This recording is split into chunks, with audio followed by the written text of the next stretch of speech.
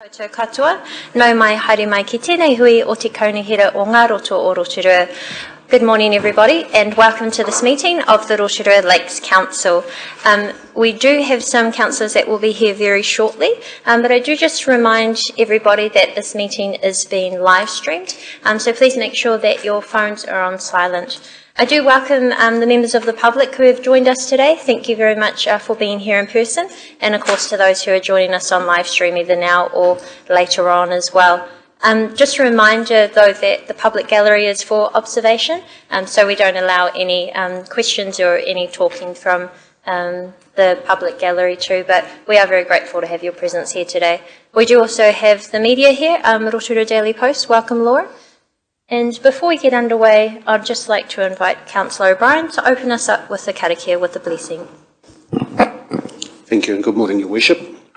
As usual, I shall do the opening in Te Reo Māori and I'll do the closing in English.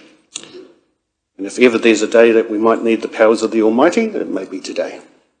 Tū taua mai I runga, tū taua mai I raro, tū taua mai I roto, tū taua mai I waho, kia te ai, te Māori tū, te Māori ora, ki te katoa, humie, huie, tākia. Thank you very much, Councillor O'Brien. I do call for any apologies. We have one for lateness from Councillor Kiriopa and no others, so just check. No, may I please have a mover and a seconder to receive that? That's moved by Councillor Barker, seconded by Councillor O'Brien. All those in favour to accept those apologies, please say aye. Any against? That's carried, thank you. Any declarations of interest this morning? Any urgent items? Yes, Councillor O'Brien. Thank you and good morning, Your Worship. Your Worship, I'd just like to raise a matter that was brought up at yesterday's Audit and Risk Committee meeting. If you'd prefer, I'm more than happy to wait for item 10.1 when we come on to the adoption of the annual plan. The Chair raised yesterday ongoing concerns that he's raised about internal audits before, and I just wanted to be clear, or ask the CE, if this council or that committee under the current council, this current council, chooses to bring in an internal audit process of some form, do we have the money available? And sorry, there were various figures bandied about yesterday. My concern is when the next council comes in after the election, should they choose with their Audit and Risk Committee to bring in the function, I just don't want them to say, well, sorry, the previous council didn't have any money put aside for this.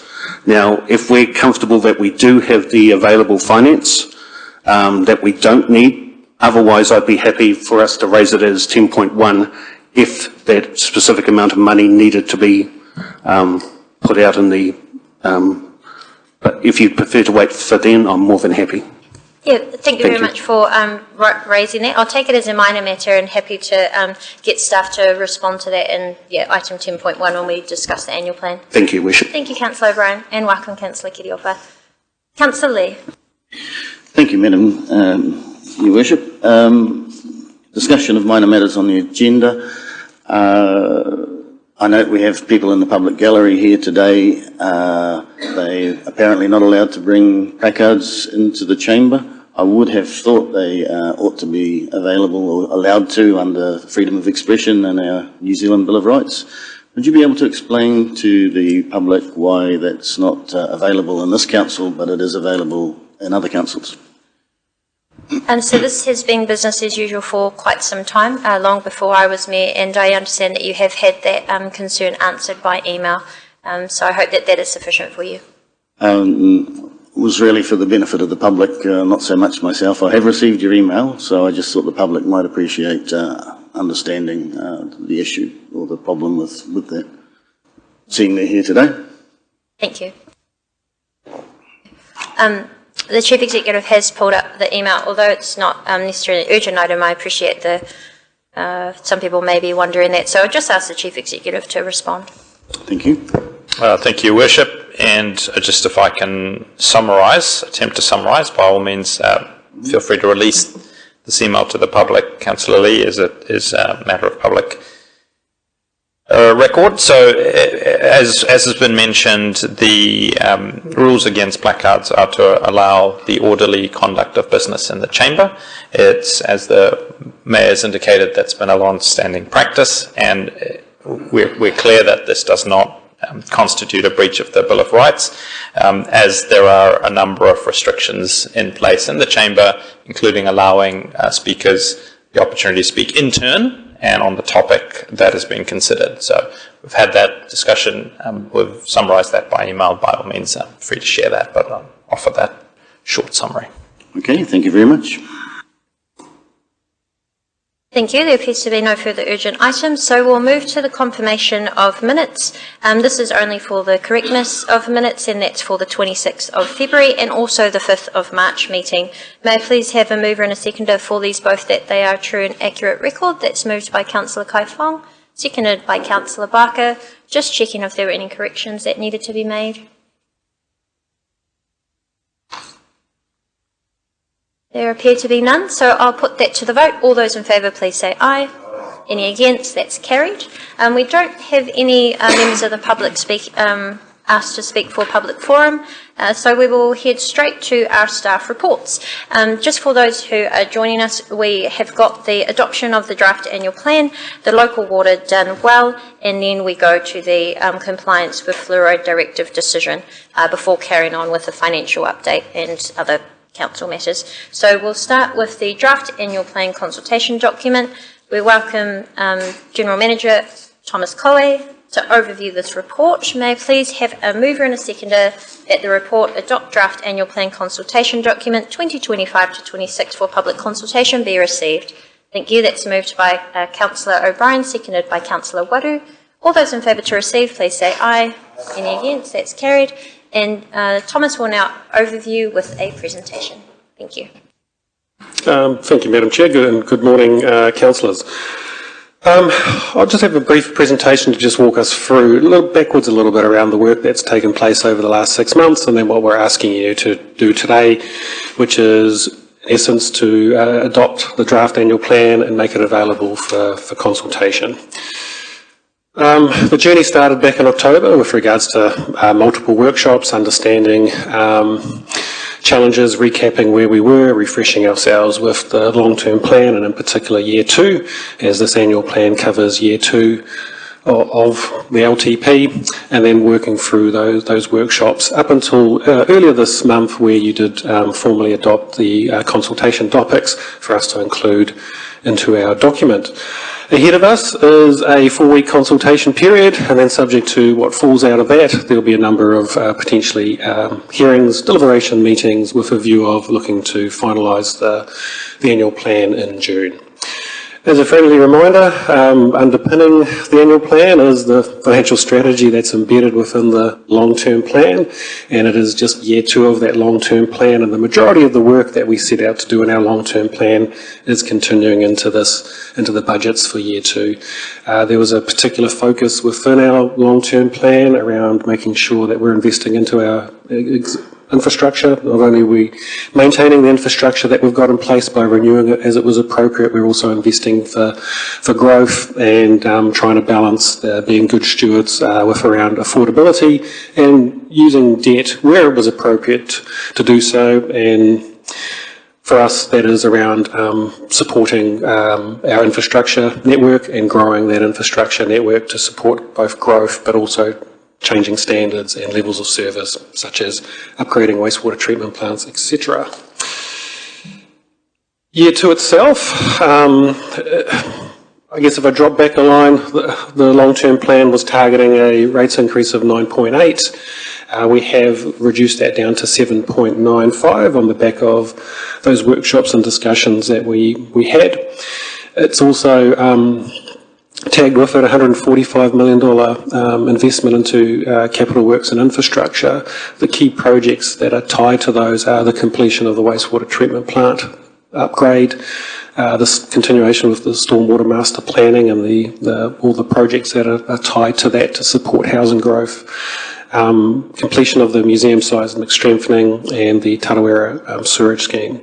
And I think just to put it in context with regards to 7.95, because I know we had many workshops around pulling that lower, we'd have seen two of our neighbours recently adopt their consultation documents with 12 and 11.7% respectively. And for us, 7.95 is predominantly underpinned by our investment into our infrastructure and our assets, but also responding to regulatory challenges.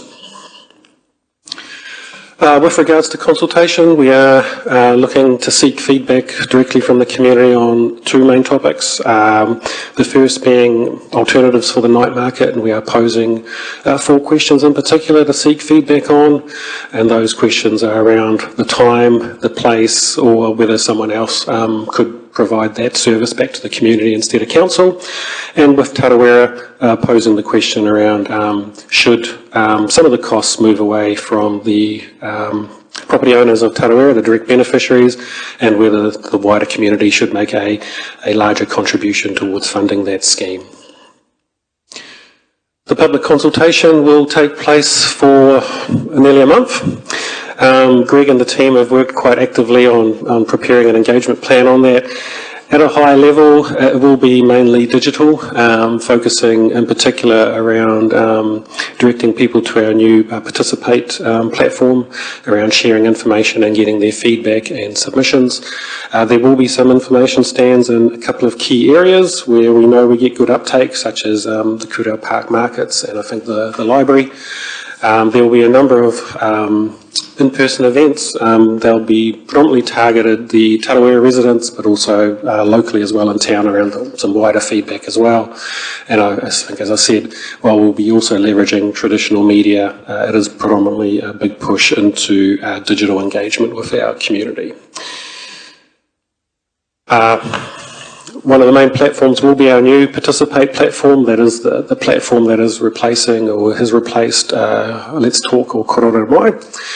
And people will be able to access all the information, provide feedback on the key projects that we are about to consult on. So it will include the annual plan consultation and in particular the topics that we just talked about, and I think the next agenda item covers off the local waters done well, and the engagement on that item will also be on the Participate platform. And I think, as I said earlier, what's ahead? So we are here asking for formal approval to adopt the draft annual plan and go out for consultation. 1 month of consultation, and then subject to what we get back, hearings, deliberations, with a goal of adopting the annual plan at the end of June. With that, happy to answer any questions the members may have. Thank you very much, Thomas. I know it's been quite a journey getting here, so we'll open if there are any questions, but we'll just take a few before we put this to the vote. Councillor Patterson. Thank you, Madam Chair, and through you, thank you for the report, Thomas. Just a quick question based on the first annual plan that we did when the beginning of the Tri-NM. A number of us went to various hui out in various community areas, Nongataha, Mamaku, even I think out at Rotoiti, various places. Will we be doing the same kind of thing again, if council is attending? Thank you, Councillor Patterson, and through you, Your Worship. We've got a number of, a number of face-to-face sort of drop-in centres. We're not having stand-up public meetings this time spread across the district. The goal of this is to push people to our digital platform and create awareness. So things like the Kūrau Park markets, a couple of drop-in centres at the library, at the night market, for example, which is one of the topics. So those we're still finalising, and once we have those finalised, we'll share with you what that looks like. Thank you. Thank you. Councillor Barker, followed by Councillor Wang. Thank you, Madam Chair. Thank you, Thomas. And just a couple of questions. First of all, the asset revaluations were mentioned as a key driver for cost into the organisation. I just wondered if you could give the people that are listening some idea of the scale of the asset change and valuation, if you could. Certainly. Over the last couple of years, we have seen our underlying asset base, every time we revalue it, grow by hundreds of millions every year. And so those hundreds of millions every year of asset increases needs to be reflected in our renewal budgets and in particular around the funding that supports those renewal budgets, which is rates. And in particular in this annual plan, what we have seen is the challenge of keeping up with depreciation, which keeps up with the asset values, and by funding depreciation, we're then staying on top of our renewal budgets. And so we have seen challenges over the last couple of years around that. And you may have seen recently, I think in the news, our big neighbour to the north, they've had a $29 million challenge appear in their annual plan this year on a similar challenge. So it's not unique to us, it's just a reflection of the asset value growth and the need to respond to those challenges by making sure we're funding it and renewing them as required. Thank you. Just a key part of what's actually driving some of the cost into our organisation, which makes it really challenging. Secondly, I just wondered if you'd be comfortable to talk about the page within the consultation document that talks about the rates impacts. With respect particularly to the rural rates, I noticed that they are above the average in many respects, and could you just give us some indication about why that's playing out that way, please? Yep, certainly. So while we talk about an average rate increase of 7.95%, all our rates didn't move by that percentage, and so therefore you don't get the uniformity of an increase that everyone gets the same amount. What we've got within this plan that makes up that 7.95 is a general rate movement of upwards of 11, and our targeted rates of averaging at about 6%. And so therefore what you find is that those ratepayers that pick up a larger share of the general rate, therefore have an average or an increase higher than the average, and those that are predominantly more targeted rates, which are mainly urban properties, are therefore closer to that average. And so that's what we're seeing happening here as well. Okay, thank you very much. Thank you. Councillor Wang. Thank you, Worship, and thank you, Thomas, for the presentation. You know, as I know there's a lot of work that's been gone into this to get to this point, but my question was just following up on Councillor Barker's, for either Thomas or Greg to answer. Both Councillor Barker and I are the councillor reps on the community boards, and I just noticed that there was a change to this one from previous years where under our council section that to be presented on the pages there, and just bearing in mind that they are also elected members and are accountable to their communities. So I wonder whether or not that was just a miss this time, or whether or not they would we can still put them in.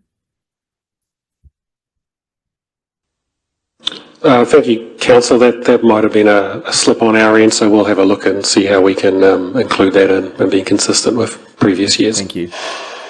Thank you. Thank you very much, Councillor Wang. I'm certainly happy to confirm that we can add that into the final document that goes out. We've got now Councillor Waru, followed by Councillor Lee. Tēnā koe te manukura o te rā tātou katoa. Mihi atu ana ki te hunga. Ko tai mai tēnei rā, to our members of the public, tēnā koutou. My question actually, Councillor Barker already asked one of them, but the question I had was also around the whakapuakina mai.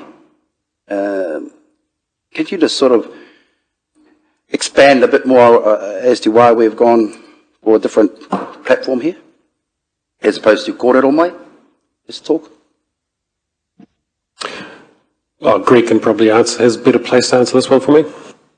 Thank you, through your worship. Thank you, Councillor Waru. Look, we I guess wanting to consolidate the way that we capture feedback across the organisation into one platform. We have sporadic tools at the moment, and this is really incorporating it all into one. And the usability of this platform is very versatile. There's a number of different ways that we can not only collect formal feedback, but also more informal feedback, polls and using interactive maps, etc. So this tool seems to fit, and we're looking forward to using it and looking forward to seeing the power of it. Thank you. And just another question. Would there be any, I suppose, advantage, I think it's an opportunity rather, to actually put into this draft the impact on Māori land around it? Because we don't really get that kind of information out there in these particular documents. Is there any scope to add that kind of information into the draft plan, annual plan? So to explain. I think you're referring to the impact of rates on Māori land. I think we can have a look at how, in our final one, maybe we can address that. I think at a higher level, where it's being productive and used, it's rated consistently with any other property within Rotorua. But we can have a look and see as to ways of maybe differentiating that. Thank you. Yeah, I just think it's a good opportunity to actually clear that up. And certainly in the circles I walk in, it's not very clear. So, just a suggestion. Kia ora. Thank you very much, Councillor Waddu, for that suggestion. Just bearing in mind we are adopting the consultation document, as we are mostly focusing on the 2 consultation points. Perhaps what I'll suggest is if there is a paragraph that needs to be included, that gets emailed to councillors afterwards, and then councillors can just agree by email if that's okay to include. So while we are adopting the substantial portion of the consultation document, there is of course sometimes very minor amendments. So we'll make sure before that gets included it's circulated to councillors so we can see if it's appropriate, but just confirming that the main topics of course are in here are the night market and Tarawera. Totally understood. I just think it's a good opportunity to perhaps clear that up. Kia ora. Yeah, thank you very much. Councillor Lee. Thank you, Chair. Thomas, just following along from Councillor Barker's line of questioning about depreciation on our water assets. We have talked about this a little bit before, but maybe of benefit to the public. Normally companies, when they're determining their depreciation rates on their assets, have a preset rates of depreciation as applied by Inland Revenue. How does a council go about determining its depreciation rates? Thank you, Councillor. I think, as I've mentioned before, a corporate generally has tax depreciation rates and also has management depreciation rates, and the IRD ones are only used to calculate their tax liability or deduction of it, and the management one generally are tied to the actual life of the asset and the replacement of it. And so for us, our depreciation rates are ultimately underpinned by our quite detailed asset management plans across our nearly $2 billion worth of assets, where assets are categorised, broken down into components, age, life, condition assessments, assessments made with regards to the estimated useful life left and adjusted appropriately, and that's how we effectively calculate our depreciation. And those things are generally Audit New Zealand trawl through them at least every 3 years with our long-term plans, and we're also, when preparing those asset management plans, supported by quite large New Zealand entities such as Becca, etc., who help us put those together. So do different councils depreciate at different rates for these same kind of assets? There are unique circumstances, and as an example, the pipes in our ground, and particularly geothermal areas, generally have a shorter lifespan, so therefore they are depreciated at a much faster rate than pipes elsewhere. So we do take all these circumstances into account when we set these. And ultimately the goal for us is that, I think if I come back to it, we're very good stewards of our assets and that we're looking after them and maintaining them. And by depreciating them appropriately and understanding the condition, their useful life, we're funding that depreciation with rates predominantly, and from that money we create our renewal programs and we renew our assets. And so that's the importance of depreciation and the need to get it as right as possible. Mm-hmm. So you would reject the suggestion that it's a bit arbitrary in terms of how much we spend on renewals in that respect? Categorically, yes. I think I'll remind you to maybe refer to the infrastructure strategy that's in the back of our long-term plan. It's about 100 pages and it's summarised, and underpinning that infrastructure strategy is quite a large number of asset management plans and a lot of work that goes into understanding our assets and their condition. I have previously asked for some more information about this, but I don't believe it's been forthcoming. What was the problem with that? Sorry, Councillor, just checking what information in particular, and is it relevant to this annual plan document in front of us? It's relevant in that the ratepayers will be required to pay rates based on how much we calculate our depreciation to be. So it's a big number, so that's why I have been curious about how this number is arrived at, and I have asked for information about it, and it hasn't been forthcoming. I just wondered whether any information could be provided, or if not, perhaps a reason for why the information's not available. I think, Councillor, as I mentioned before, it is summarised in our assumptions within our long-term plan. I think the challenge that we've got as an organisation is how do we take the calculation of hundreds of thousands of assets that sit in an asset management system and put staff resource into consolidating that to an extent that for your use.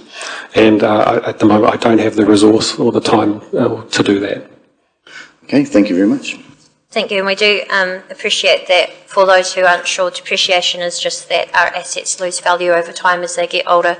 So I do appreciate that we have a number of assets, including these tables, these microphones, these chairs. They are hundreds of thousands of assets. So if there is anything in particular that you wish to know, then I'm happy to get staff and yourself to have a discussion and seek that information for you. So that appears to be all of our questions. So what I'm going to do is we'll get a mover and a seconder to open up into discussion. I'll invite the Chief Executive to make some beginning comments, and then after that we'll also address Councillor O'Brien's point.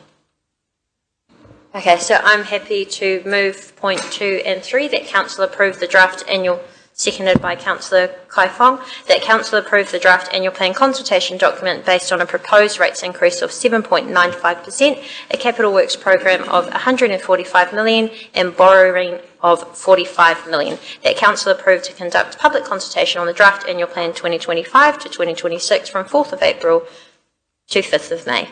That's been moved and seconded, so we are now open for Sorry, Your Worship, can I just clarify? Sorry, you said borrowing of 45 million. It's 41, is that correct? 41 million. Thank you. Thank you. Oh, sorry, 145 million for the capital works program, 41 million for the borrowing. Thank you. So I'd now invite the Chief Executive to make some opening statements, and then we'll see if councillors have any discussion points on this. Thank you, Your Worship. Just a couple of comments from me.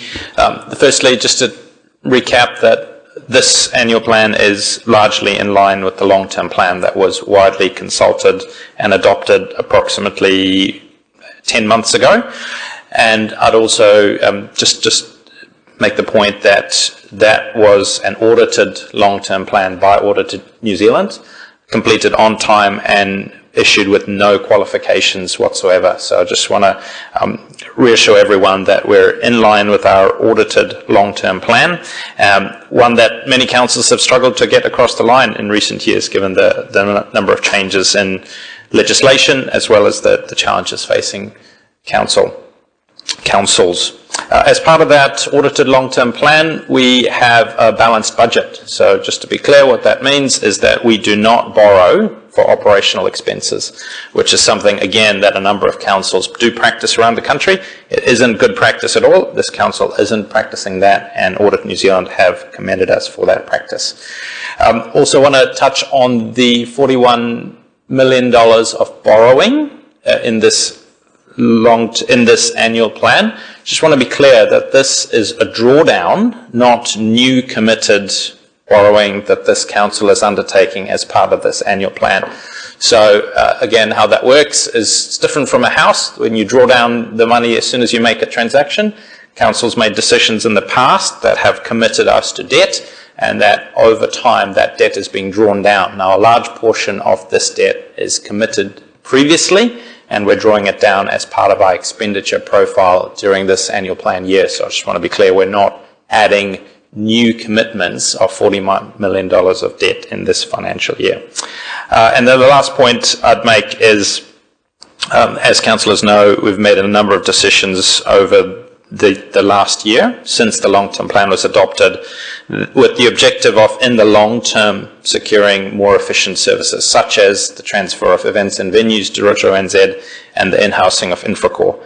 In the short term, that has posed some financial burdens on us in this year, and staff have done considerable work to deflect a lot of those and alleviate a lot of those costs even before we get to the $1 million efficiency saving.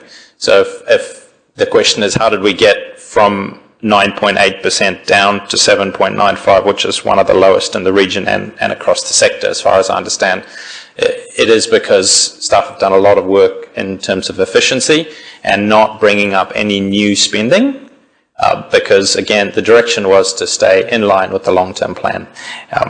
In the future councils will have other decisions to make based on new assessments as we go forward. I'll leave my comments there, Your Worship. Thank you.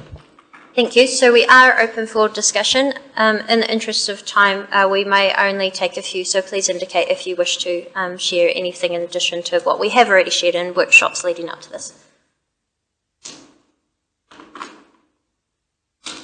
No, I think there has been considerable discussion on this. Thank you very much, everyone. I know that our community is facing very troubling times, which is why we have worked so hard to not only reduce the rates, but also, of course, to make sure that there is no new borrowing.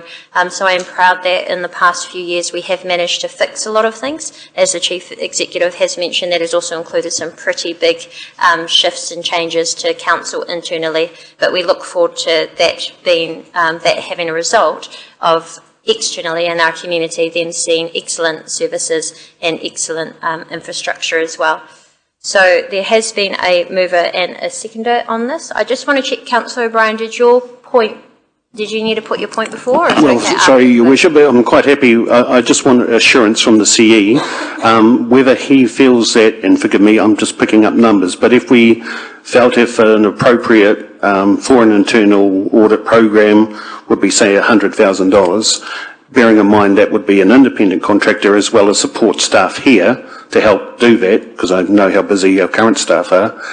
Do we currently have enough money in contingency to cover that, or would he prefer that we put something in writing now and ask for that money should the next council decide to put in a process in that way? Through Your Worship, thank you, Councillor O'Brien. I continued our discussions with the Chair of Audit and Risk after we left the meeting. Once I shared some visibility of the independent reviews that I'm already planning to consider, the Chair was more comfortable that we are planning to do that. I would suggest that when it comes to the deliberations, that we consider whether any additional funding beside what is currently allocated might be allocated through Council. And what I'll do to enable you to make that decision is I'll be a bit more clear about the type of work that might fall into that internal audit process, and then Council can make a decision about whether to approve those funds or not. So can I suggest that we deal with that as part of the deliberations? I'd be more than happy with that. Thank you. I just wanted to put it on record. Thank you very much. Thank you. And I do just note that the consultation period ends on the 5th of May, and then based on the community feedback, Council will make a final decision on this. So I now put that to the vote. All those in favour, please say aye. Aye. Any against? Aye. That is carried unanimously. Thank you.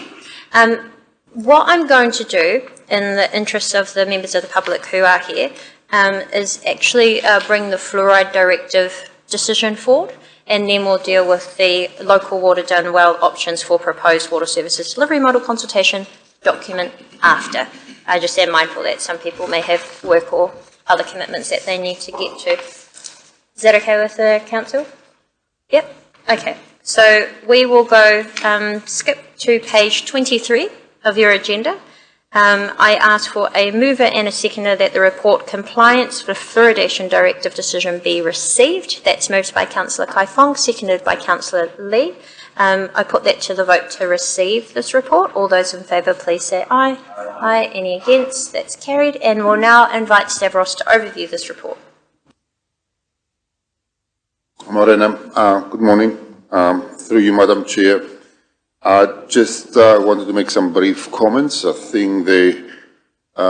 believe the report outlines very clearly the various aspects of the subject, both the regulatory framework and the Council's authorities and ability to work within that regulatory framework, and can take any questions related to the body or the core of the report. I just wanted to note that from the perspective of the writers of this report, the legal context is very clear. This is a legal instruction issued to the Council by, through an appropriate means, by the Director General of Health. Council and officers have no room to manoeuvre in that respect. Council cannot act contrary to its legal obligations. The court decisions that were made over the last couple of years, and the most recent, the High Court decision of last Friday, 21st, with regards to an appeal by another TLA, clearly provide a clear path ahead for the Council's consideration. So the Council has received funding from the Crown, from the Ministry of Health, and we have physically installed the necessary systems to activate the fluoridation processes required by the directive, and we'll be ready to do so on the 28th as our deadline requires us to do that. There will be a period of a few days of calibration and testing to ensure that the system is working as intended to, but the Ministry of Health has been advised of that. It's a technical, practical matter, but the activation of the system will occur in nominal terms on the 28th of March as agreed. We also have and will continue to make arrangements to provide access to unfluoridated water for those members of the community that may wish to do so.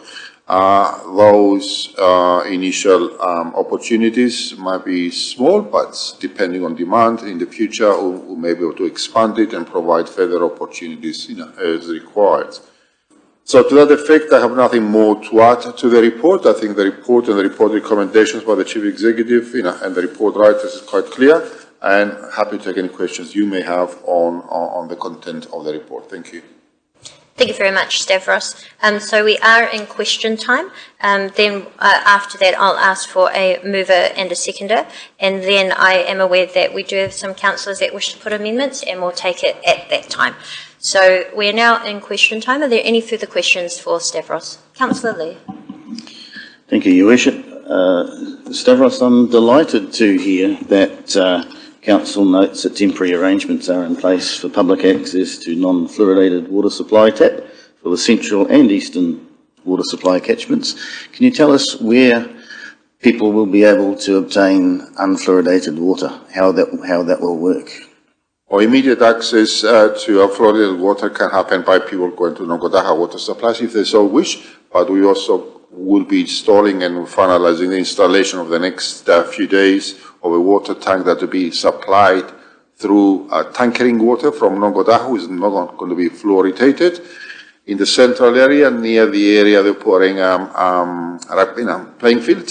So if people want to go there and take water, bottled water, which is not, there's no fluoridation, can do so. And as I said earlier, if the demand is sufficient and high and justified, then we'll consider other installations around the district. Thank you. That's very much appreciated, because there are different people react to fluoride differently, and some people are more sensitive to it than others, and people suffering dialysis and stuff, and mothers who are bottle feeding, I'm sure, will be interested in getting unfluoridated water. Your article refers to, quotes, fluoride as going into the drinking water. Fluorine as an element. Could you just clarify exactly what it is that we are putting into our water, please? And sorry, I might just ask if everyone could just pull their mics a little bit closer to make sure that people can hear. Thank you. And for those that didn't hear properly, the tap was Ngongotaha and for the central area near Pueringa Fields. Sorry, Stavros, you may continue.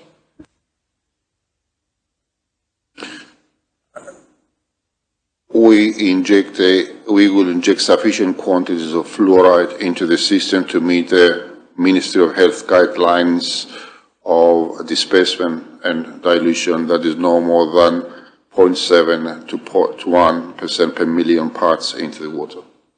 Yes, my question was, what is the substance that we are putting into the water? Is it sodium fluoride that goes into toothpaste, or what is the chemical substance?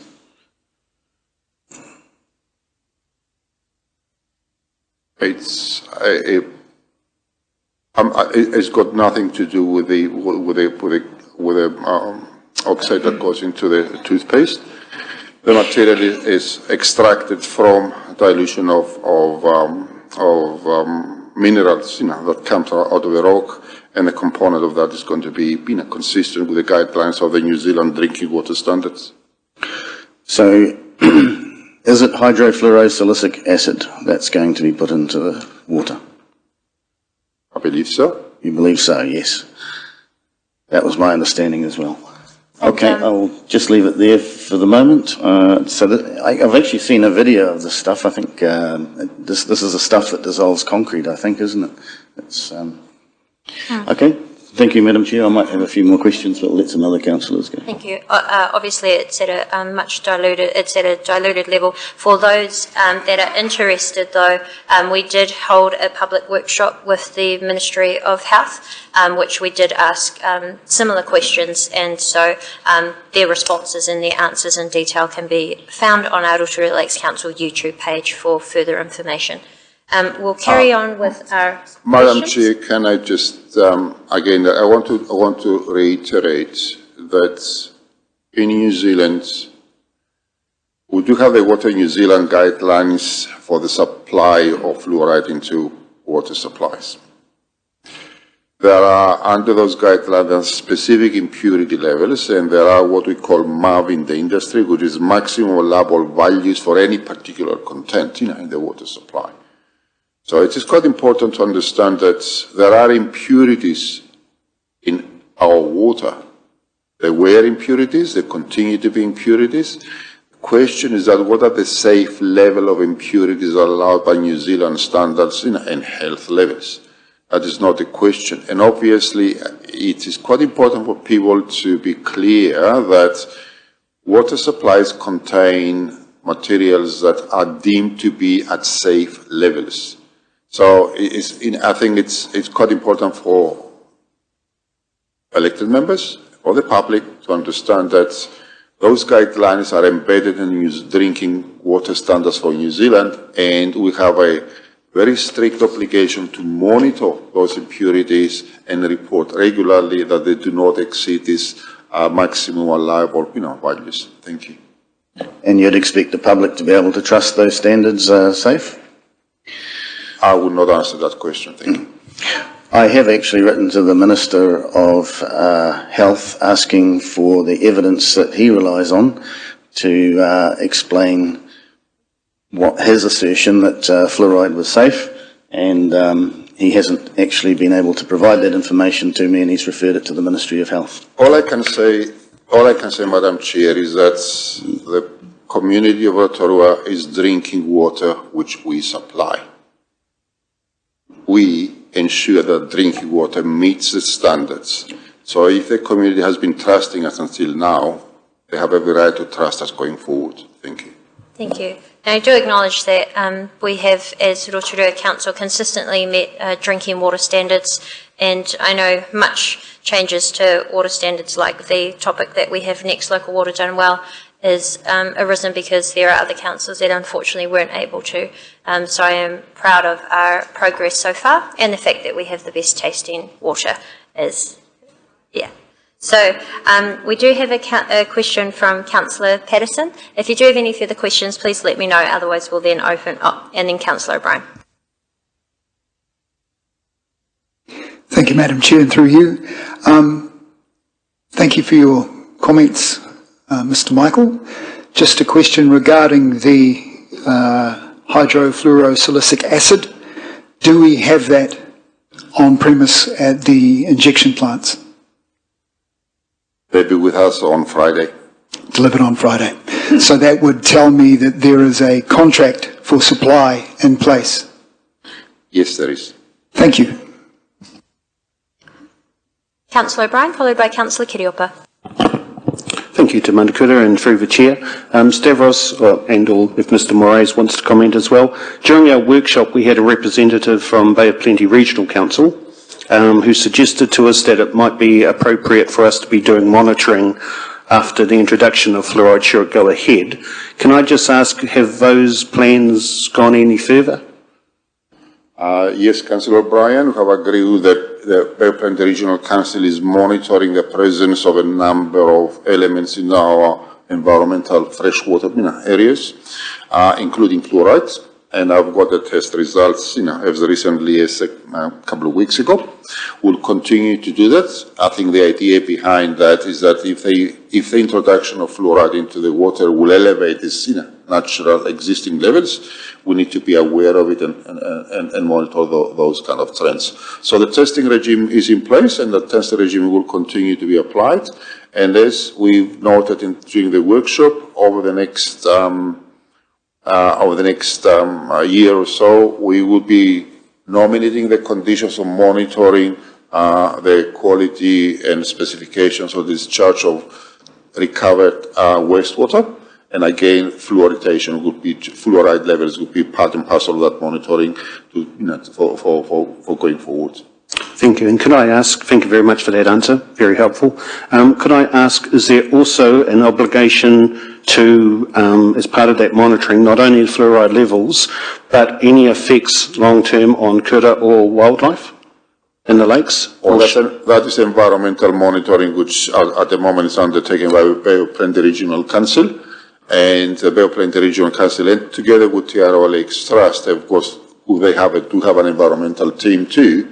They do monitor aquatic environmental conditions and baselines.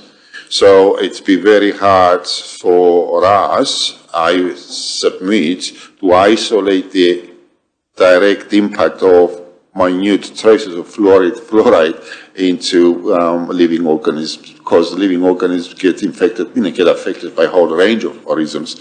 So for us to identify and isolate the specific impact of fluoride into any of these, on of these, living forms, it would be very hard to do. Thank you. It's hard for us, but is it possible by if there was a study done by Waikato University or another university with that specialist knowledge?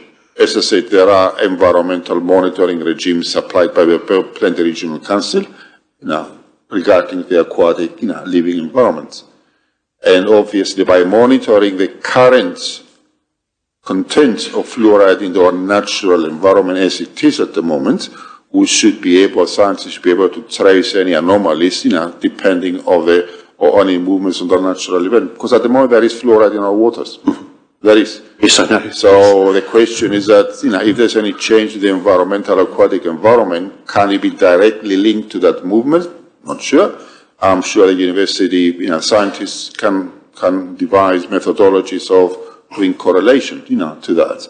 What we can do very clearly is to say that if we have a current baseline and we're adding fluoride into the drinking water supplies, what does it do to the baseline? Because we do have at the moment a baseline of fluoride, and we can monitor any changes, to that baseline. All right. Thank you for your answers. Thank you. Thank you, Madam Chair. Thank you. We've got questions from Councillor Kiriopa, Barker and then Patterson.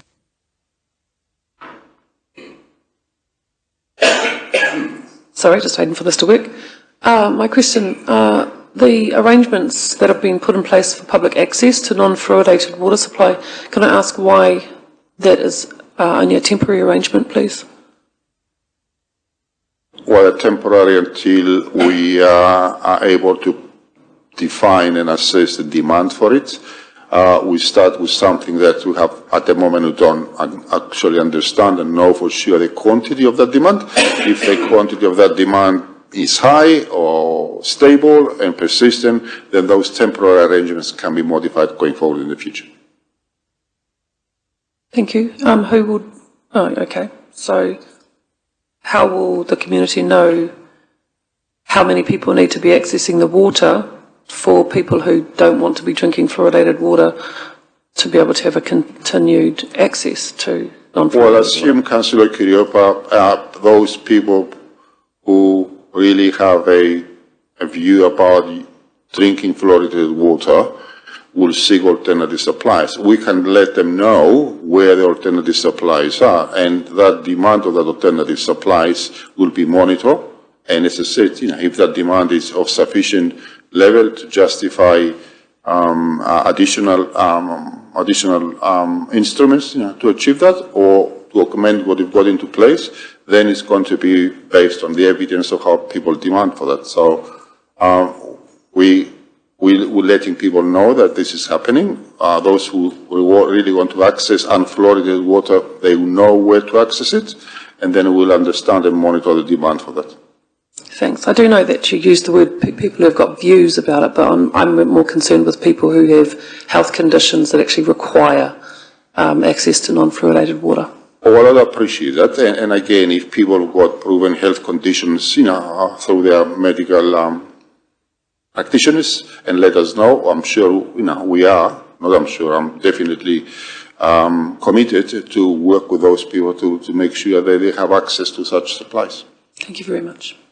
Thank you, and I do acknowledge that, as has been mentioned, the temporary arrangements are just in the meantime to ensure that there is still access to non-fluoridated water for those who wish to. So certainly good intentions come from that in enabling people who need. We'll just ask the Chief Executive to make some further comments before we carry on with questions. Yeah, thank you, Your Worship. And just to clarify, we don't have any funding set aside for permanent establishments. We will bring those options and the data back to Council within 6 months or some sort of period of time when we've got an understanding of the demand for the water, and then Council can make a decision about making permanent investments. Thank you. Thank you very much. We appreciate the openness to having non-fluoridated water provided. So we have Councillor Barker, Patterson and then Lee. Councillor Barker.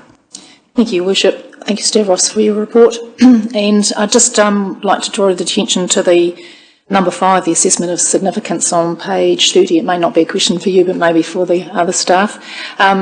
This matter has been considered as an issue of significance, but we have not had any public consultation with our community. I just wondered if someone could just explain to our community why that is the case, if that's okay. Yeah, thank you, Worship. I might answer that.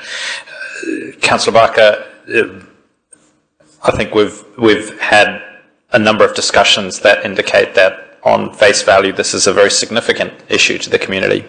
However, in the report we've indicated that there isn't the option for councils, and the legislation was specifically changed to enable councils to proceed with this decision, with this action, without public consultation. And in this instance, Rotorua Lakes Council has been instructed and given a lawful order by central government, and for that reason we haven't conducted public consultation, because the public's view is not able to change the legal position that this council is in as a result of central government legislation. Thank you. Thank you, and I do understand that the legislation has said this, and I just want to be very clear that that is where this comes from. It's not a choice that we haven't consulted. It's actually part of the legislative process that has gone on with this directive. It also says... what is your point of order? It may be a point of clarification, but to assist Councillor Barker... What is your point of order, sorry? It may be a misrepresentation, Madam Chair. How so? Well, under the amendments of the Health Act in 2021, it specifically states that councils are not required to consult. Yes. It doesn't say they must not consult, whereas under the Local Government Act, Section 81, we are required to consult on matters of significance. So there is almost an apparent contradiction between the two bits of legislation, But it could be resolved if council were to consult the public as required under Section 82 of the Local Government Act, and that wouldn't conflict with the Health Act, which only says we're not required to. Okay, that was not a point of order, but unfortunately, as has been explained by the Chief Executive, we have been given a directive. That directive, unfortunately, overrides us as a council and what we may wish, which I know many Rotorua councillors in the past have wished otherwise. Yes, so we'll carry on. I'll allow Councillor Barker to finish. Councillor Barker. Thank you, Your Worship. And secondly, as a part of the the communication process with our community, it says on page 29 of our agenda that this may be an unanticipated change for some residents, as there has been limited publicity regarding the move to fluoridation.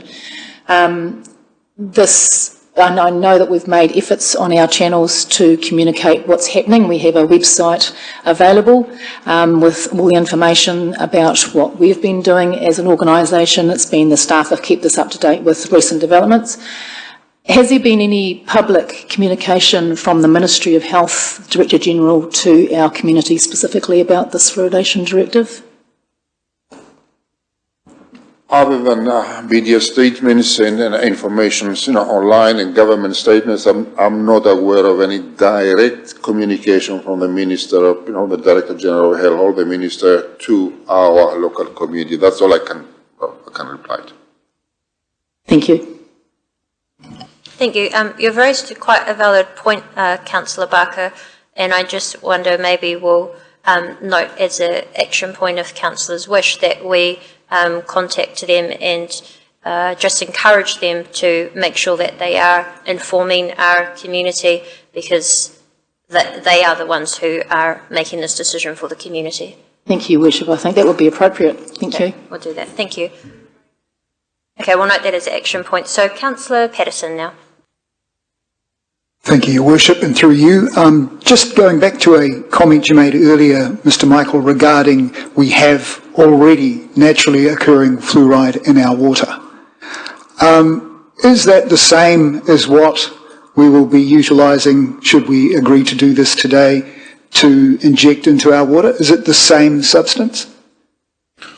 I cannot, thank you, Councillor Patterson, I cannot give you the exact chemical composition of the fluoride, but the substance is, it's very similar, and obviously it's well below the recommended supplementation of fluoride into the system.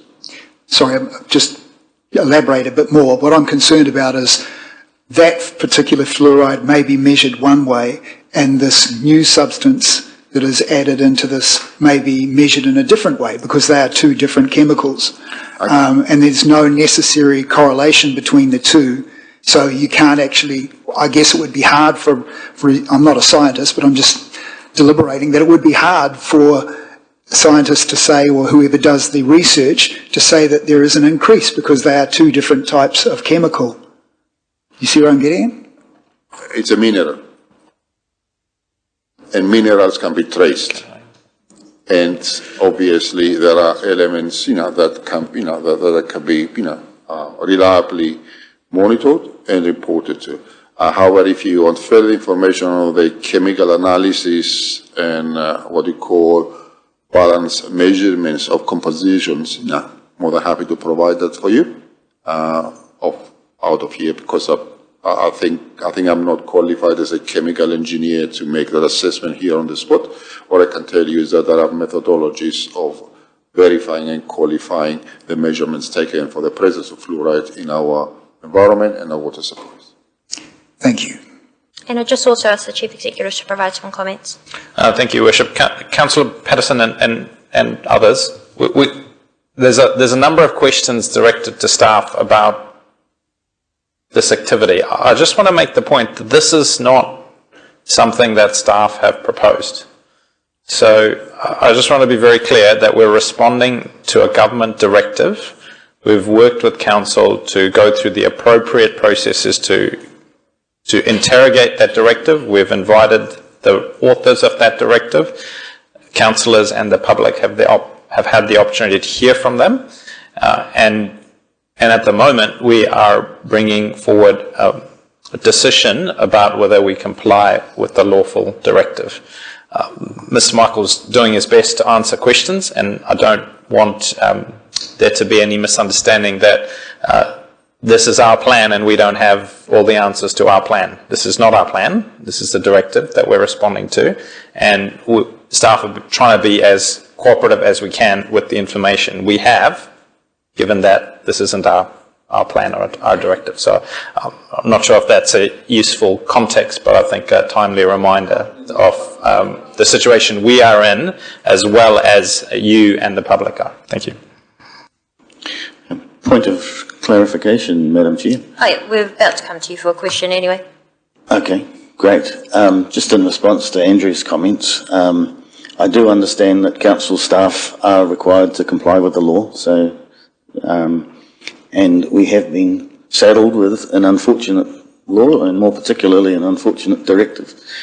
I just note, though, that this is a democracy. That's government of the people, by the people, for the people, and we've been elected to represent the concerns of the people, and it's very important from a cathartic point of view to address the issues that are of concern to the community, and to get responses to some of these questions for those reasons. And if it's my turn to carry on and ask some questions in that vein, thank you, Madam Chair. Stavros, you're a chemical engineer, I think you said, did you not? Or you said you weren't? But anyway, Oh, sorry, he said he wasn't. Wasn't a chemical engineer. I am not a chemical. That's all right. I'd just like to be a little more precise. You said before, when you were answering another question from one of the councillors, that we already have fluoride in our water. I think what you mean is we have fluorine in our water. And in particular, that would be calcium fluoride, would it not? Sorry. No comment. I don't really want to engage into a chemical debate with an elected member. Well, the reason I ask is that hydrofluorosilicic acid is a very potent acid with a pH of between 1 and 2 at concentrated levels. Calcium fluoride has a pH of around about 7, which is neutral.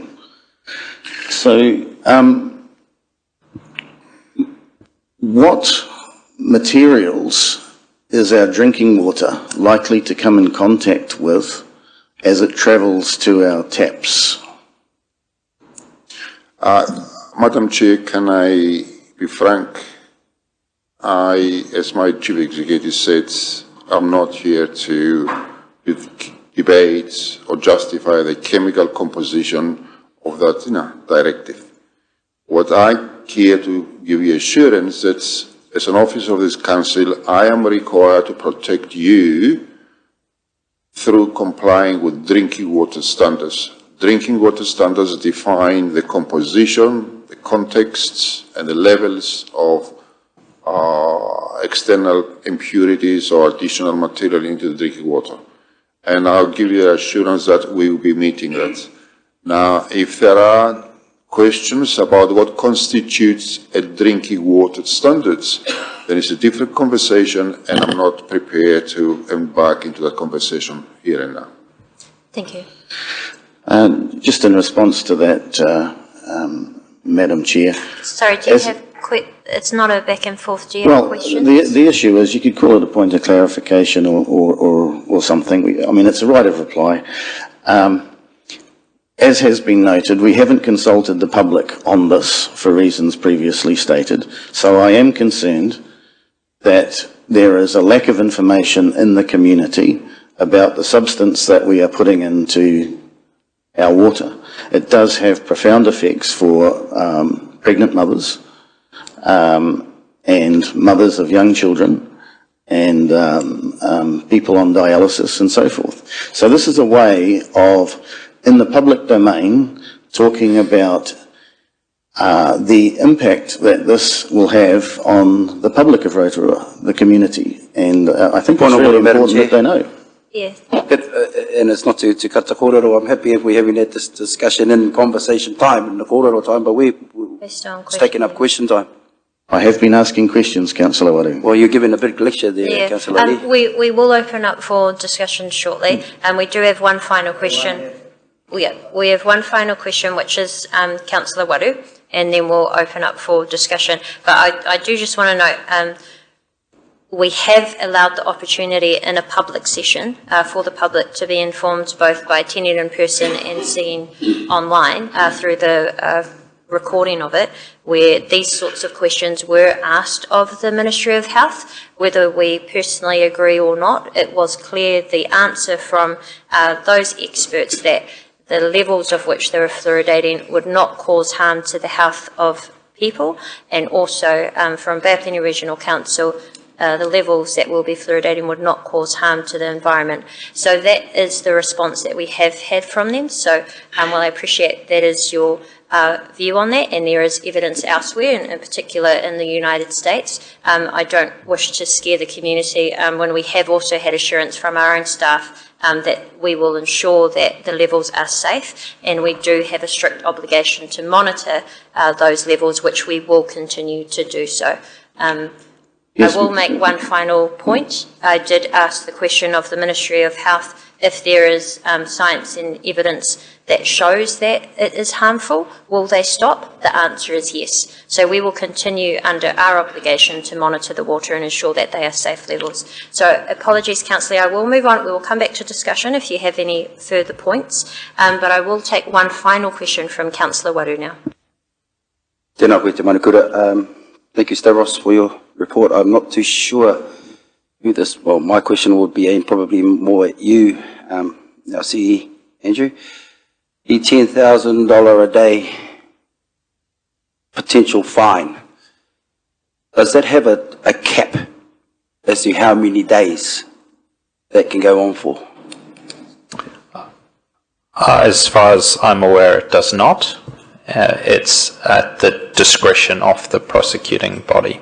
So it would be a $200,000 fine under legislation if we were to violate the law and commit an offence, and then $10,000 per day.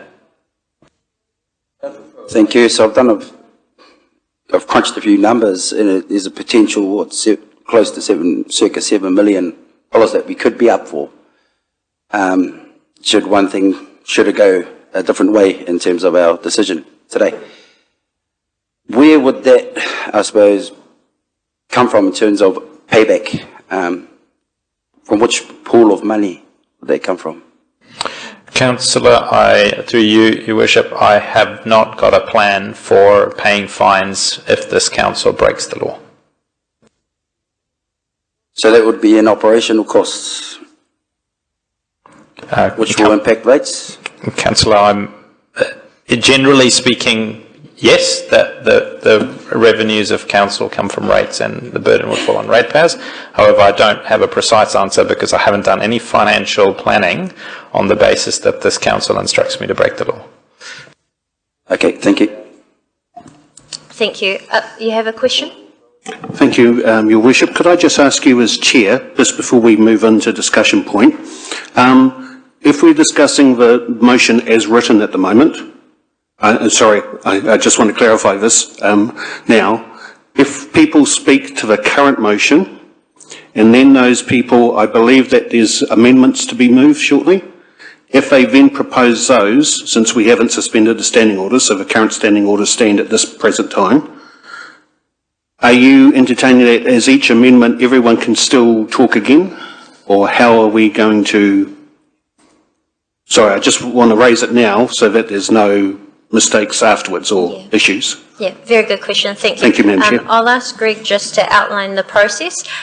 Apologies, standing orders are quite complex, as you're about to learn, but just to reassure councillors, I am happy to be open for, I know that there are two councillors that wish to put an amendment, which I do intend to allow them to do so, but of course there will be some technical elements where those councillors we would advise to not talk to the other ones, so you can still put the amendment. But we'll invite Greg to give a proper overview of the rules. Thank you, Your Worship, and thank you, Councillor O'Brien. I'll refer you to Standing Orders 22.2, which is around option A and the way that we conduct debate, as well as Standing Orders 23 around motions and amendments. And so, just referencing 22.2, what would happen is the mover and seconder of the original motion would not be able to move and second any further amendments. Anybody who speaks to the original motion will also not be able to move or second any further amendments.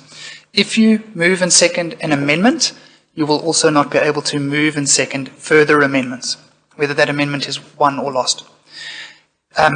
With the debate around amendments, every person around the table has an opportunity to speak to that amendment. With regards to the motions, once you've spoken to the original motion, you will not be able to speak to the substituted motion later on. I think I'll just leave it there. It's pretty complex, but... So I'm going to make it as simple as possible.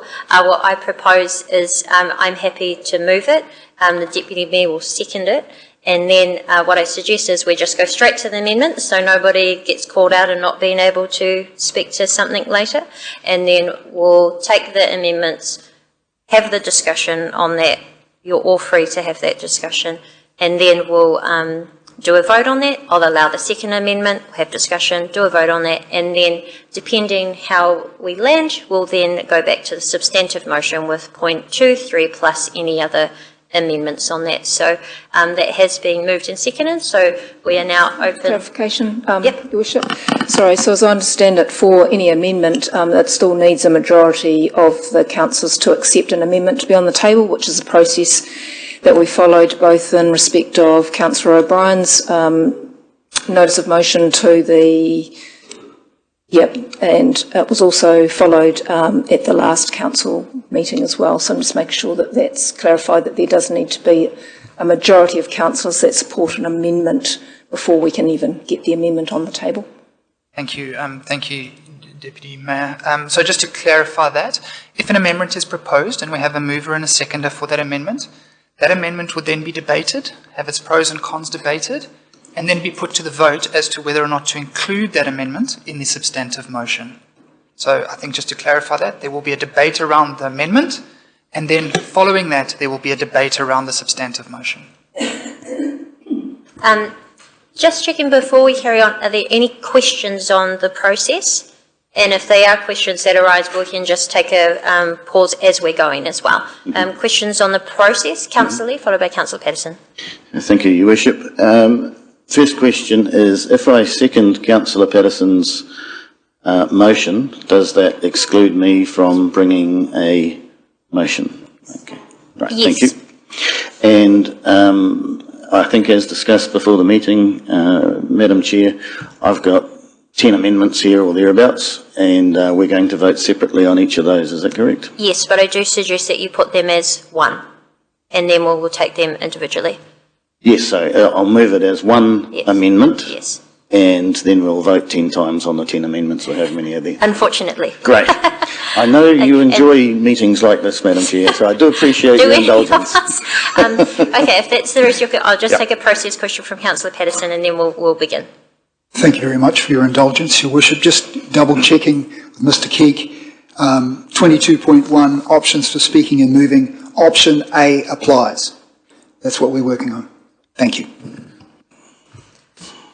Councillor Kaifong. Just a further point of clarification. So as I understand it, if Councillor Lee proposes an amendment, or in addition to be tacked on to the two clauses that are up there, that has 10 parts, are you saying that we're going to vote, if there's A, B, C, D, would we not just vote as for a new clause 4 instead of taking, clause 4, A, B, C individually?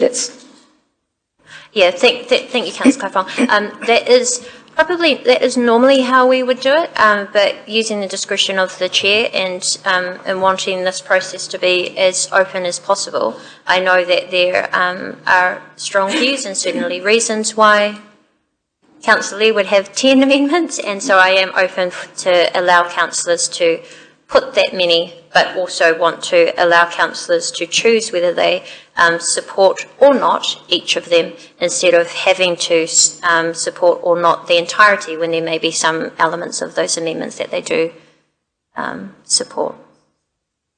Clarification, it's not 10 separate amendments, it's one amendment with 10 parts. So I'll just make sure that it's clear that it's not 10 amendments, because we're not doing that, because we're following standing orders.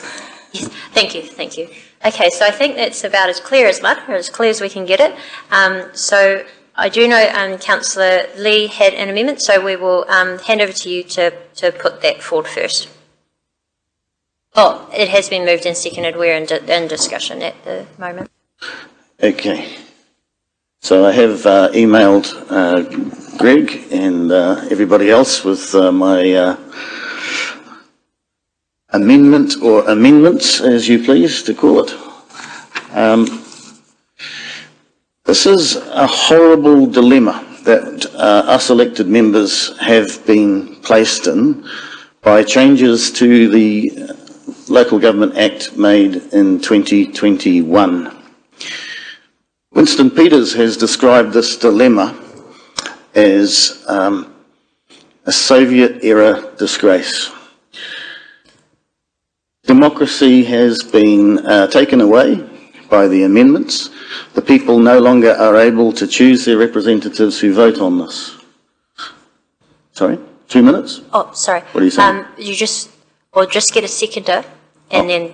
You want to get a seconder? Do we not need to have the motion put on the table before he speaks to it? Okay. It is quite long. We've put it on here, but what I'll ask is if you could please just state the motion. We'll ask if there's a seconder, and then we'll come back to you to be able to talk to it. Okay, so the motion is very long, and I suggest we go through it. We will be going through it one at a time anyway. So I'll read each point out as we go. But I believe so. I'm really calling for a seconder from my colleagues to consider and debate this amendment. Is that what you're saying? Yes.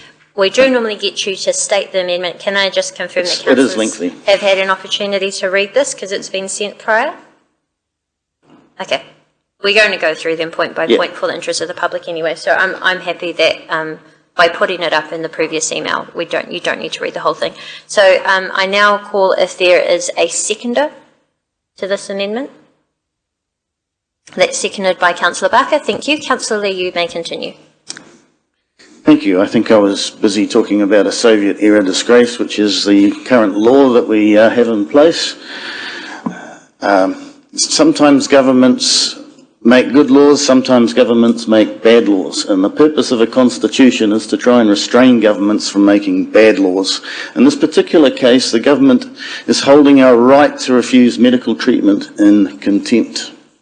It is violating our right to refuse medical treatment, the whole community. And if I were to bring a judicial review against the Director General, and others have tried, I would be arguing that no reasonable Director General, acting in good faith, could direct councils to fluoridate in light of the scientific evidence that's now available. Particularly in the last 7 months, the scientific evidence that has come out of the United States is overwhelming. It is explicit, it is clear, and it is compelling. And it is for that reason that the Florida Surgeon General has, what did he describe the fluoridation as a, can't remember it, but anyway, dozens of Florida communities are stopping fluoride. All across America, the state of Utah has stopped fluoridating because of the science that's been published in the last 7 months or so. And here we are in New Zealand, a Director General who apparently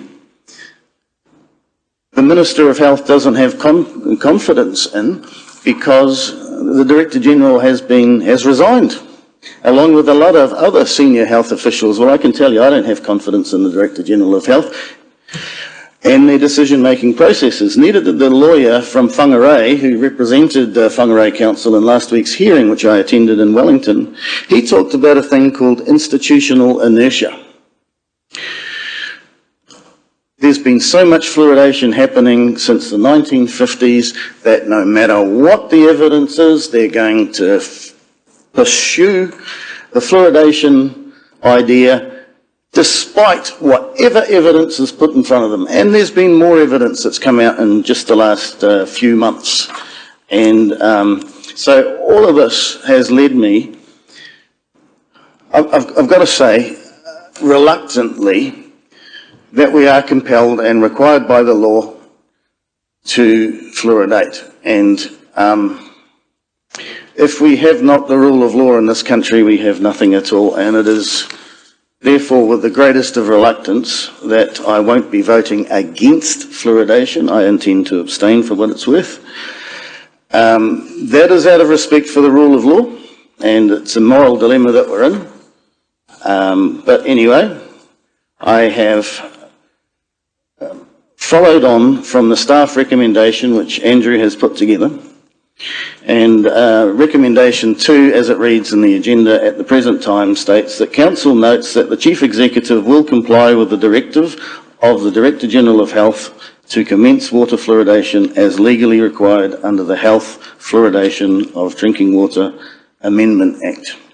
I'm asking my colleagues to also take note of other information that is of concern to the community, that is relevant, that the Director-General of Health considers relevant, because the amendments that I've got coming have been referred to by the Director-General of Health in her literature, in her publications, in her explanation for how she claims that this public health measure is able to be demonstrably justified in a free and democratic society. So all of this is perfectly relevant to the issue at hand. All I'm asking my colleagues to do is acknowledge, take note of what's been going on in the last 7 months or so. The decision to fluoridate is taken out of our hands. I accept that. That's a central government directive. I accept that councils have to act lawfully, but we can at least acknowledge the facts. And ultimately, I'm going to ask my colleagues to join with me in writing to the Prime Minister and requesting a commission of inquiry into fluoridation. We had one in 1957. There's a little bit of water that's gone under the bridge since then. There's a lot of water that's gone under the bridge in the last 7 months. I believe the government has to have a real close look at this. Winston Peters is already onto it. He's already passed a bill to repeal, or he's put a bill into Parliament to repeal the amendments that were made in 2021. And who knows, that could become part of the coalition agreement for the next election. I believe we are at a time in history where fluoridation and those who support it will be found to be on the wrong side of history. I'm old enough to remember putting leaded petrol into my car. Now that might surprise some of the younger members. We also had leaded paint. We also had asbestos. We also had thalidomide. And we also had frontal lobotomies that our medical experts told us was right and proper. So here we are again, unbelievably, in 2025. Sorry, Councillor, I've been very to comply lenient, with the giving you an law. extra So minute now we can move on to the 5 amendments, minutes. if that's all right. Yeah, so we'll move on to the amendments. Yeah. What we'll do is, as mentioned, we'll take it. It has been moved and seconded, but instead of voting on it all together, we will vote on it one by one. So we'll get you to introduce 4.A. If there's any discussion, we'll open for that, and then we will vote on it. I do apologise, this may take some time, but it's important to me that elected members are able to share their views, whether we agree with them or not. So, Councillor, if you could please read out 4.A.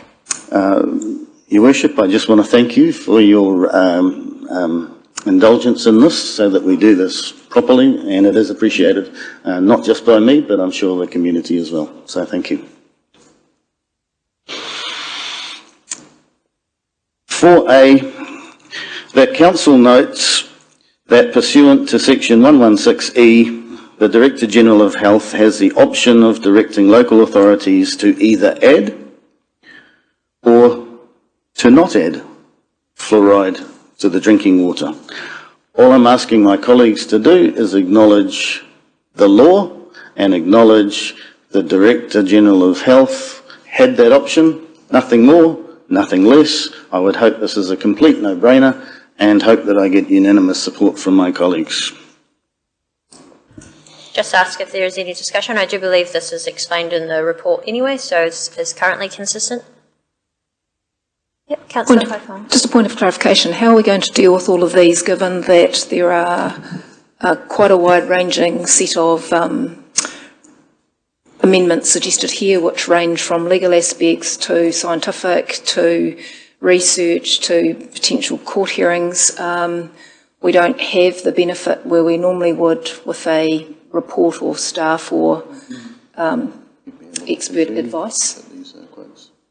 Thank you. As we go through them, there may be some that in the discussion councillors wish to raise their concern. There are some that I do also have concerns of which I'll raise then.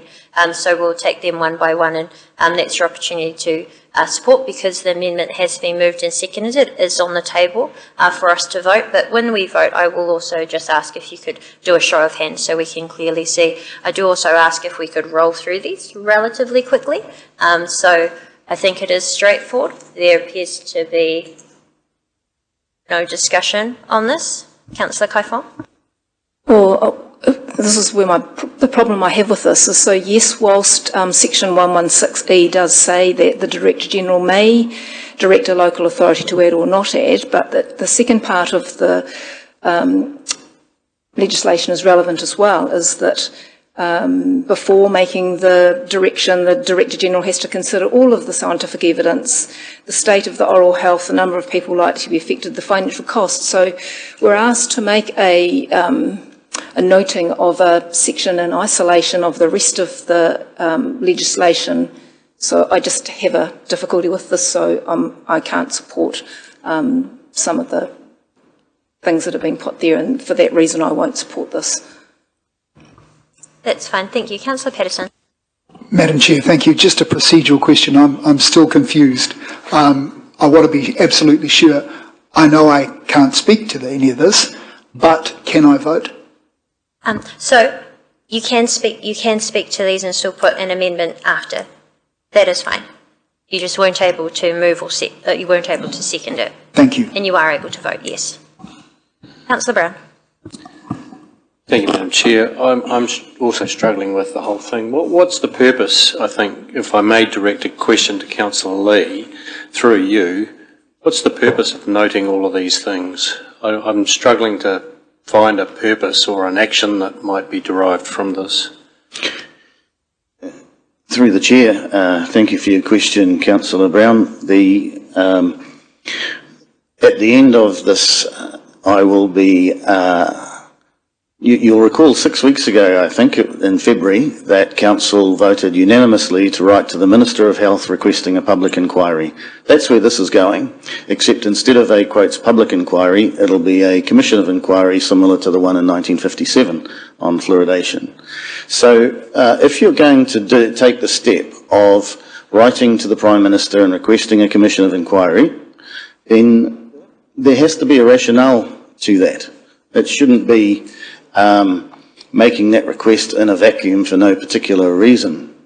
So in this particular case with 4A, is it, you know, the Director-General had a choice to direct us to fluoridate or to not fluoridate. The Director-General chose to direct us to fluoridate despite the overwhelming evidence that's now become available. Now, this is all because many of us in the community do not have confidence in the Director-General of Health's decision. Further to that, being at the hearing in Wellington last week, the Crown are arguing that the High Court does not have jurisdiction to look over the shoulder of the Director-General of Health and test the substantive merits of her decision. They do not, the High Court said in the decision published last week, that they do not wish to check the science. That would leave the community with no remedy, no way to challenge the Director-General of Health's decision, if that's the case.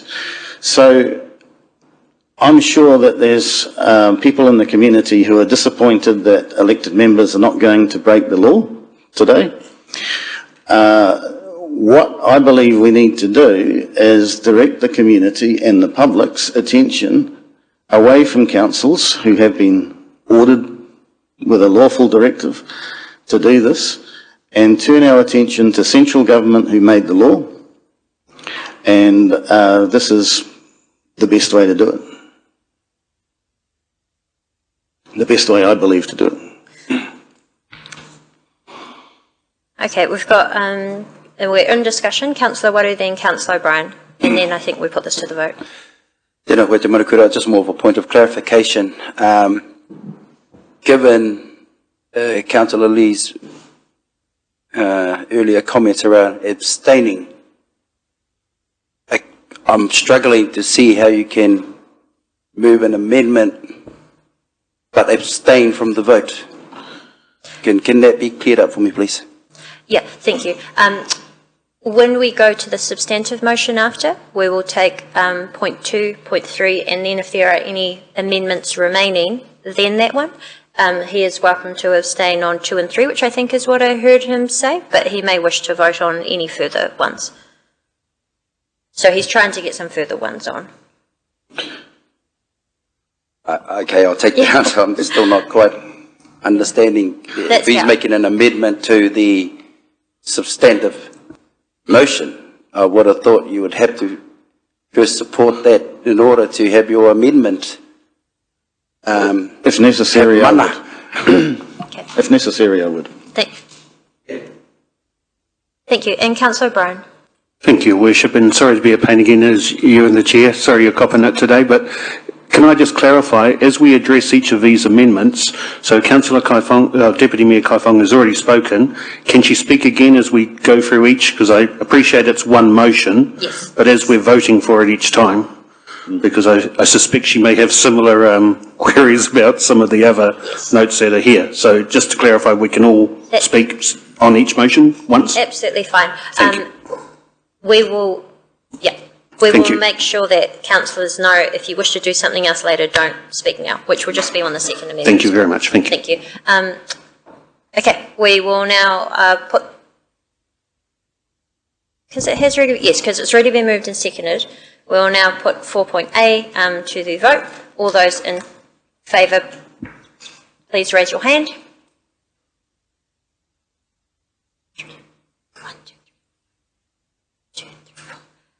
Thank you. I am stuck with the casting vote. I'm happy to support that, but I do wish to note Sandra Kaifong's comment that there are other sections, so we could just put that as a note in the minutes at the bottom as well. So there is 4.A that is moved. We will now move to 4B. Councillor Lee. Thank you very much for your vote there, Your Worship.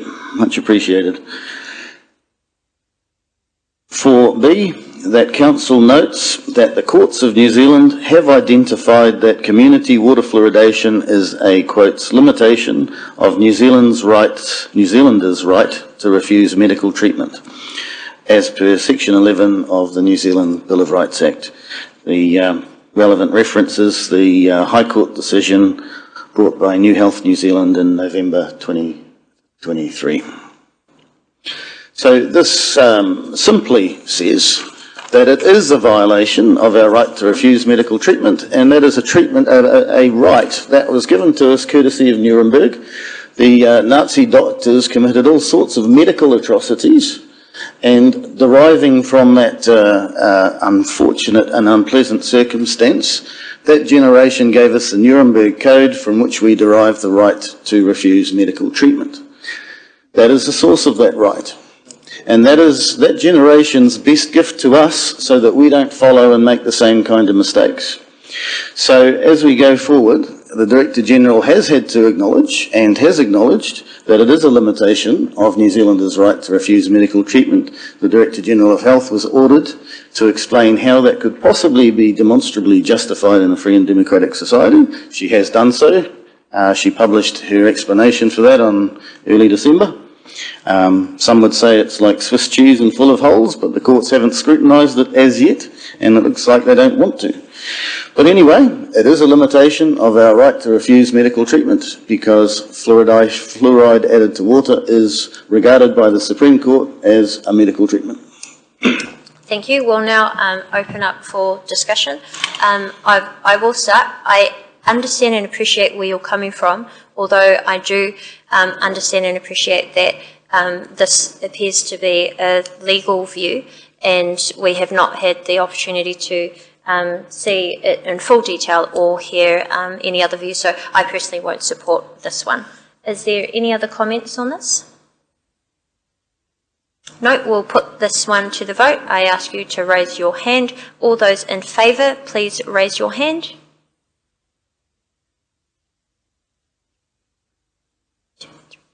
Thank you, and I am against this one, so it will be lost.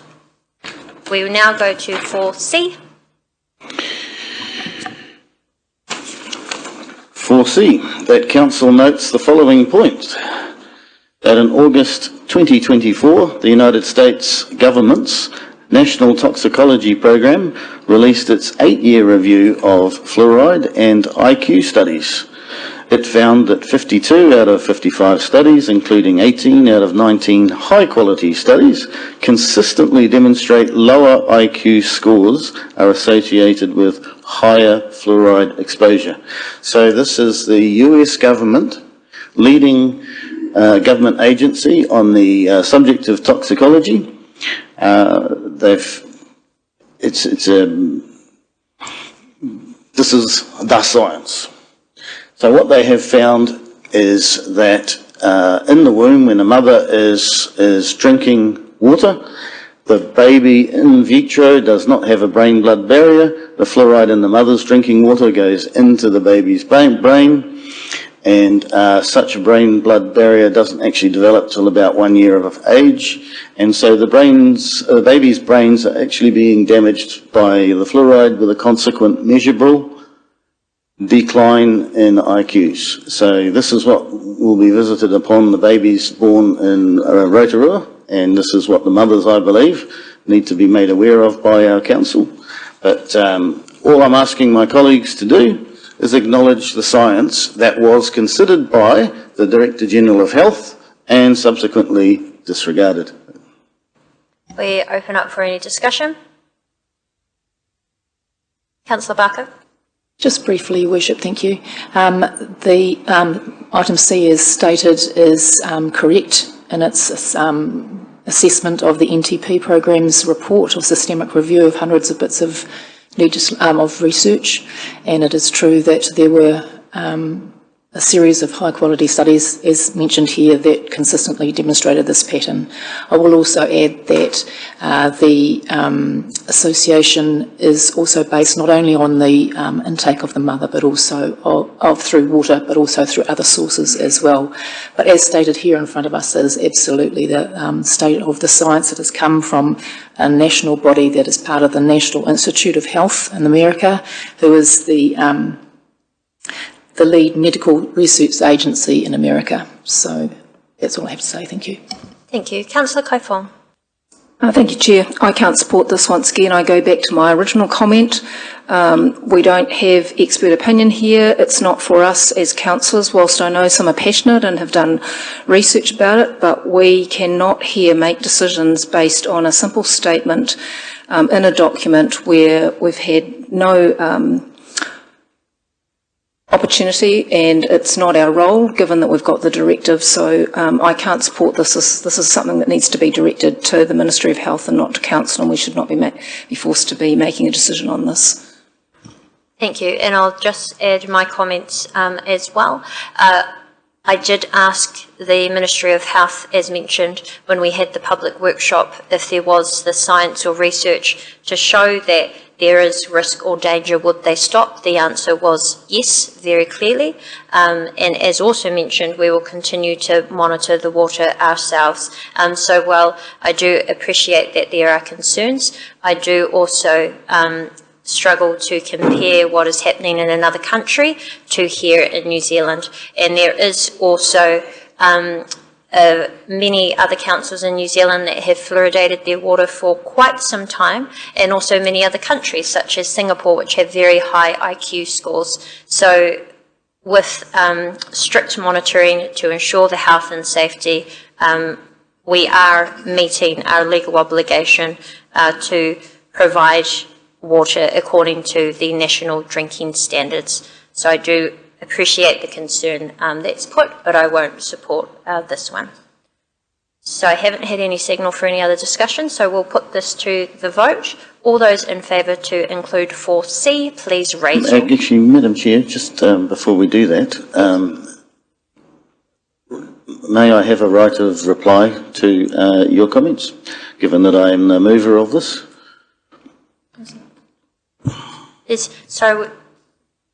There's not really a right of reply in this process. Then your indulgence, perhaps? Is there? Okay, let's see. Let's see. Yes. So I do recall you asking the Ministry of Health staff, and they did indeed provide you with an assurance that if the science changed, they would reconsider. And at the time, I also noted that, in fact, the science had changed and been updated on the 6th of January since they had made their publication back in December. And that actually found a link to between fluoride and IQ reduction at the levels we're directed to fluoridate at in New Zealand. But nevertheless, the Ministry are disregarding that science. So I would say that it's perhaps a little naive of you to trust them, because they're simply ignoring the developments that have happened since. It's not quite a fair comment, Councillor Lee. What I am doing is following a lawful directive, and also making sure that they did have the opportunity to come here. I'm actually not aware of any other councils that did that, where we got them here in person, allowed our public to be there, we asked them the hard questions, they gave us the responses. The assurance that I have and the confidence that I have is both us as a council and others will be ensuring that we are monitoring the water, and I do have confidence, as their response was, that if there is a danger, then that will be stopped, which of course I would support at that time too. So we'll now put this to the vote. I'll ask all of those in favour of 4C to please raise your hand. Any against? And that is lost. Thank you. And for those that can't see, I'm also looking at Councillor Wang, who's on the screen as well. So I'll move now to 4D. 4D, that Council notes that in September 2024, the United States Federal Court found that fluoridation of water at 0.7 milligrams per litre poses an unreasonable risk of reduced IQ in children. So that decision was made in reliance upon the previous National Toxicology Program review, the Good Science, and it was a court case that unfolded over the course of 7 years. It was brought in as a consequence of legislation passed in America called the Toxic Substances Control Act, and yes, hydrofluorosilicic acid is a toxic substance. The Michael Connett, who came to New Zealand, was the lead attorney in that particular court case. He had the opportunity to depose and cross-examine all the leading experts in the world who are in favour of fluoride and opposed to fluoride.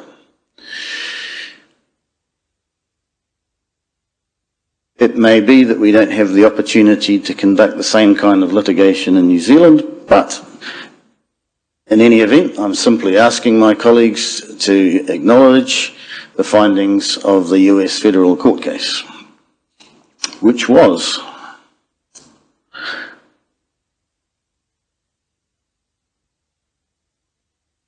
that fluoridation of water at 0.7 milligrams per litre poses an unreasonable risk of reduced IQ in children. Any discussion on this one? Nope, we'll put that to the vote. All those in favour, please raise your hand. Any that are against? That is lost. 4E.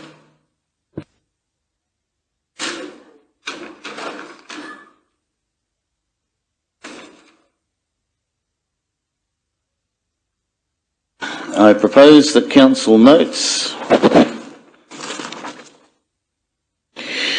that in October 2024, the Cochrane collaboration, which is relied upon by the Director General of Health, found that the evidence suggests that water fluoridation may slightly reduce tooth decay in children.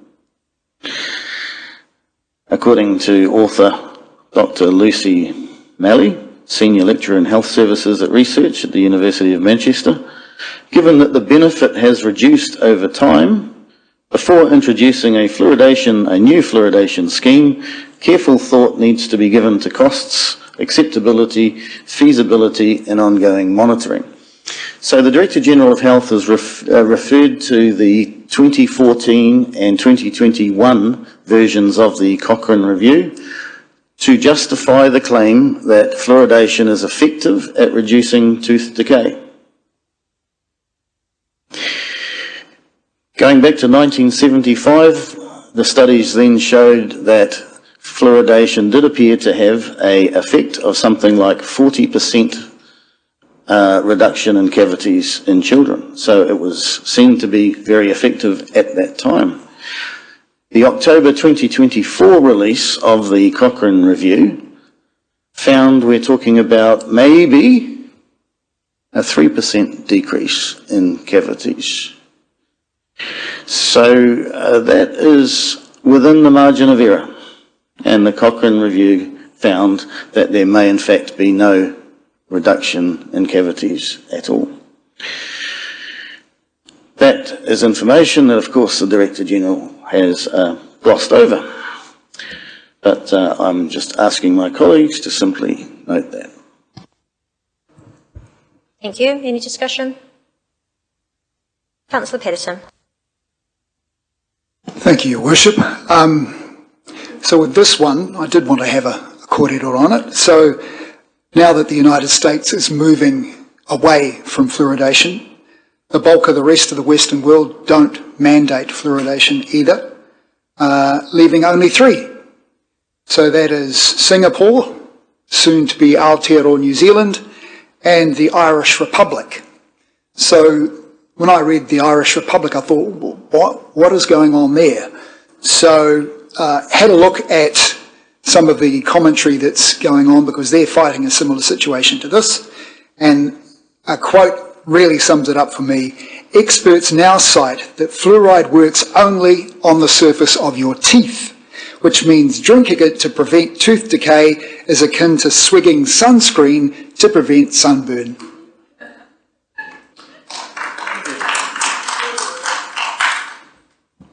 Thank you. I think I recall you raising that at the workshop as well and getting a response from the Ministry of Health. There appear to be no further comments, so we'll put this one to the vote. All those in favour, please raise your hand. Any that are against? That is lost. And we'll go to 4F now. Thank you, Madam Chair. 4F, that Council notes that as a result of the above, so that's the National Toxicology Program Science publication, the United States court case and the Cochrane Review, Many communities in the United States have already stopped fluoridation. So I've provided there 3 articles to various news organisations that are reporting on that. I would also add that the new administration in the United States has appointed Robert F. Kennedy to the Director of Human Health and Services, who is responsible for the Environmental Protection Agency, who lost in court against Michael Connett in September. Although that court case was appealed by the previous administration, just before the change of administration, the new administration in America has signalled that they will be rolling out a national, they will be advising communities nationwide to stop fluoridation. But anyway, that's what's happening in America. The whole country is moving away from fluoridation, so I'm just asking my colleagues to acknowledge that.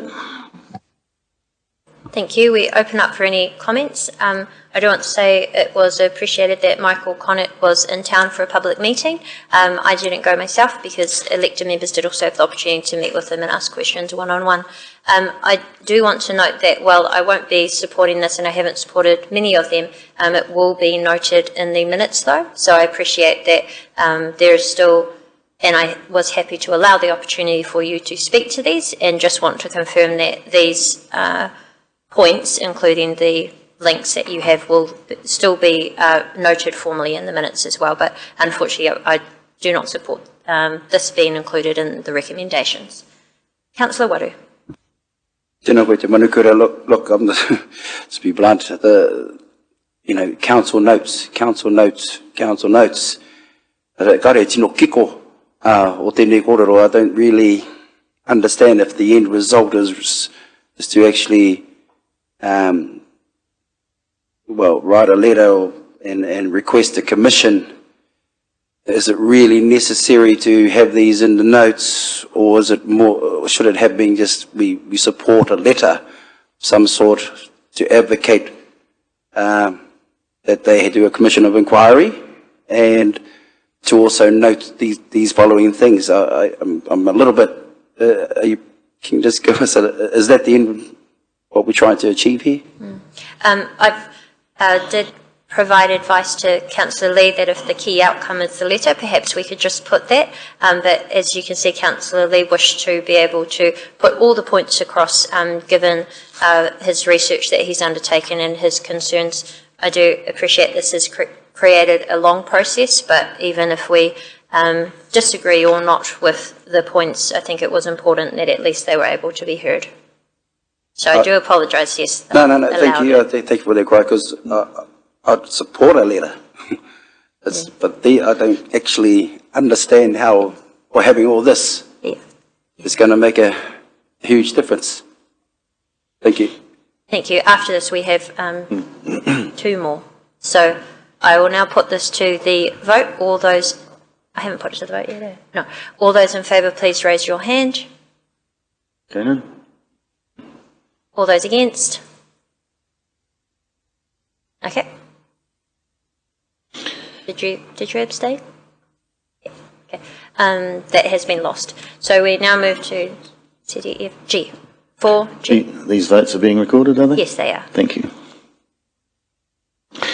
4F, that Council notes that research in this field of fluoride is ongoing, with significant new studies released in 2025, confirming and expanding upon the findings of the NTP.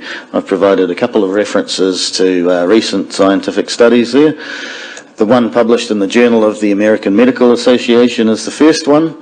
It's a very interesting one because the National Toxicology Program went so far as to say that there was a link between fluoridated water supplies and reduced IQ at levels of 1.5 parts per million and above. The Director General of Health argued that, yes, but we're only fluoridating at half that level. So then we have this onus problem of who needs to prove that it's safe, or who needs to prove that it's harmful. In any event, this new study found that there is an association between reduced IQ and fluoridated water supplies at the levels prescribed in New Zealand at 0.7 parts per million.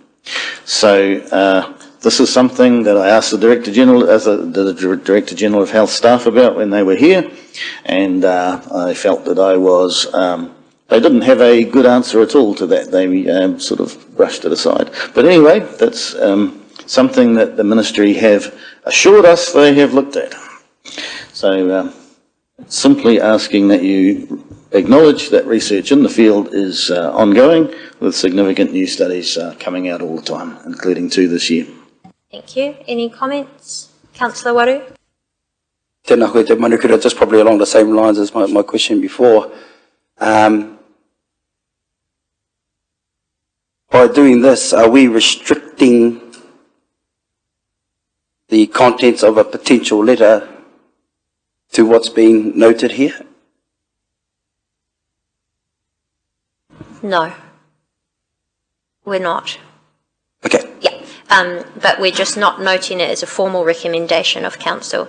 There is quite a difference, and I think what you're seeing with many of us not supporting is we may not consider, well, personally, I can speak for myself, do not consider that would meet the threshold of being a recommendation, however, can be included in minutes, or alternatively may have been included in the report at the time. Thank you. Thank you. So I will put this to the vote. This is G. All those in favour, please raise your hand. Oh, sorry. This is F, F. ma'am. Wait. Yeah, that research in the field is ongoing. Sorry, just to confirm, Councillor Lee, G that we have up there, is that the one that you have read out? We had 2 Fs in the email that we received from you last night, so we have renumbered them. So just wanting to confirm that that is what you Research in the field is ongoing. Yes, there is 2 Fs in there, isn't there? Okay. We'll take spotted, what's on the board. Okay, grand idea. Okay. All those in favour for G on the board, please raise your hand. Any against? That is lost. H on the board. Thank you, Madam Chair. As previously noted, the public haven't been consulted as per the Health Act amendments, making it optional, it seems, at least under that Act. But I do wish to acknowledge that there are many in the community who are genuinely concerned, and as demonstrated already, for good reasons. And they're strongly opposed to it. And basically the choice to refuse their medical treatment has been taken away. And I think those people ought to be... I would add that their petition was presented to Winston Peters and Parliament just a month or so ago when Michael Connett was here, had 20,000 signatures on it, collected in a few months. So there is genuine and reasonably based concern in the community about this, in fact, frankly, alarm. So I'll ask my colleagues to support me in acknowledging the public concern in there. Thank you, Councillor Lee. It is unfortunate that the Director General, these are my comments, Director General of Health, and also given that it was directive, we didn't undertake community consultation, so we actually aren't 100% sure what the views of the community are, as we normally would have had the opportunity to do so. I am also aware that there are many in the community that do support this, and while I respect both views, I'm just not able to support this without the evidence that it would be the majority of our community, although we have heard very clearly the views both ways. So I won't support this, but I do appreciate the intention behind it. Any further comments? Councillor Barker. Just quickly to acknowledge that many of the people, or some of the people in this room, actually have presented to Council with their concerns about this issue, and they have also presented a petition and again voiced their concerns. There were many people at Michael Connett's presentation who also did the same, and I can see that Councillor Lee is acknowledging these concerns, and as you rightly say, there are people in the community that feel the other way and that they welcome this So as a recommendation, I would find it difficult to support too, even though I acknowledge the strong feelings of those that are really concerned about this initiative. So thank you. Thank you. We'll now put that to the vote. All those in favour, please raise your hand. Any against?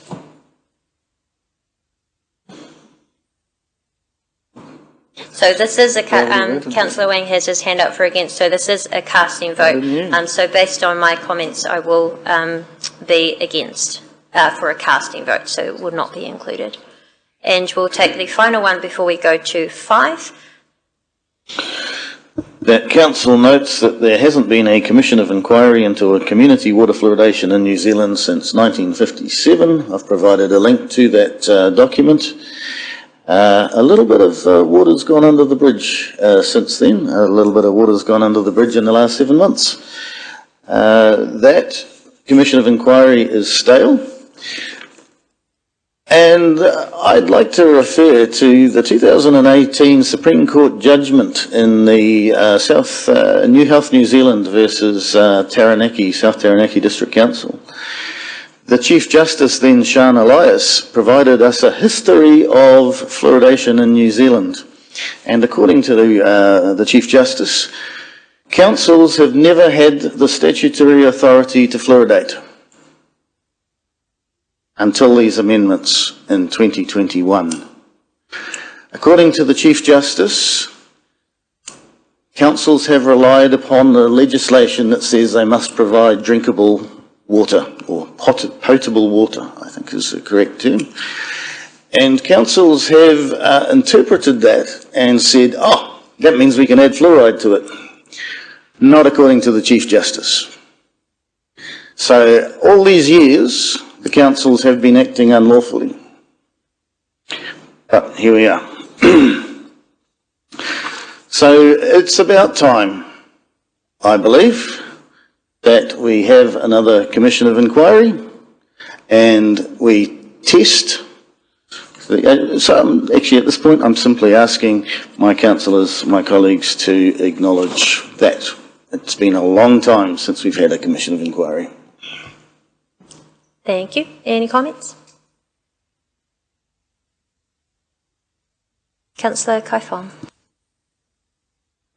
I understand where this is going to, which is leading into clause 5, which is to request a letter to the Prime Minister requesting a commission of inquiry. However, due to a previous notice of motion that was unanimously supported by this council, we did write to Minister Brown, who was the Minister of Health, and as I understand it, he declined to take this any further. As I understand it, for a public inquiry under the Act, it needs to be both a significant and wide-reaching issue that has a high level of concern to the public and to ministers. And given the minister's response, I'm just not sure that this passes that threshold, but I can understand where my colleagues are coming from. But once again, we don't know why there hasn't been one, or if this current one that was done in 57 is still valid. So once again, not able to support the motion. Thank you. Councillor Waru, followed by Councillor Patterson.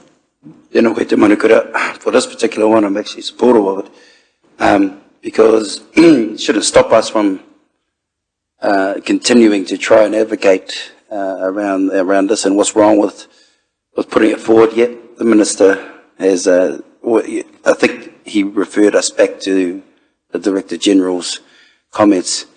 Well, hey, it doesn't mean we stop trying, so I'll leave it at that. Tēnā tātou. Thank you. Councillor Patterson. Thank you, Madam Chair. And I echo the sentiments of my colleague next to me. Indifference is the way I would describe their opinion. And I'm talking about central government, unfortunately, and it seems to have been an ongoing attitude of indifference. Even the Green Party that I wrote to just echoed what the Director General of Health has said. They're not interested. So this is an opposition party, and the other one that I wrote to didn't even respond. So it shows you that there's some sort of indifference. We're not on the radar with this, And this is something that is important to our community and needs to be addressed. So I will support this one. Thank you very much, Councillor Pedersen. Councillor Brown. Sorry, just for clarification, are we voting for aye or 5? We are voting for aye. Aye, thank you. Just the statement, there hasn't been a commission of inquiry into community water fluoridation in New Zealand since 1957. Any further comment? No? I do agree with Councillor Patterson's points. It has been slightly disappointing, the lack of response that we've received from leaders of central government, but I believe that, and that is why I am happy to allow this process where at least the voices of elected members and also the community are able to be heard into the specific concerns that have been raised not only at this table but directly with those decision makers without an adequate response. So those concerns still remain valid, and I'm sure that no matter what the ultimate decision here today is, that others, including ourselves in the community, will continue to advocate to ensure safety of our people and our environment. So there appears to be no further comments on this, so I'll just ask a raise of hands to support this being included. All those in favour, please raise your hand. That's carried. So we now are about to go to point 5. I might just ask the Chief Executive, given that it does note him, but him or staff haven't had an opportunity to outline this in the report or in their presentation, so I might just ask the Chief Executive to provide some comments before we go to you to put it, Councillor Lee. Thank you, Worship. I'm just reacting very quickly to these emails that came through last night, and I might provide a little bit of advice regarding this matter. It's not a trivial matter to write to the Prime Minister, in my view. We have written to the Director General of Health. We've gone over the top of her, and we have written to the Minister of Health. He's directed us back to the Director General of Health. My advice is that perhaps, firstly, I think it would be appropriate if this Rotorua wanted to engage with the Prime Minister, that it comes from the Mayor as the leader of this council, rather than the Chief Executive, although I'm happy to be part of that. But secondly, can I suggest that we take a bit more of a strategic approach to this, and if all we're doing is just going over the top of the Minister of Health and trying to get the Prime Minister to take notice, I'm not so sure that's the most strategic way of getting the objective across the line. And so I just, given that I'm just reacting to this last night, might suggest that there might be a more strategic way to engage with government ministers, rather than right over the top of a minister who's already told us he doesn't support this, and go straight to the Prime Minister. And that's the impression we convey to the Prime Minister. In my year here, this is the first time we'd be writing to the Prime Minister, and if that's the first he hears from us, I am not sure that would achieve the objective that this motion is seeking. So I'll leave that advice there. Thank you. Councillor Lee, if you'd like to put point. Oh, sorry, is there a question on... Just see if there's any questions from councillors regarding the Chief Executive's statements. Councillor Brown, followed by Councillor Kaifong. Thank you, Madam Chair. I take on board what the CE has said, but without a alternate plan as to what might achieve the result, because I do support what we've got up here, in the void of not having an alternative. Without an alternative, how do we get to that? Different, because it's the outcome that we're after. If there's a better way of doing it, let's hear it. Thank you. And I think, of course, the challenge that we have here is this has only come about in the past few days, and emails, as you've heard, to the Chief Executive only in the past 24 hours or so, just last night. So we haven't really given the Chief Executive enough time to come up with an alternative plan or to look at those options. This is the time for councillors to be able to put forward these. So I do understand why Councillor Lee has now. We'll carry on. So Councillor Kaifong and then Councillor Waru, and this is on the Chief Executive's points. Yeah, thank you, Your Worship. So I think that just goes back to my original difficulty in being able to make decisions in the absence of information. I think there is more information that's needed as to what the type of public inquiry is under the Act, the process about how that is undertaken. There are different types of inquiries. They all have different types of processes. There are different people that need to be approached. So my question really is whether this could be uncoupled from the decision that we're making today around the fluoridation direction and the temporary water supply, and then this part could potentially be subject to a report coming back for decision at a later date that would allow the opportunity for those discussions, if need be, directly with the Prime Minister or through the CE or the Mayor, so that we make sure that we are not catching the Prime Minister by surprise, if I can sort of paraphrase your words. But just that we also have other government relationships, so I'm just concerned that we need to be mindful about the sorts of things that and how we approach the government for the concern. So not to say that the concern is not real, it's not there, but it's how we go about the process of bringing this issue from a council perspective with the right kind of advice. Thank you very much, Councillor Kaifong, and I do support that we want to get this right. We may only have one opportunity to convince the Prime Minister to, so we have had suggested that it could come back as a proper report to a future meeting. The next council meeting is the 30th of April, which may allow sufficient time given that we asked for the agenda 1 week before, which will be the 23rd of April, just to give you an idea of timeframes. But we'll carry on. Councillor Waru, followed by Councillor Patterson. Kia ora te manukura. Now, my question was really aimed at Councillor Lee around those suggestions that have just been put forward. What is, as the mover, what would he, or what does he think about that? Through the Chair,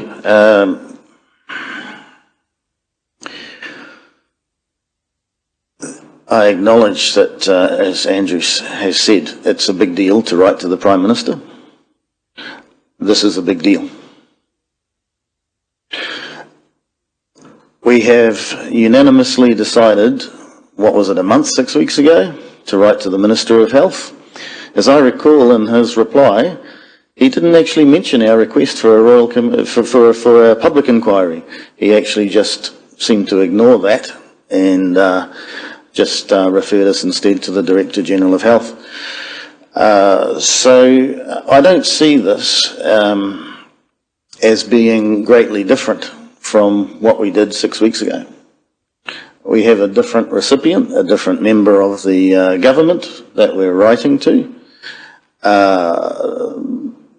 I acknowledge that there should be some leeway in terms of the contents of the letter, and to that extent I have confidence in Andrew and in Councillor Barker here, who is very knowledgeable about the concerns.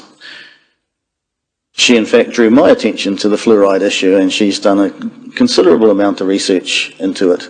So I have great confidence that between Andrew and Councillor Barker, they can construct a letter, as they did to the Minister of Health, that is impressive, that gets the message across, that also treads with the requisite caution that any letter to the Prime Minister should have.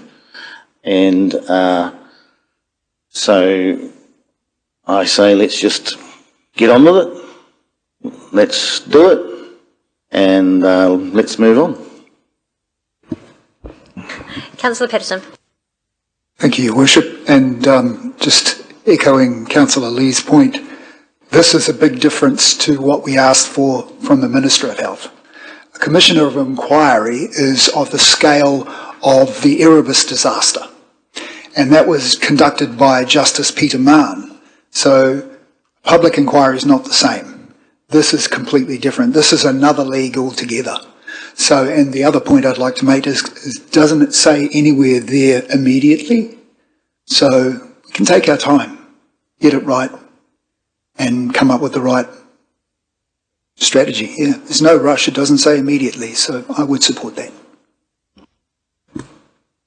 Yeah, thank you. Just checking, we've heard from a few of us that we want to make sure that we get this right, that it's clear to the Prime Minister, and also that councillors are clear exactly what we're asking and who we're asking that of and how we wish them to respond. Would you be comfortable for this to come to a future meeting to add the... I think Well, I'm not even sure if we need to add it. As long as that's understanding, we could just note that it will come back to a future meeting for discussion. How do you as the mover and seconder feel about that? I'm comfortable with the motion as it is. I haven't actually spoken to it as yet, by the way, but I would prefer to keep the motion as it is, keep it simple, and let's get on with it. It's not significantly different to what we did 6 weeks ago. Different recipient, and I could imagine that the letter in its final form might not be a whole lot different to the letter that was sent to the Minister of Health, which was, by the way, a very good letter. Councillor Barker? Just listening to some of the feedback from the CE and also Your Worship, the Mayor and Councillor Patterson, there doesn't appear to be any hurry in this instance. And my thoughts about this is that is it appropriate to come from myself, despite of what perceived knowledge I might have, and should it actually be coming from, yourself or otherwise? These are all matters that I would like ironed out before setting it in stone in a motion necessarily. There's some areas of discomfort there about the process of doing it. I'm in favour of the, sending a letter and having an inquiry, but I think we want to get this process right and do it well if we're going to do it. That's my only feedback on this. Madam Chair, would it be appropriate to take a break at this time and have a morning tea and a ponder over it? Yeah, I was going to take a break just after this. I'd be happy to get on with it, but if other people want to talk about it, yeah. We'll take Councillor O'Brien and then we'll take a short break. Thank you, Te Manakuta. Could I just raise, given the concerns, as I read them, from Mr Moraes, would you be prepared to jointly construct a letter with, sorry, either Councillor Barker or Councillor Lee? There's a combination I never thought I'd hear myself say. Would you be prepared to work on a letter, given Mr Moraes' concerns, or would you prefer not to? Again, I know what the motion says, so we have to deal with that, but given what he's raised, I feel I have to address it. Yes, if the majority of this council wish a letter to go to the Prime Minister, then I am happy to do that. What I do have concerns at is that we don't want to make ourselves look stupid. We want to make sure that we are clear what we are asking him and the reasoning why. It is an important issue to our community, which is why I would be happy to write the letter. But as we have seen, we get brief responses back from central government decision makers at times, and I want to make sure that we have sent enough information to expect an adequate response that will address the specific concerns. Thank you. Sorry, thank you for answering that question. My concern with this is, and having raised the previous issue where we wrote to the Minister, my own motion, we had a chance then that we could have looked at this proposal at that time. There could have been an amendment raised. Also, I'm concerned, well, given the, shall we say, bluntness of the response we received from the Minister, I'm a bit concerned here that we're sort of aligning with a certain campaign. Our job is to consider whether we comply with a legal directive or we choose not to. That's what it comes down to. For me, we're sort of aligning ourselves with that motion as written with a certain campaign, which some of us may be for, some of us may be against, and it's for future use by people with a particular opinion on there. So when we're saying we're requesting a commission of inquiry into the safety, etc., if the answer comes back, no thank you, what have we achieved? And we're asking the Prime Minister to effectively relook at what we did only, sorry, what was it, 6 weeks ago, 4 weeks ago, etc. I appreciate a different person, but I do have concerns over what the effectiveness and utility of this actual motion is. In regards what our actual, well, you can shake your head as much as you want, I'm not interested, what our actual job in front of us to vote for, given the legal directive. Thank you. If I may respond through the chair. Sorry, there is no right of reply to amendments. No, I'm just responding to Councillor O'Brien's comment, if I may. Yeah, when we're in amendment discussion, there is no right of reply or response. So what we're going to do, as it is 10 minutes to 12, and we do normally take a morning tea break at 11, we'll take a quick 10-minute break. I do apologise to the public who are here. We'll take a quick 10-minute break, refresh yourselves, grab another drink, and we'll return here at 12 o'clock. And for those live streaming, we'll re-begin this discussion at 12 o'clock. We'll then put point 5 to the vote and come back to the substantive motion. We'll be back at 12.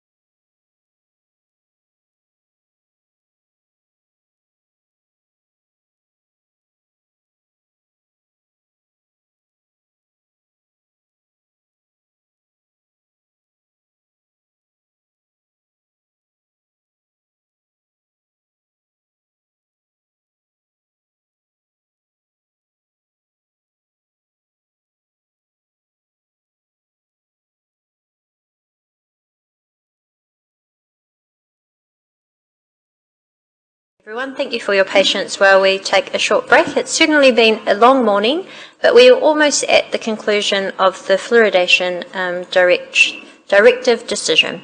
So we are currently on point 5, and we'll go back to the mover and seconder, if she wishes, of the motion, which is now being repasted. So if there's any final comments that you wish to make. Your Worship, I appreciate the combined wisdom of my colleagues, and there has been some discussion about item 5, and as a result of that I wish to refine the wording a little to make it more general and less specific. So rather than actually specifying in the motion who's going to write the letter, I think that could be carefully considered. And so I'm trying to think of the best wording to achieve that. Perhaps something like that elected members consult with the Chief Executive to write to the Prime Minister requesting a commission of inquiry into the safety, efficacy and cost effectiveness of fluoridation in New Zealand. So that would not specify who's going to write the letter at this time. That would be carefully considered. And obviously the combined wisdom of the elected members as to what goes into that letter would be carefully considered. We do have a pretty good starting place with the last letter that was written, I believe, but did our friend Greg over there manage to get the gist of that and the wording change? Thank you. We'll just give there a moment to... Just a point of clarification. Yes. So I thought we were sticking to standing orders, so this was an amendment that was put up as a whole. Now we're amending an amendment. So I thought that we had to vote on the amendment as it was put, and then if it... So can we just have clarification? I'm just not sure, because we are amending an amendment, which...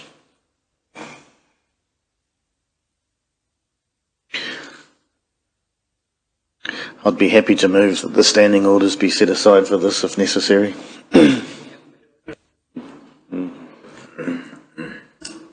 Just 1 minute.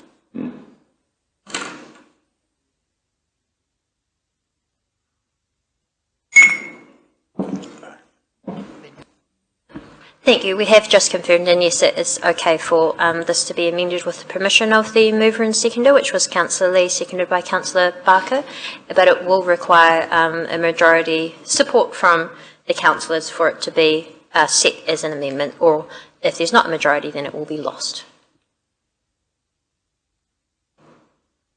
Okay. So we'll go to Councillor O'Brien very shortly. Councillor Lee, can you just check that we've accurately put that up there, that the elected members consult the Chief Executive to write to the Prime Minister requesting a commission of inquiry into the safety, efficacy and cost effectiveness of fluoridation in New Zealand? Yeah, consult with the Chief Executive perhaps, but it's just a minor detail. Consult with that. Okay, thank you. Councillor O'Brien. Yeah. Thank you, Your Worship. So sorry, just to reiterate, so given the concerns that the Chief Executive stated before, will it be the Chief Executive or the Mayor? And then could I second question to Councillor Lee through the Chair, if you don't mind. If the motion's lost, looking at the trend so far, wouldn't it just be easier for those of us that agree just send a combined letter to the Prime Minister ourselves, as opposed to being on behalf of Council? Through the Chair, I think I've heard a lot of enthusiasm and support for this motion, so I expect it will follow the path of your letter to the Health Minister 6 weeks ago. I think we've got close to unanimous support for a letter to be written. At this stage we're trying to work out by whom, and we'll take advice on that. But other than that, I think the indications I've received is this motion is likely to pass, possibly unanimously with your support. Again, sorry, I just don't feel we've addressed any of the concerns that's been put forward. 1 minute, the CE is saying, hey, I have concerns on this. I asked if you're prepared to put your name to it, but, as Mayor, is this, from what I understand, would be one of our first letters to the Prime Minister, is that right? And It will be the first one directly to the Prime Minister. We have sent others that he's been CC'd. There's been multiple ministers. Oh, I'm sure, yeah. Okay, all right, thank you. Okay, I just want to check one thing, Greg. If this is lost, what and when is the opportunity for Councillor Lee to potentially raise it as a notice of motion in future? Do you know? Yeah, sorry, we'll give you a minute. Well, you think on that, we'll go to Councillor. What I'm trying to do here is be as open as possible to the various concerns of elected members. I'm hearing that not all support writing immediately to the Prime Minister. What the amendment does is allows it to be more open. We can decide at a later point if that's best from me or Councillor Barker. And if there is majority support, then the Chief Executive will have more time, other than confirming today that a letter will be written. There will be more time to decide what will be in there.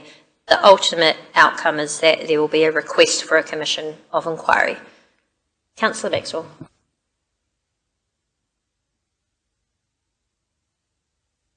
Thank you, Madam Mayor. And I must say that this morning I've found you very fair, and you've allowed time to be given to this amendment.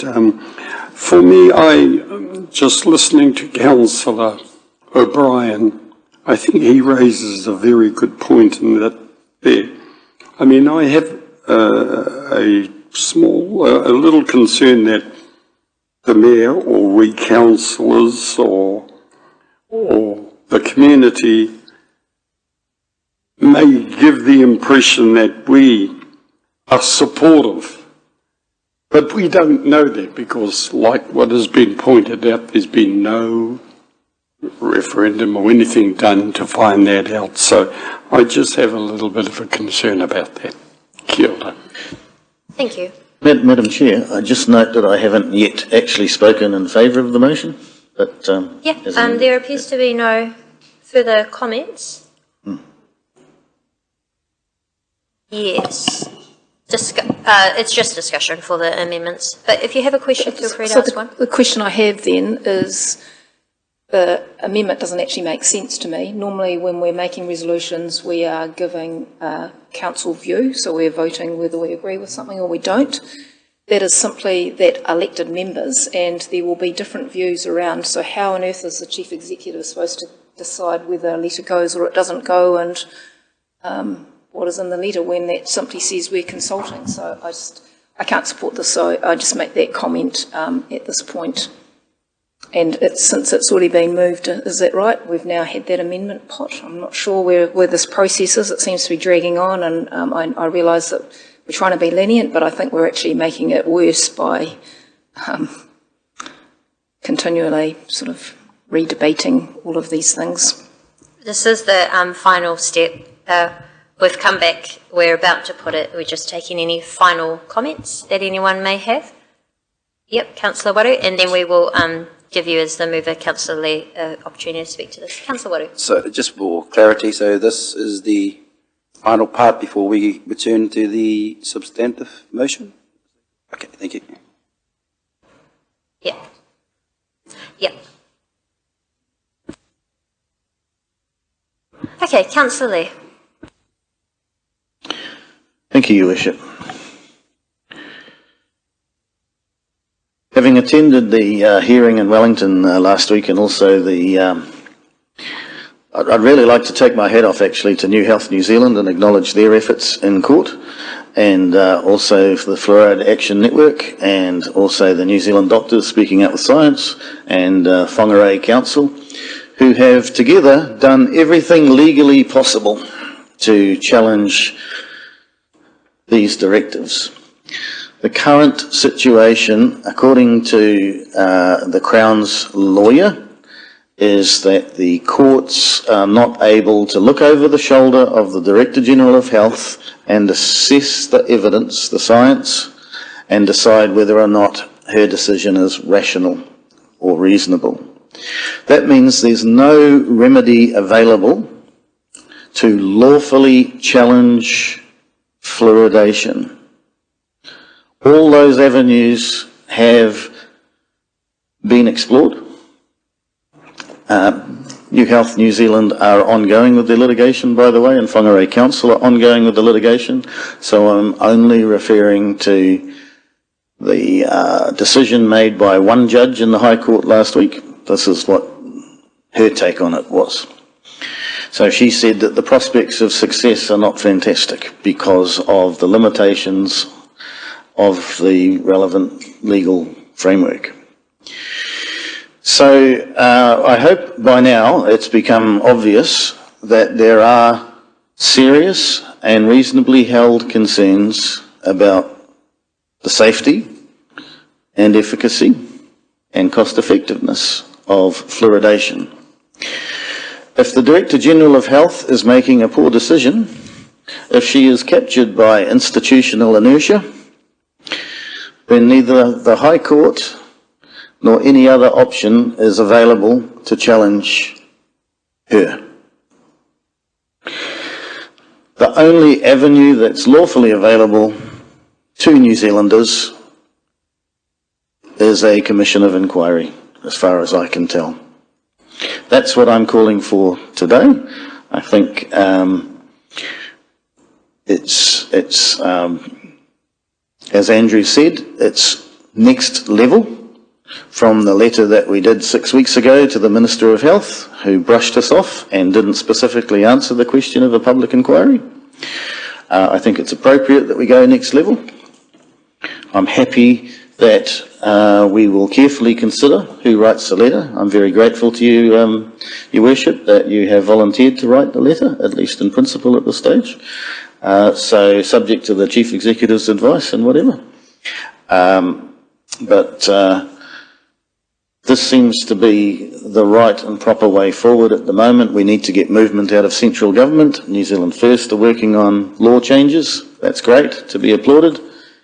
This will enable a public inquiry to determine whether in fact the Director-General of Health's assertion that this is a safe and effective treatment, despite the overwhelming evidence to the contrary coming out of the United States. So I would very much appreciate all of my colleagues' support for a letter to be written to the Prime Minister by someone requesting a commission of inquiry. Thank you. So there has been plenty of discussion. What I'll ask now, sorry, can we just get back on the screen, number 5.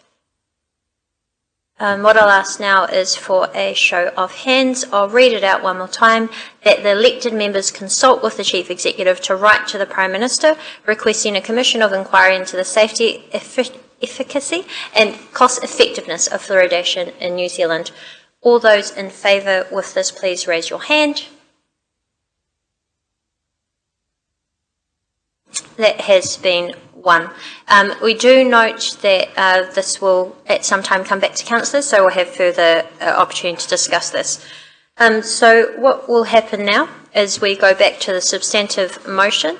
We'll give staff a moment to include the ones that have been passed into that. But while they are doing that, I'd now like to invite Councillor Patterson. He had foreshadowed that he also has an amendment. Just checking, do staff need us to just wait until you do that, or can we? We good? Excellent. Okay.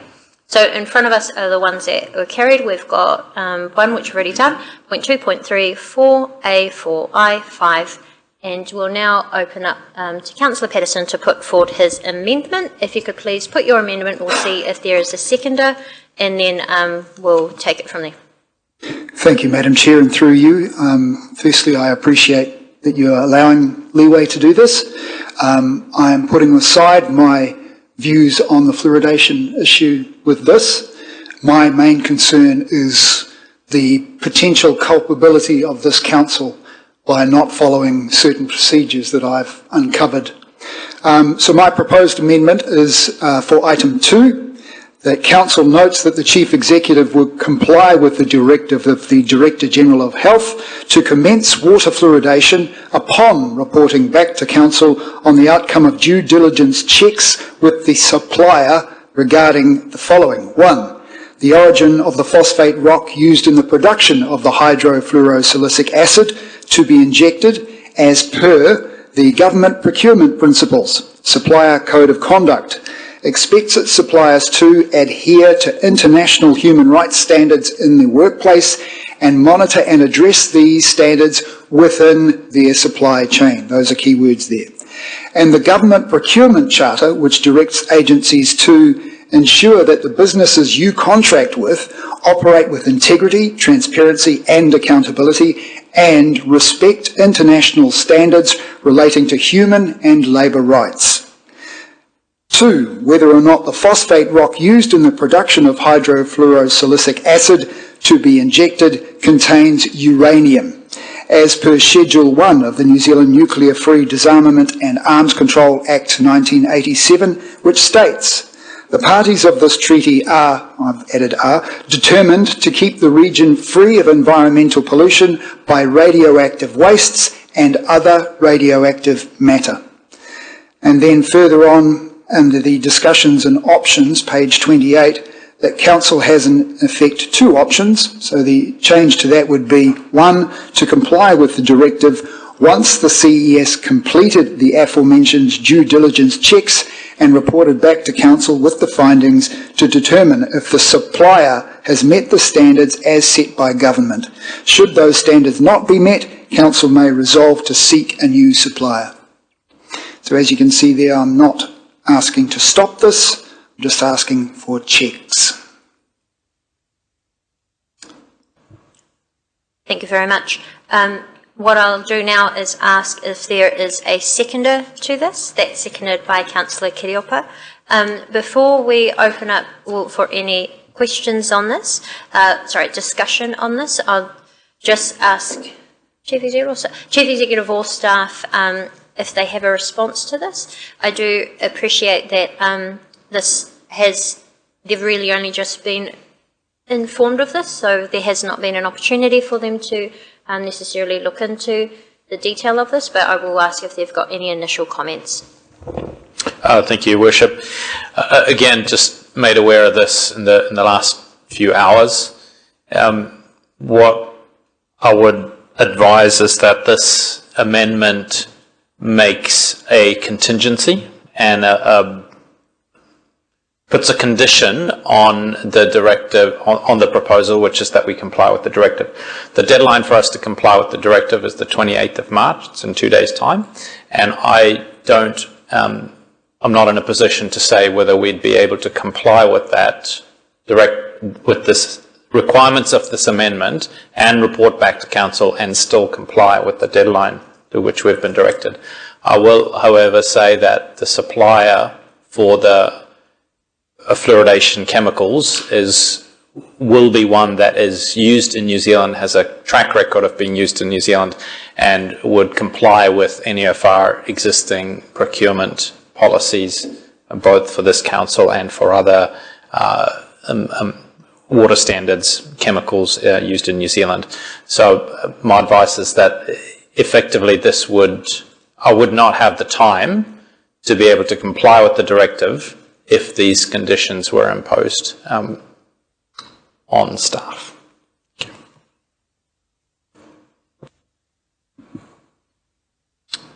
Just check if you've got any response to that, Councillor Patterson. Obviously the 28th is when this is supposed to begin. Certainly, Madam Chair, I do have a response to that. Really all this is some sort of certificate of compliance. Has it met the scrutiny, and particularly with regards to where it comes from? So if I can just outline my concerns, if that's okay by you. So my concerns come from the Office of the Auditor General. It says here, the principles of government procurement apply to all government agencies. And in there it says, get the right supplier, comply with the government supplier code of conduct, under which it says labour and human rights. So this is a major thing that we're talking about here, where it says government expects its suppliers to adhere to international human rights standards and address these standards within their supply chain. Now, this then is said again later on. It says operate in the procurement charter, operate with integrity, transparency and accountability, and respect international standards relating to human and labour rights. So these are the key issues that I'm raising here. So regarding how that would be done is Rule 44 of the government procurement rules, which says an agency may exclude a supplier from participating in a contract opportunity if there is a good reason for exclusion. And these reasons include J, human rights violations by the supplier or in the supply chain. So I'm not necessarily pointing the finger at any of our companies here in New Zealand, but the finger needs to be pointed at where they get it from.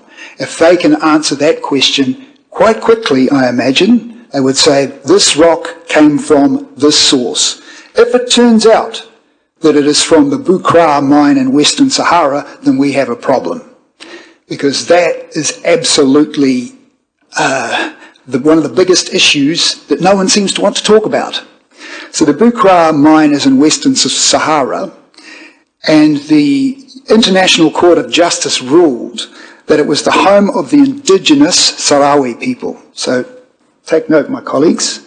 These people have been invaded by Morocco in 1975, so for 50 years they have been under the rule of Morocco and had their resources plundered when the UN quite clearly told them not to do so. There is currently still been trying for the last 30 years to get a referendum in that country for self-determination and access to their own resources. Now at the moment that is not progressing. They've tried and tried and tried, but the Kingdom of Morocco just delays at every option. Now we as New Zealanders cannot countenance that kind of behaviour from our supply chain. All I'm asking is to find out where it comes from. If it is not from the Bukra mine or anything from Western Sahara, then I don't have a problem. We can start immediately. Surely you could find that out with an email. The other issue is uranium. Now, in all my research, I could find nowhere about uranium and hydrofluoric acid. It doesn't say that it's in there, but it doesn't say it's not.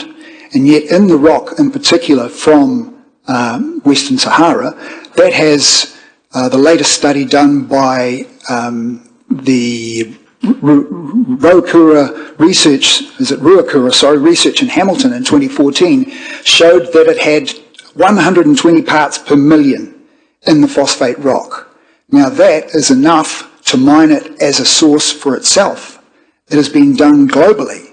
They are using phosphate rock as a secondary source for uranium.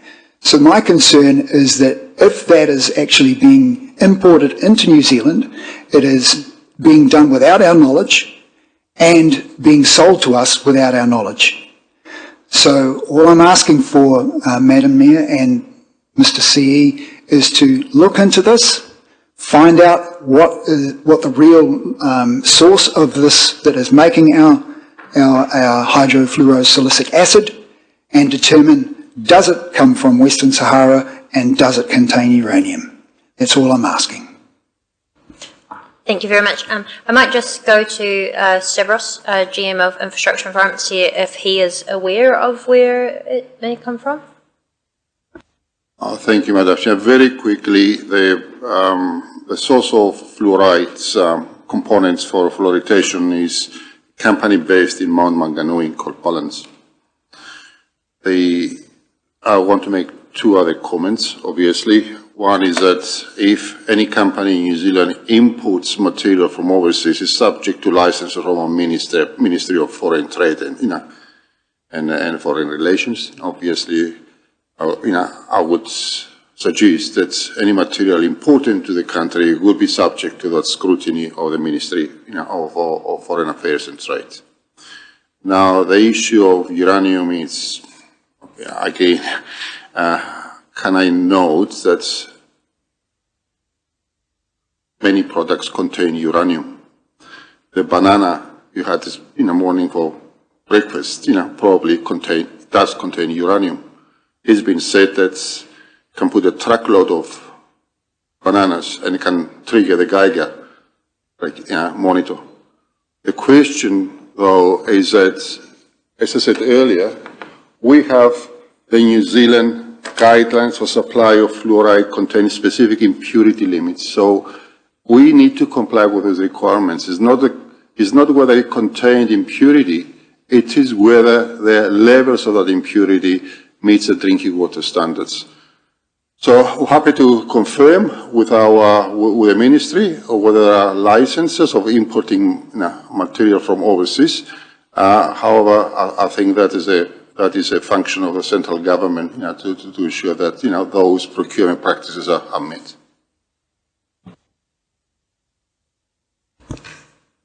Thank you very much for confirming that. For those who are live streaming, that's Mount Maunganui from a company called Balance is the source. I see there's a couple of questions. We'll go to you first, Councillor Patterson, if you had a response, and then Councillor O'Brien. Thank you very much for your indulgence once again. So just to give you some of the information that I was basing my concerns upon. So there was a judicial review done in the Auckland High Court on the 15th of March 2021, which was on this very issue. A group of individuals brought the New Zealand Super Fund to court, and they basically lost their case because they were not deemed to be in legal identity in New Zealand.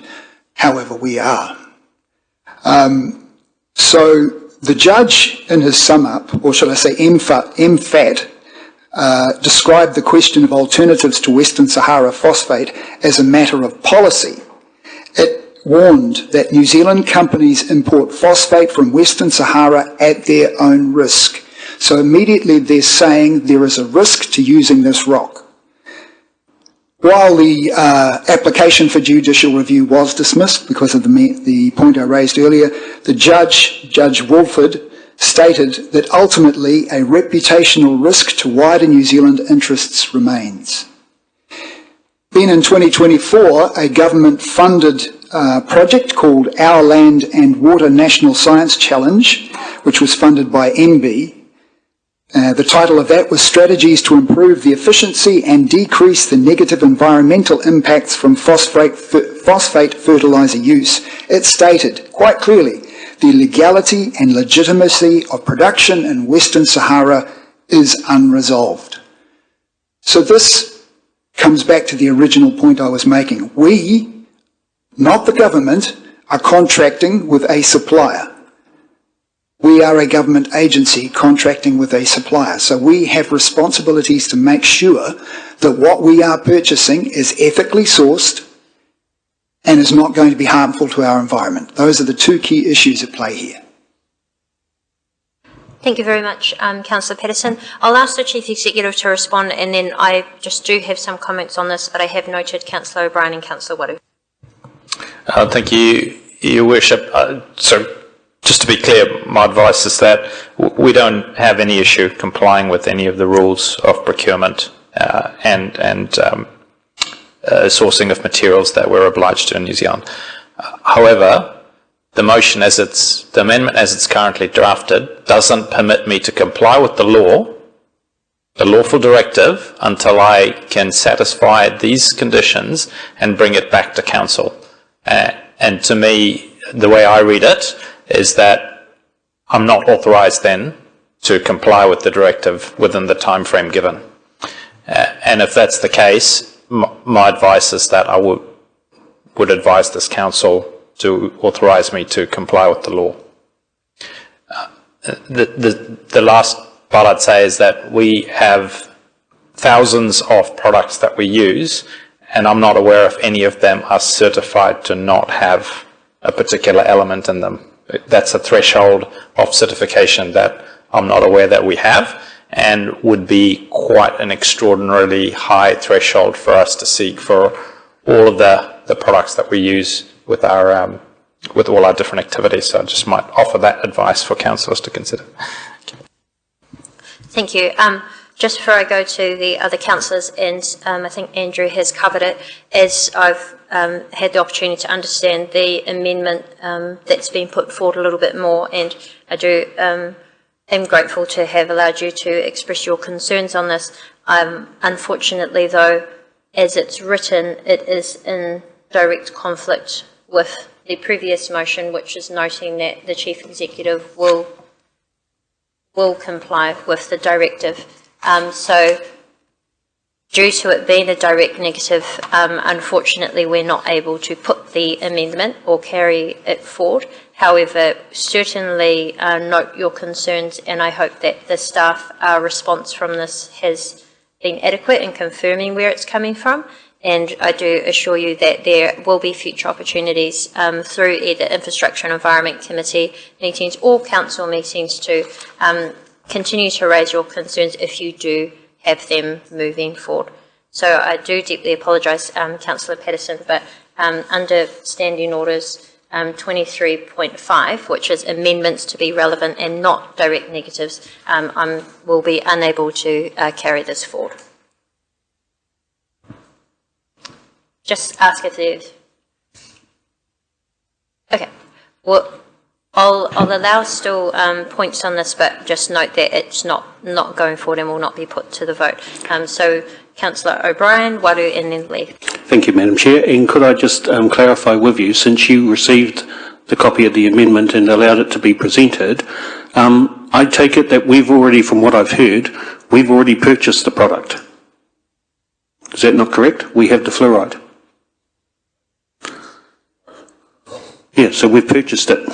Yes, I think Correct. it was confirmed in a question asked it arrived on. So we've already purchased it. So if we have broken the law, we've broken the law. There's not really much we can do about it now. We've purchased the product because it doesn't actually talk about adding it to the water. It's about the purchase of the, as I understand Councillor Patterson's issue, and please correct me, Councillor Patterson, if I've got it wrong, but if we've purchased the product, it is what it is.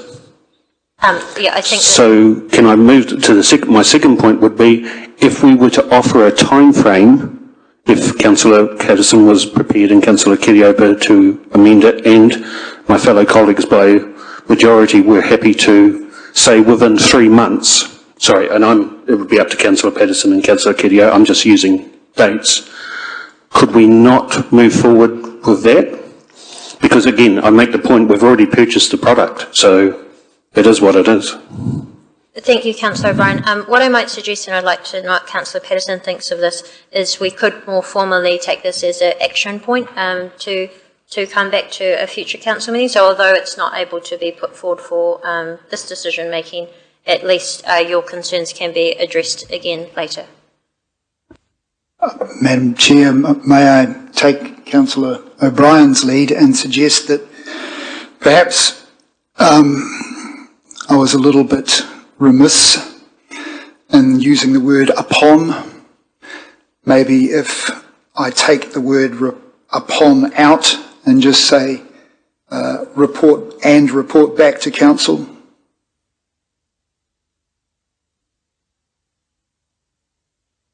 And the same below, to comply with the directive and the C. Are you comfortable with that coming back as an action point to a future meeting? What's the difference? If you leave it as it is, and thank you, and if I'm presuming the seconder would be okay with that change. Yep, thank you for confirming. If this is lost, that's it. That's fine. That's it. I understand if that. this comes forward as an action point, it does allow the staff to seek further information. It allows us an opportunity to ask further questions on it in future.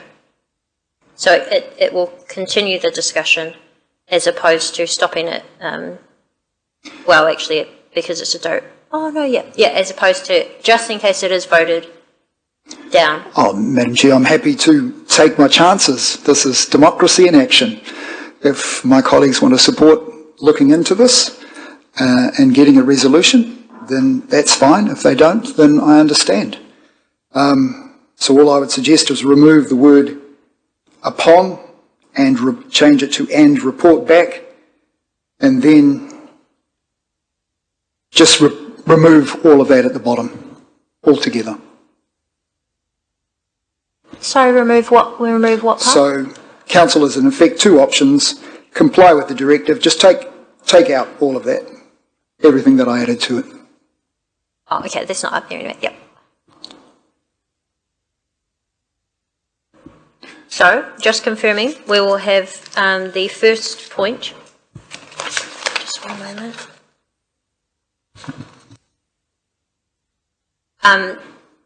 What I'm doing as chair is just seeing if this is possible to be carried forward, as it previously was. It wasn't due to be in a direct negative, but if you just give me one moment. So just to clarify, under the discussions and options on page 28, it would just revert to comply with the directive or not to comply.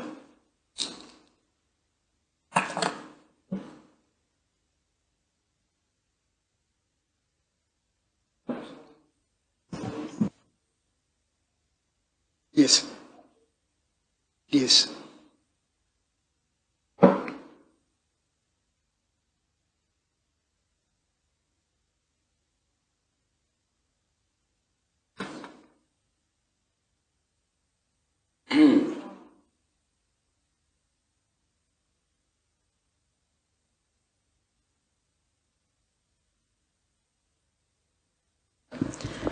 Thank you.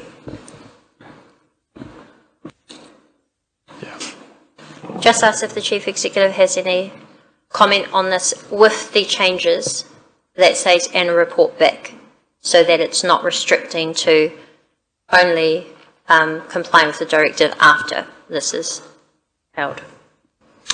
So thank you, Your Worship. So I'm clear now that this is not a contingency. I don't have to do this before I comply with the Director General's directive. However, I'm just reacting to this now. I have no idea what it's going to cost to do due diligence. If it's simply, as has been indicated, it's request from the supplier and they have it on hand, that might be quite easily done. Whether I'm investigating supply chains of companies offshore, look, I really can't give advice on what that scope of work is at this point. So I'm afraid when I'm asked to react to something as complex as this, that's all I could say. I'm not able to give you certainty of how long this will take or what it would cost, but I'm happy to do what I can. Thank you. We're going to take a few final comments on this, which I'll allow because it has been changed, and then as it is no longer a direct negative, I'll put this to the vote. So we have... Cation? Yep. So we're amending an amendment again, so do we not need a majority? No? So we do need a majority to agree whether this gets amended because it's already been put as an amendment. So we're going to do that before we get into debate?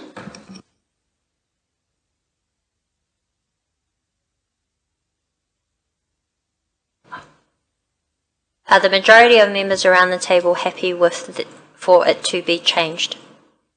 If you could please raise your hand if you're happy with it being changed. Okay, thank you. Yep. Now we will. It is no longer direct negative. We will continue with the discussion. We have Councillor Waru, followed by Councillor Lee, and then Maxwell. Yeah, tēnā koe te manukura. No, my question was answered. I was actually going to refer. It may be an action point sort of thing might have been a bit easier, but however, we're here now. Goodbye.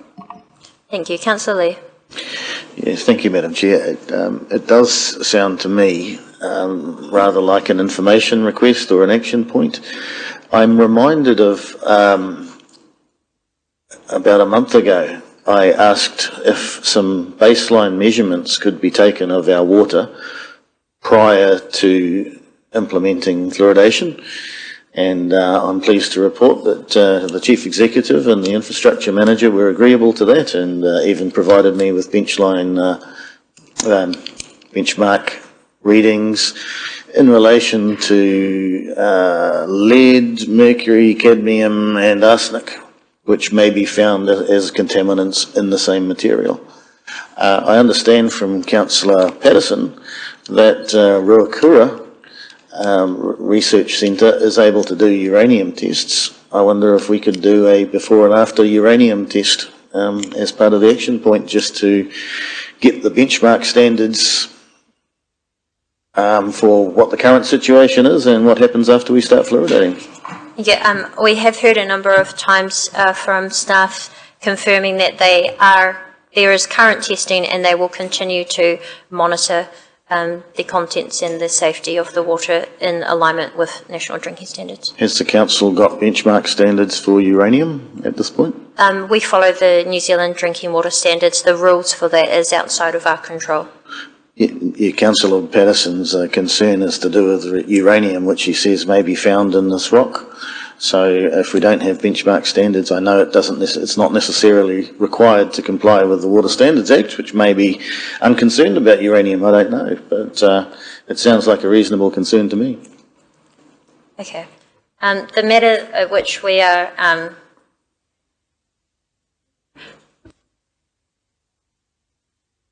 sorry, we'll ask Stavros. Apologies, I know you've answered this. But may I repeat again? I'll read it. Water New Zealand guidelines for supply of fluoride contain specific impurity limits for a number of impurities that may be present, including uranium.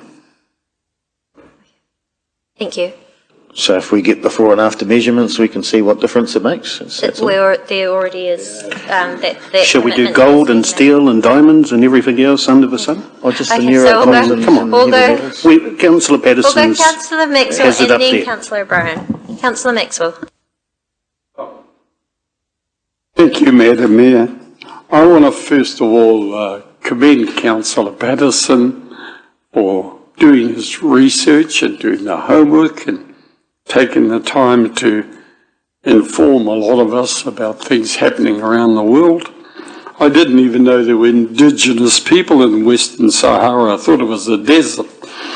But back to the important things that he has raised, and I've also listened to our CEO, who earlier said that he wouldn't have the time and that now to follow up on certain things, but it seems like that if we have it reported back at a future meeting, it'll give us even more time, but I do commend the mahi that you've done, tēnā koe. We'll be supporting this because it can report back to a future meeting for us all. Kia ora. Kia ora. Thank you. Councillor Brown.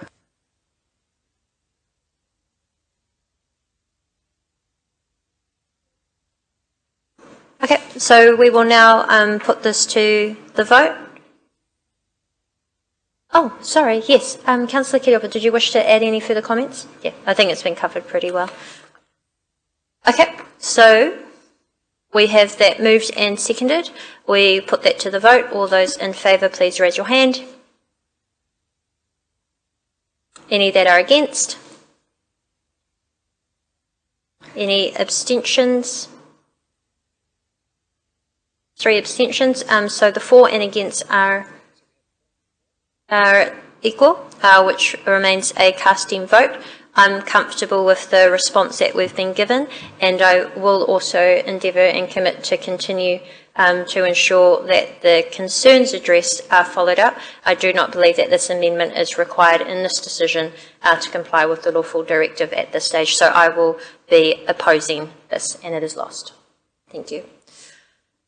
So we will now return to the substantive motion. I do thank the councillors for raising their amendments. I thank all councillors and our public for their patience as we work through these. It's very important that views were able to be heard. We have had adequate discussion on the recommendations before us. I'll just give staff a moment to copy and paste the final amendments. This is now the substantive motion, which was moved by myself seconded by Councillor Kai Fong. And I'll just, yeah, no worries. Thank you. And if we scroll up to the top, we won't worry too much about the numbering at the moment, but what I am going to do is I'm going to read all of it, and so that we can all check where we're at, and also in the interest of those who may be live streaming. So what we have before us, what I will soon be putting to the vote, is first, that the report compliance with fluoridation directive decision be received. Second, that Council notes that the Chief Executive will comply with the directive of the Director-General of Health to commence water fluoridation as legally required under the Health Fluoridation of Drinking Water Amendment Act 2021. Point 3, that Council note that temporary arrangements are in place for public to access a non-fluoridated water supply tap for the central and eastern water supply catchments. That Council notes the following points. 4A, that pursuant to Section 11.6E, the Director-General of Health has the option of directing local authorities to either add or to not add fluoride to drinking water. We have a link there, and I did ask that we note Councillor Kai Fong's, which we'll just make sure is in the minutes, that we note Councillor Kai Fong's statement that there are also other areas of the Act. And then point 4B, there hasn't been a commission of inquiry into community water fluoridation in New Zealand since 1957, and there are 2 links available, 3 links available, maybe 4, there are links available. And then finally, that elected members consult with the Chief Executive to write to the Prime Minister requesting a commission of inquiry into the safety, efficacy and cost effectiveness of fluoridation in New Zealand. What I'd like to do is, we have had plenty of discussion, is put this to the vote now. I'll just check if the seconder had wished to make a question of clarification. So I think I was happy to move option, the original directive, but not the whole. So why have we now pinned this all together? Are we? Yes, thank you.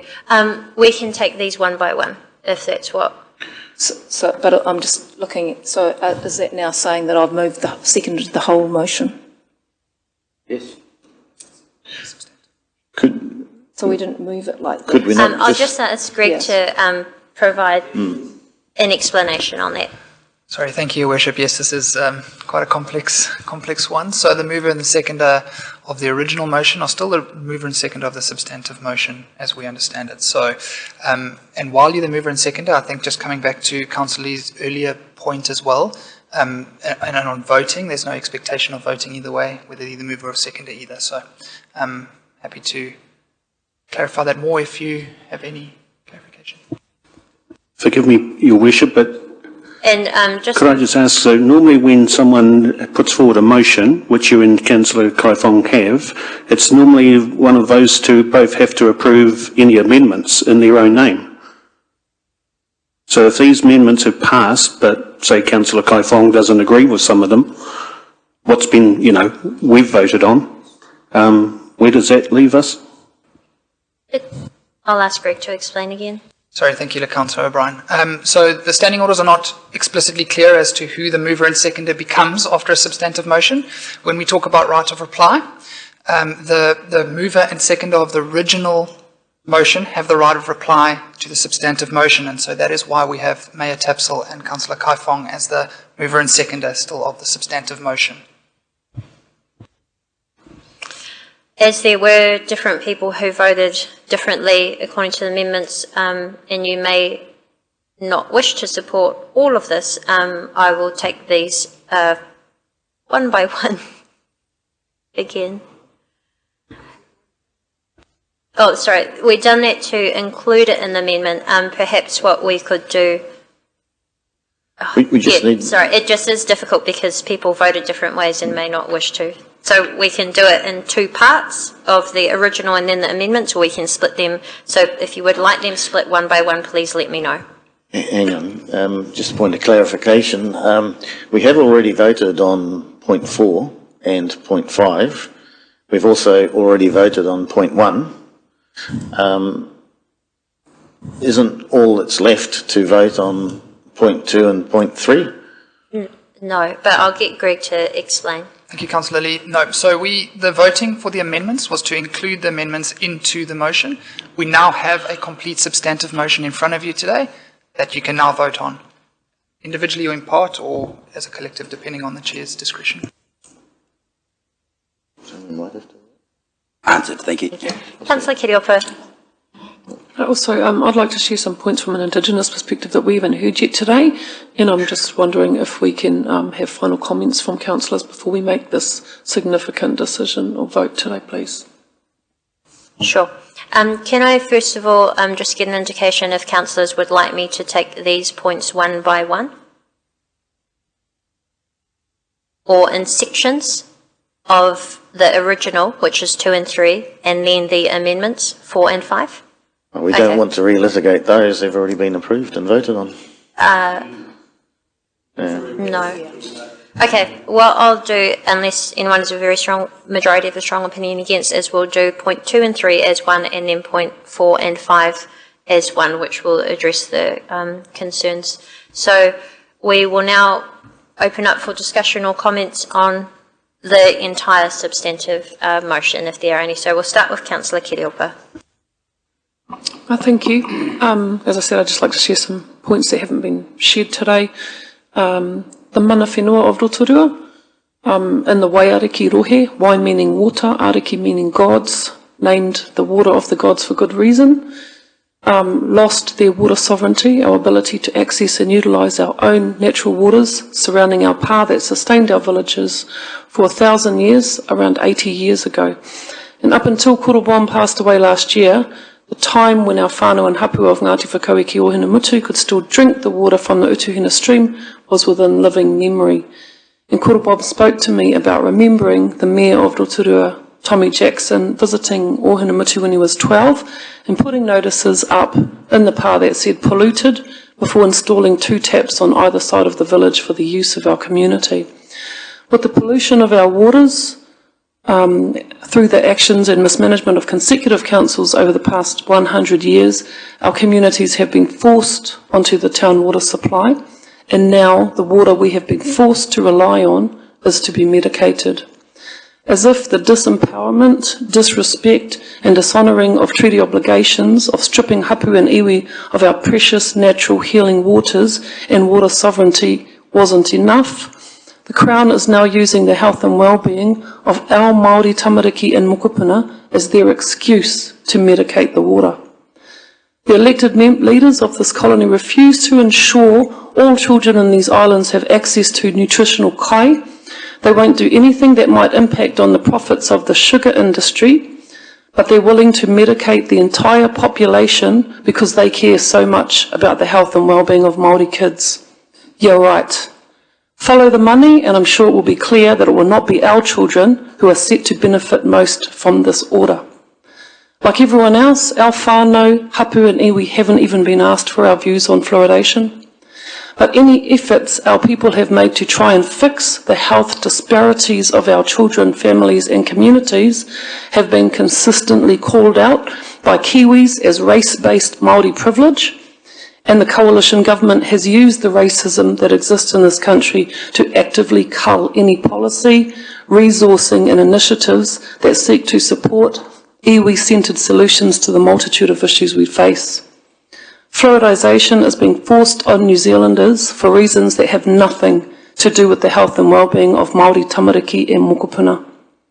Te iwi Māori haven't even been asked, but I can guarantee you that medicating our waters and putting our babies, kaumātua and Indigenous taonga species at risk from the potential impacts of fluoridation is not any solution to any problem the Indigenous nations of these lands have ever faced.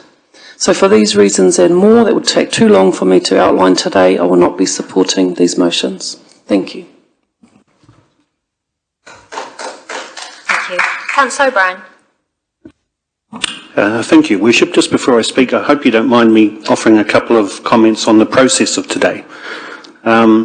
We've spent about 3.5 hours, and it's a very important subject, don't get me wrong.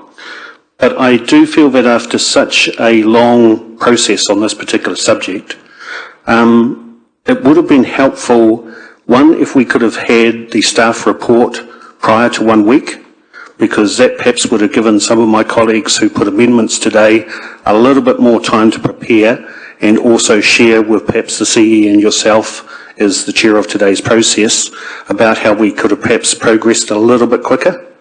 And secondly, I was a bit disappointed because most of these discussions on this subject have been conducted through I&E, and the chair, to my knowledge, wasn't involved in either the report or had seen the report or the response, the recommendations. And again, had that perhaps been done, and this is only me speaking, perhaps again we could have progressed things slightly faster. But anyway, it is what it is we've spent today. I'd like to thank you very much for your chairmanship of today. I think you've been as fair as possible. I'm a small C conservative. Now, some of the people in this building might have different ideas on what that C stands for, but we'll stick with conservative for today. We've been, if I could have split my reaction into two parts today, some of the accusations and criticism of us as a council. So if I can reiterate that we really don't have a choice. Our choices are effectively follow the law or break the law. And I swore a duty, like the rest of everybody here, to comply with laws, even those I didn't like, even under governments that perhaps I didn't support. And I've done that consistently, even against sometimes my better judgment. And I think today's unfortunately going to be one of those days. As a council, we've been accused of not listening to the science. Now, forgive me, I'm not normally one to lecture or quote, but when we're accused of that, if you put into Google, as my good friend Councillor Lee is such an expert on, when I put in questioning science, questioning is a critical tool that allows us to assess prior knowledge, draw out new ideas, assess learning, and help to construct meaning. Scientific findings are hypotheses that encompass the state of knowledge at a given moment. In the long run, many of these findings are challenged and even overturned.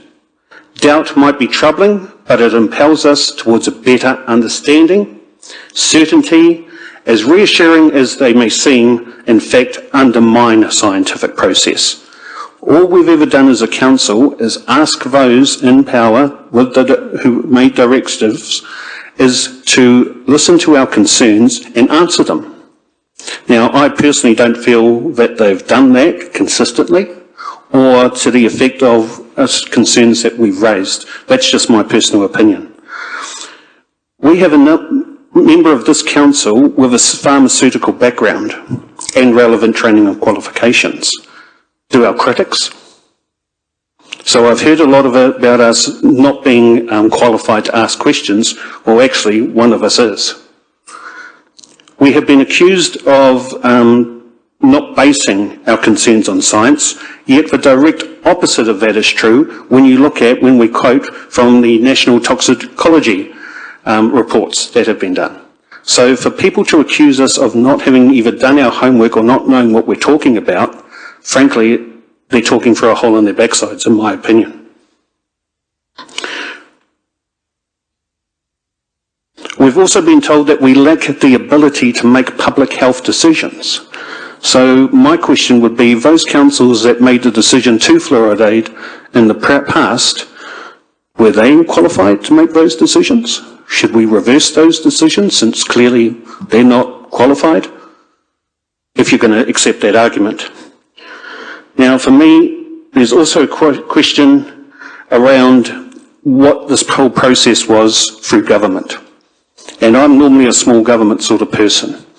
And I, for one, take exception to the fact that certain parties that campaign on liberalising euthanasia and allowing that, or abortion rights based on choice, have actually supported this where they've removed choice from the individual to take fluoride. Let me be very clear, we've never at any stage, and I've been to meetings where people say, I support fluoride in water. And I say, fine, I have no problem with that. If you want it, you go ahead and take it.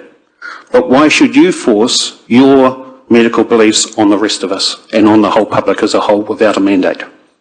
So I fear that this compulsion is a direct attack on our local democracy, whether you're for or against.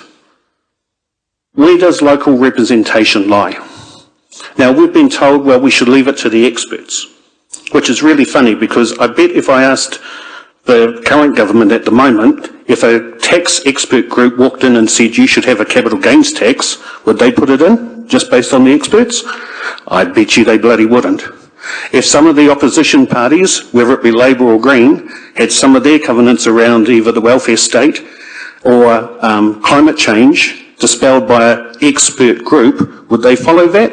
I bet you they wouldn't. So for me, this has been an attack on our local democracy, and we've been victims of that. And I apologise to some of the people who have put faith into me that I won't be able to reward that faith today and will be supporting the motions.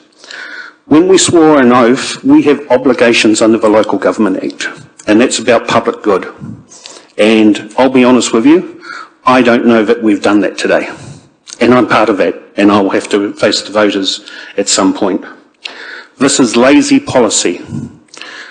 We know that there are things such as sugar intake and dietary choices made by families that could be addressed, i.e., through Councillor Kiriopa said, sugar taxes. This Big Brother blanket solution will not address and has not addressed in those places that have fluoride anyway. We know that poorly directed choices contribute to poor health, not only dental health, but general health. I'm sorry today, I will have to vote for this because I'm not prepared to risk council and ratepayers' monies and also put our officers and our CE in a uncomfortable position where they're seen as breaking the law based on my decision. So I'm very sorry, but I will be voting for this with a very, very heavy heart. Thank you. Thank you, Councillor O'Brien. Councillor Maxwell. Thank you, Madam Mayor. We debated this at the last full council meeting. That Deputy Mayor Sanzo Kaifong chaired. I joined via Zoom whilst at Te Matatini in New Plymouth. I'm trying to keep it brief, but I will reiterate my views I expressed then, and that it's deep down in my own heart, it's not for us to decide. This should have been Ministry of Health, so I have to be consistent. This is my third time debating this issue. I want to act lawfully. I'll be supporting the motions. Thank you. Just checking if there is any further comments. Councillor Lee, followed by Councillor Patterson. Thank you, Your Worship. Some good points have been made. I said before that if we have not the rule of law, we have nothing at all in this country, and I respect Parliament's authority to make laws. The High Court has determined that these directives are lawful at this time and put us under difficult circumstances and threats. That said, I find it unconscionable that I would vote to put a known neurotoxin in the water supply. A neurotoxin that has been compared to lead by experts in the field. Am I qualified to make such an assessment? Well, apparently I'm qualified to make decisions about spending $80 million on a museum, and I'm not a builder. Every other decision that has come before us this term, I'm not qualified for, if you want to put it that way. But you know what? These scientific studies are written in English, not Chinese. Did I read all 1,800 pages of the National Toxicology Report? No, I didn't. But I did read the executive summary, and it was written in plain English, and they go to a great deal of trouble to write it in English that's understandable. I've also read the other information published by the National Toxicology and others, which are written specifically in plain English for lay people to understand. This is, as Councillor O'Brien has stated, an assault on democracy. Winston Peters has picked up the same theme. I've got a message for the Minister of Health. Do your homework. He took over as Minister of Health about 2 weeks, I think, before we made a decision to write to him, and he responded in the media with the usual Ministry of Health message that fluoridation is safe and effective. Minister Simeon Brown, I'm going to send you an email with a link to Michael Connett's video. It's a great place to start. I have a message for the Prime Minister. Sir, you came to the local government, New Zealand, and you told councils to stick to basics. Fluoride is not sticking to basics. This has cost the taxpayer tens of millions of dollars to buy this equipment. It will cost ratepayers of Rotorua $165,000 a year forevermore. What's that? That's about almost 0.2% added to our rates forevermore. This is not sticking to basics, Mr. Luxon. Prime Minister Luxon. Balancing my conflicts, the conflicting situation that I'm in, I'm going to abstain from this vote for these 2 points. I do not want to have on my conscience that I voted to put a neurotoxin into the drinking water of Rotorua. So we are referring to points 2 and 3, I believe, and I will vote differently on the next. Thank you, Councillor Lee. And just confirming that the vote is to comply with the directive that we have been given. But we will go to Councillor Patterson, followed by Councillor Waru. Thank you, Your Worship.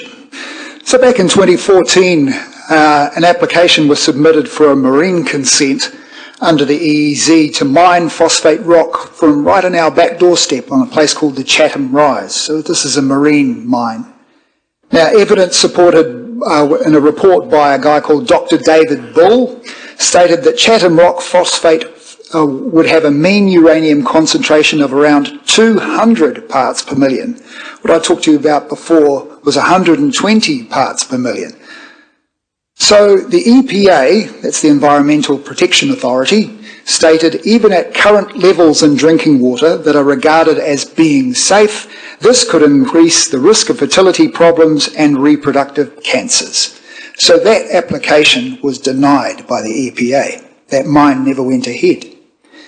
So my question is, if the uranium is not removed from the phosphate rock used in the production of New Zealand superphosphate and the ensuing hydrofluorosilicic acid, does that mean more will be added to our drinking water?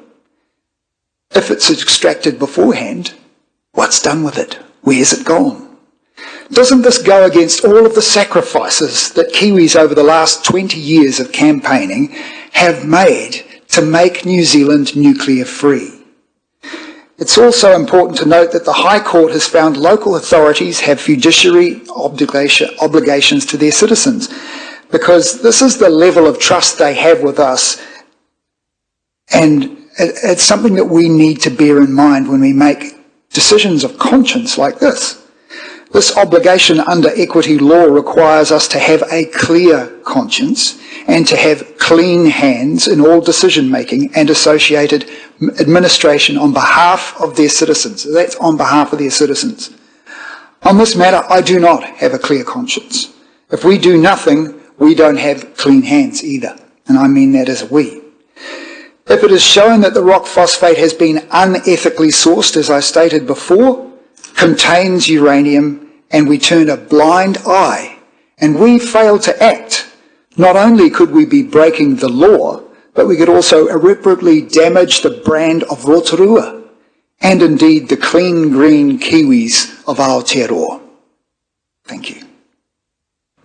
Thank you. We've got Councillor Waru, followed by Councillor Wang, then Barker, and then I think we might wrap this up. Tēnā koe te manukura. I don't have a big flash speech or anything like that, but I must express my annoyance at some of the comments I've just heard, particularly around abstaining with this kaupapa. Given the time we've just spent running through all the different amendments, it's kind of annoying me that we get to that point. But also, it heartens me as well to hear such passion around being directed and having our rights impacted by the government. Given that we, and when I say we, te iwi Māori, who have bore the brunt for many, many years of directives, Tohunga Suppression Act, Public Works Act, all these kind of things. It's nice to actually hear there are, on a similar scale, the feeling that comes when one's rights are impacted with a very, very small window or no recourse whatsoever, except for time and in relationships moving forward. I just want to make a comment, and I hear what's being said.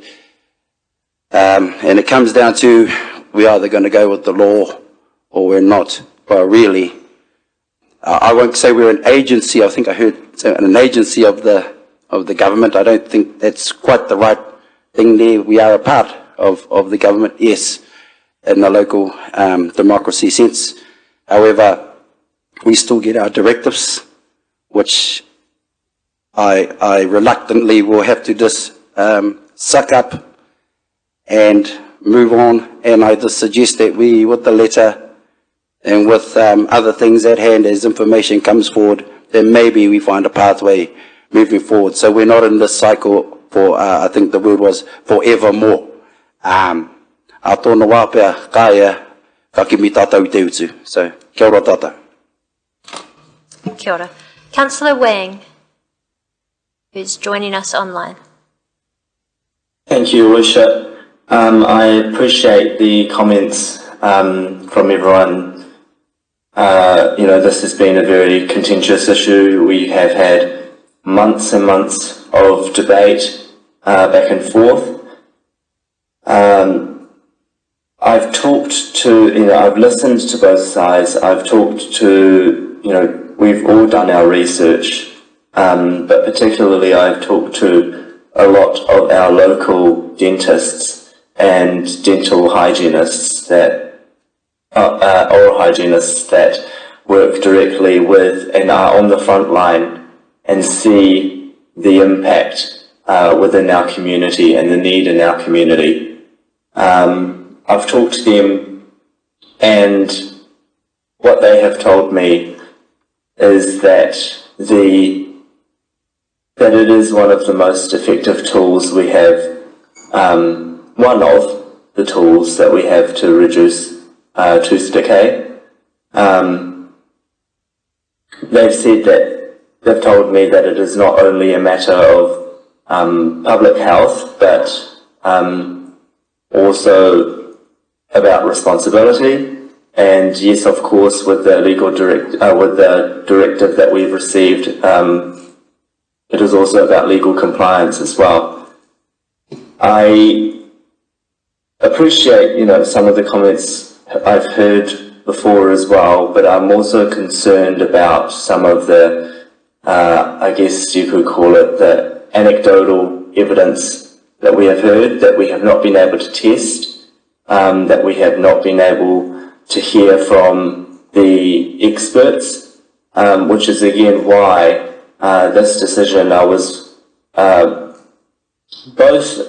was happy that the Ministry of Health had taken over this decision away from the local councils, because they have the expertise, they have the knowledge and experience to deal with this. But at the same time, I was also concerned about the local autonomy that we have as well. So I guess it is another balancing exercise. the need in Rotorua, is very real. And again, from my conversations with some of our local dentists, we have, communities that do not have regular access to dental care. They do not have, we have high rates of dental decay, particularly with our tamariki and our lower socioeconomic communities.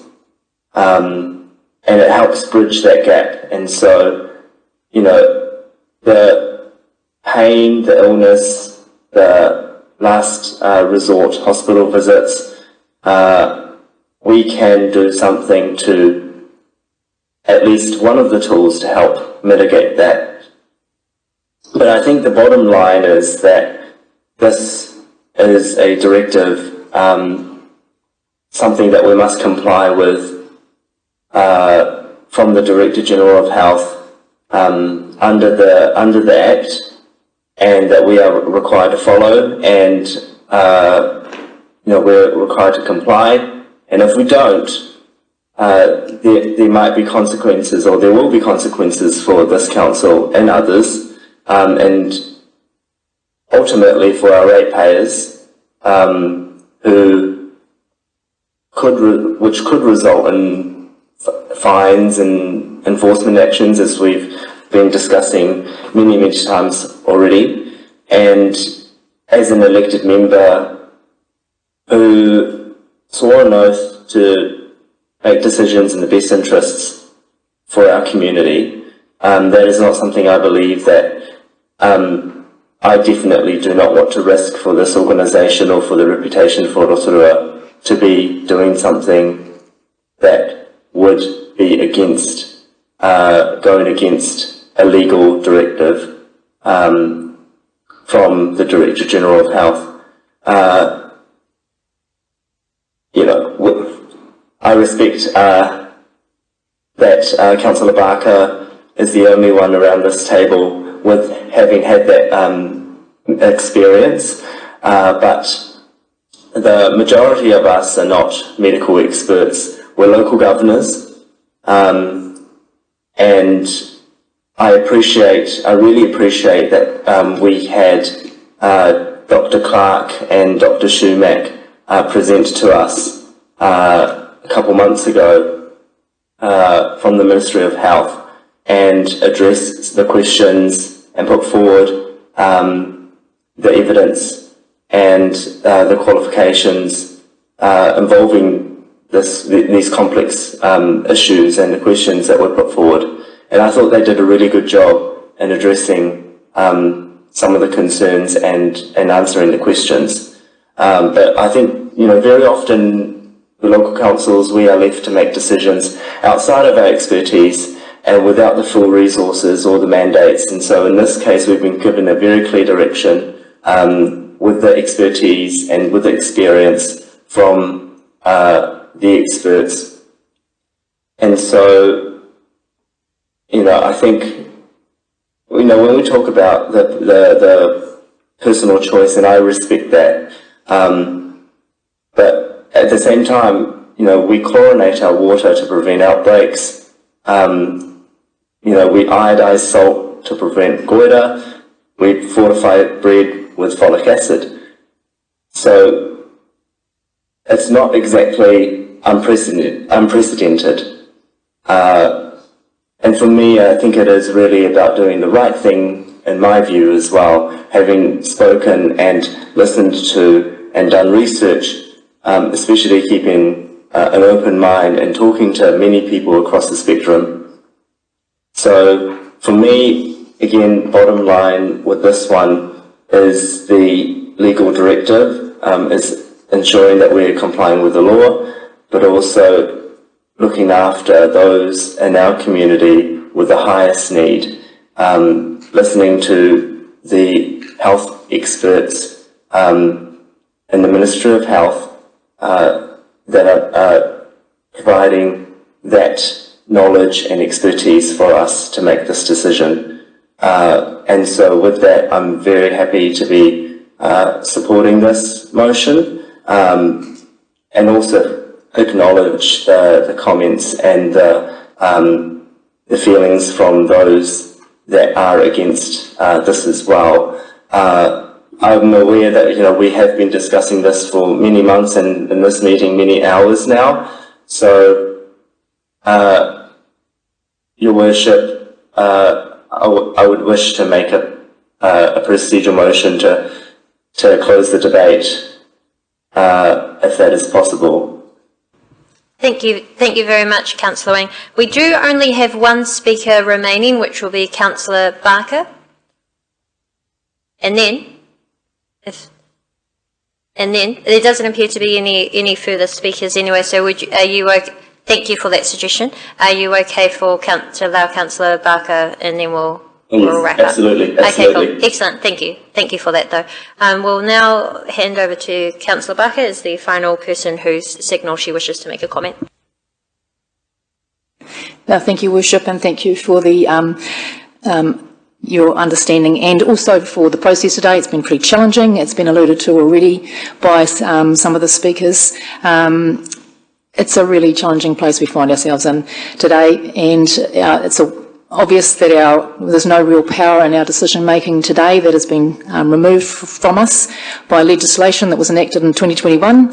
But with that legislation and the empowering of a public official to make a directive, this means that if we do not follow the directive, we'll be facing breaking the law and incurring extensive fines, as everybody has mentioned, and putting burdens on our ratepayers and potentially on ourselves as well as decision makers.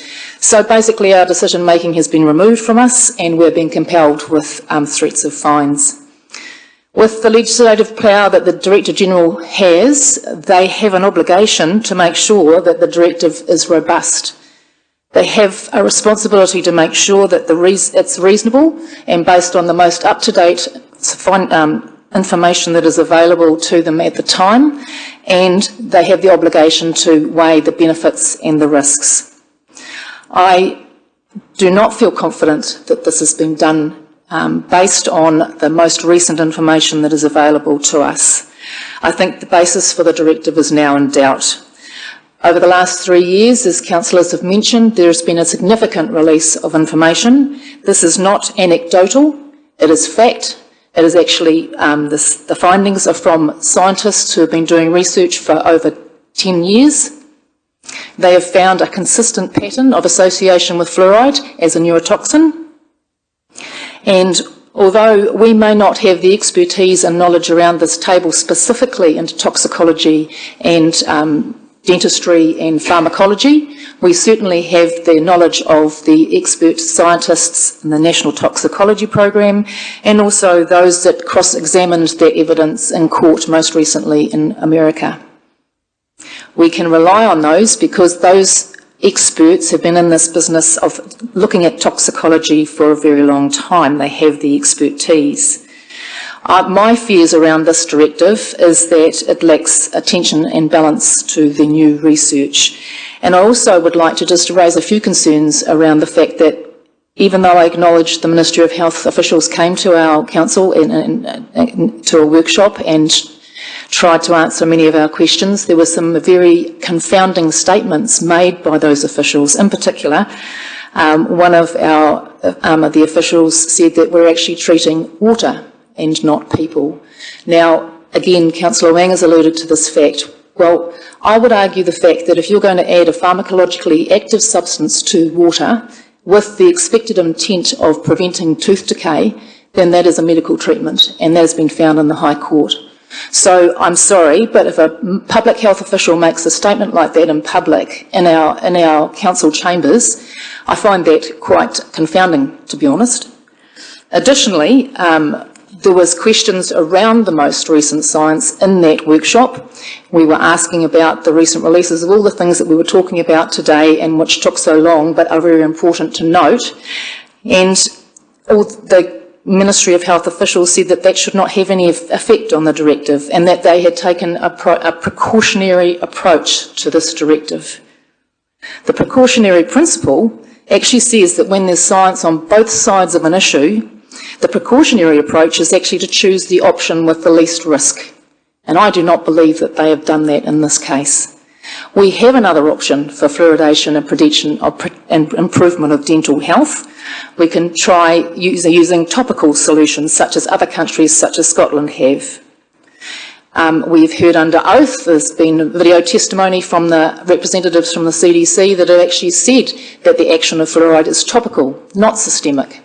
And so you would, by association, assume that the best approach would be topical rather than systemic and expose the whole population to it. So I just have to say that based on the recent developments that we've seen and we've heard a lot about today, that I still have grave concerns that the basis for the directive is not valid and that the risks of community fluoridation actually outweigh the benefit.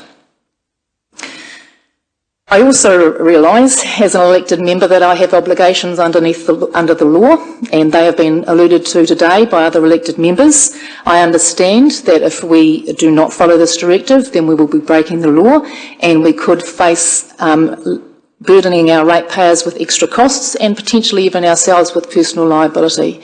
That is no small thing. I will not vote against this directive, this compliance with the directive today. But as a medically trained person, I find it ethically challenging for me to vote in favour of a directive that could potentially cause harm to some of our most vulnerable community members.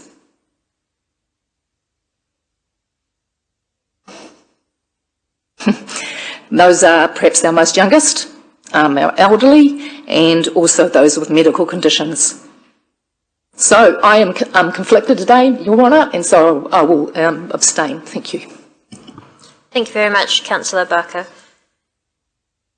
What we'll do now is we'll put this to the vote in two sections, point 2 and 3, and then point 4 and 5. I will ask you to raise your hands if you are either for, against, or we will note abstentions. So we have point 2 and 3 in front of us. You need to read them? I'll read them very briefly.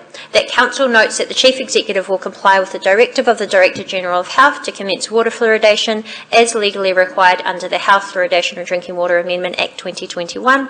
Point 3, that Council note the temporary arrangements are in place for public access to a non-fluoridated water supply, tap for the central and eastern water supplies catchments. All those in favour, please raise your hand.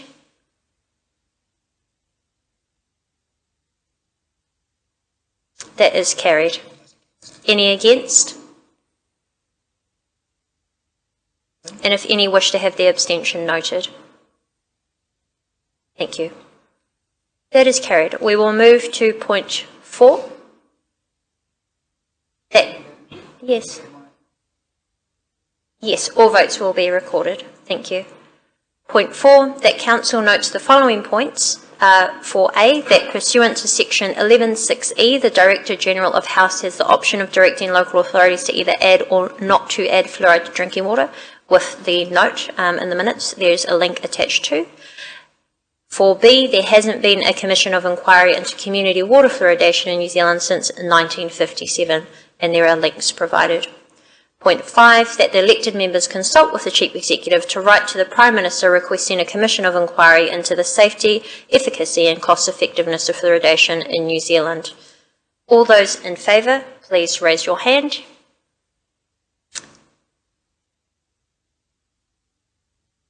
Any against? That is carried.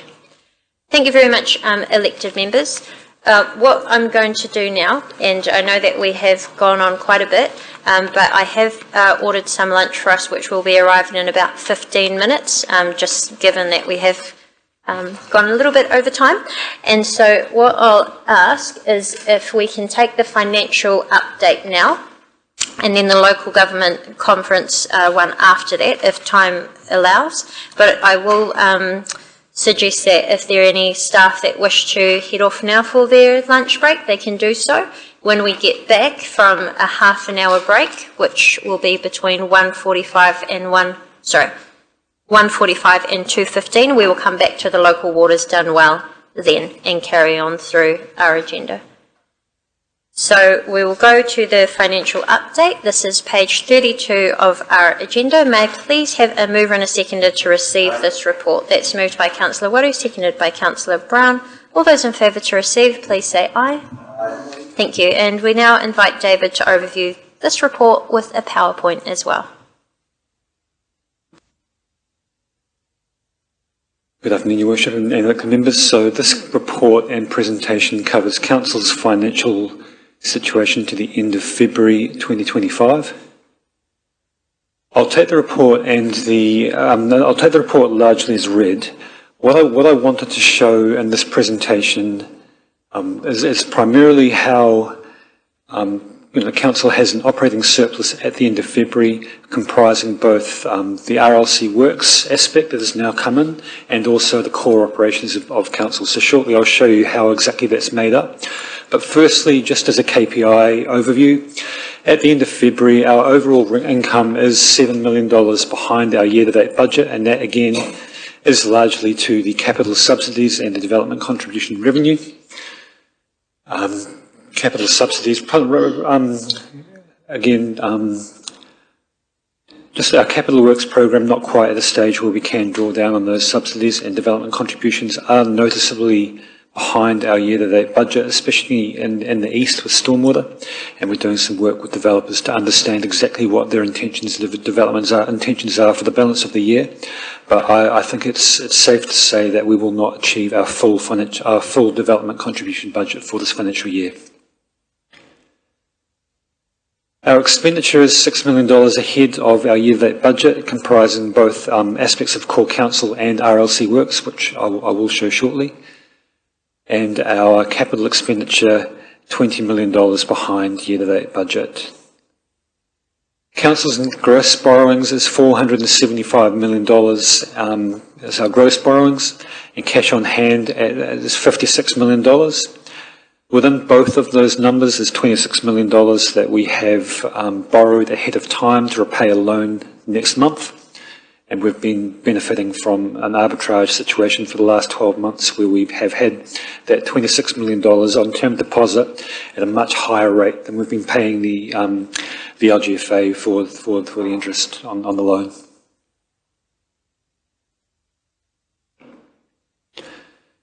Graphically, as we've seen before, Council has a $1.6 million operating surplus at the end of February, after taking into account the RLC Works operating deficit of $420,000 at the end of February.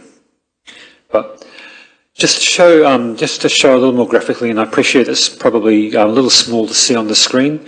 This report here shows the variances at the end of February.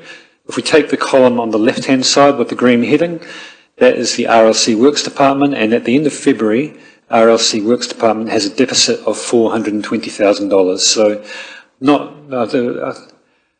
I think we're forecasting a full-year deficit for the RLC Works Department of between $800,000 and $1 million, which is not fantastic, but it's a lot better than the $3 million deficit we were looking at when the Statement of Intent was prepared by Infracore last year, which triggered events. And we're working to formalise that integration and look to bring everything closer to the next financial year. In the middle column is the core council. So this is the column that would exist if we had not made the decision to bring RLC Works in. You'd see that fees and charges with Infracore removed are $1.3 million behind year-to-date budget, and that's primarily with the events and venues that was within council to the end of November. And rates $3.9 million ahead of year-to-date budget, primarily due to ratepayers in the Rotorua sewerage scheme who have elected to take up the lump sum payment rather than the 25-year option, and that accounts for just under $3 million of that year-to-date variance. On the expense side, you'll see in the core council that there is the council's operating expenses are $1.4 million overspent at the end of February. That primarily relates to the decision of council to provide additional revenue support to Rotorua NZ as they took on the events and venues responsibilities, and that's the driver of that the above budget expenditure. And I guess for staffing, Core Council, without the impact of Infracore, is $1.6 million underspent on staffing at the end of February. So that middle column there is Council had Infracore not come in, and we would be looking at a variance, an operating surplus of $2 million. However, we need to add those two together. We are one entity, and at the end of February, all the Council is showing a operating surplus of $1.7 million, including that Infracore deficit.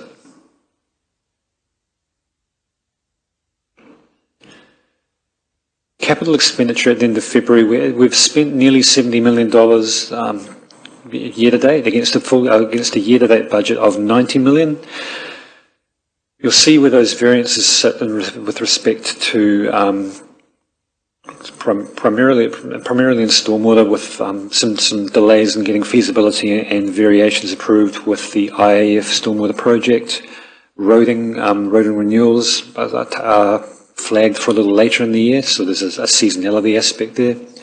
And community leadership and wellbeing, mainly tied to museum and a few other things. At the point of writing the report, we're a little behind the year-to-date budget, but are expected to be there or thereabouts at year-end. So I'm happy to take questions on the report or the presentation. Thank you very much. Are there any questions? Councillor Brown. Thank you, Madam Chair. David, can you just explain to me exactly what capital revenue and the reverse of that 14 sure. point... do you mind, where does that come from? Sure, so... Sorry, Councillor Brown, I should have been clearer. When we look out, so this screen here shows the full all-in profit and loss, encompassing both capital and revenue. So in the income there is development contribution revenue and capital subsidies. So that's tied to capital aspects. It's not our operational expenditure. So that line at the bottom there, reversing the capital expenditure, that's the sum of our development contributions and our capital subsidies to reflect, to present a view of our actual operating surplus. Sorry, so to be clear, it's revenue that we will receive from central government for some of our capital. So it is actually revenue, not capital that we haven't spent. So the operational revenue covers operational expenditure. Capital revenue covers capital expenditure. So the reason we reverse out the development contributions and the capital subsidies is because that revenue is intended to pay for our capital works, which isn't included in the P&L. So, as with a lot of those capital subsidies we haven't triggered because we haven't spent the money on capex to trigger the waypoint for us to be able to claim that money. Okay, I think I understand. So operationally we're not running a deficit. Correct. Correct. We're running a reasonably strong operating surplus, and the reason we haven't claimed, the reason some of those capital subsidies haven't come through is because we haven't actually spent money out the door. So it's cash neutral. It's just timing on when that happens. Thank you, David. Thank you. There appears to be no further... Oh, sorry, Councillor Patterson. Just a quick one. Thank you, Your Worship. Just harping on again about these IAF stormwater projects. What are the specific stumbling blocks on those?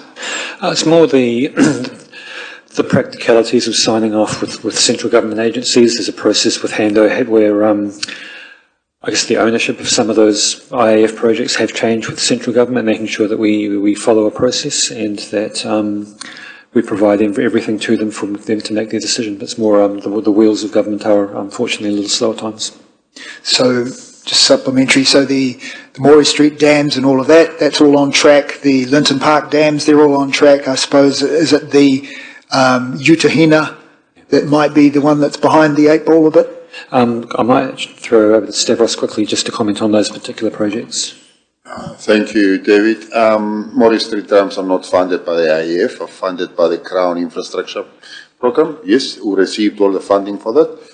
Lyndon Park, yes, is covered by the IEF. As a number of other, investigations and feasibility studies. Udahina, as you know, is not our asset, it's the Bay of Plenty Regional Council assets. We are working with the Regional Council to jointly investigate improvements in that area. So when David refers to variations, it's actually the IEF program has to agree where we allocate funding. But yes, other than the Udahina, which obviously have to collaborate with the Bay of Plenty Regional Council, the other programs are now progressing now from feasibility to technical design and eventually to tender works. Thank you. There are no further questions on this. So thank you very much, David. Our lunch is very shortly arriving. There is the LGNZ Super Local Conference. Was there much discussion on this, or we could quickly take this one as well? Okay, we will just take this quickly, and also just remind to the staff, if you don't need to be here for the LGNZ one, then you are welcome to go take your lunch now. So can I please have a mover and a seconder that the report 2025 Local Government New Zealand Super Local Conference be received? That's moved by Councillor Brown, seconded by Councillor Waru. We'll take this as read. I will note though that as written in the report, usually we invite 2 councillors to go along. We've suggested just inviting 1 councillor to join us to help to save costs. So that will be, I have nominated Councillor Trevor Maxwell to attend alongside myself, the Deputy Mayor, as her and I vote at the AGM, and also the Chief Executive, Andrew. Trevor, if he wishes, will also then be available to attend Te Maruata the day prior. Are there any... Wait, I've moved and seconded that. Did I move and second that one? I'm happy... No, does anyone else like to move and second this? That's moved by Councillor Brown, seconded by Councillor Barker. Any discussion or questions on this? No, thank you, and we do note that Te Tato will also nominate 1 person. So we'll put that to the vote. All those in favour, please say aye. Aye. It is carried. Thank you. We are at 1:45, so we'll take a short break now. I invite councillors, if you wish, there will be lunch arriving in the green room very shortly, and we will return for those who are live streaming at 2:15. Thank you very much.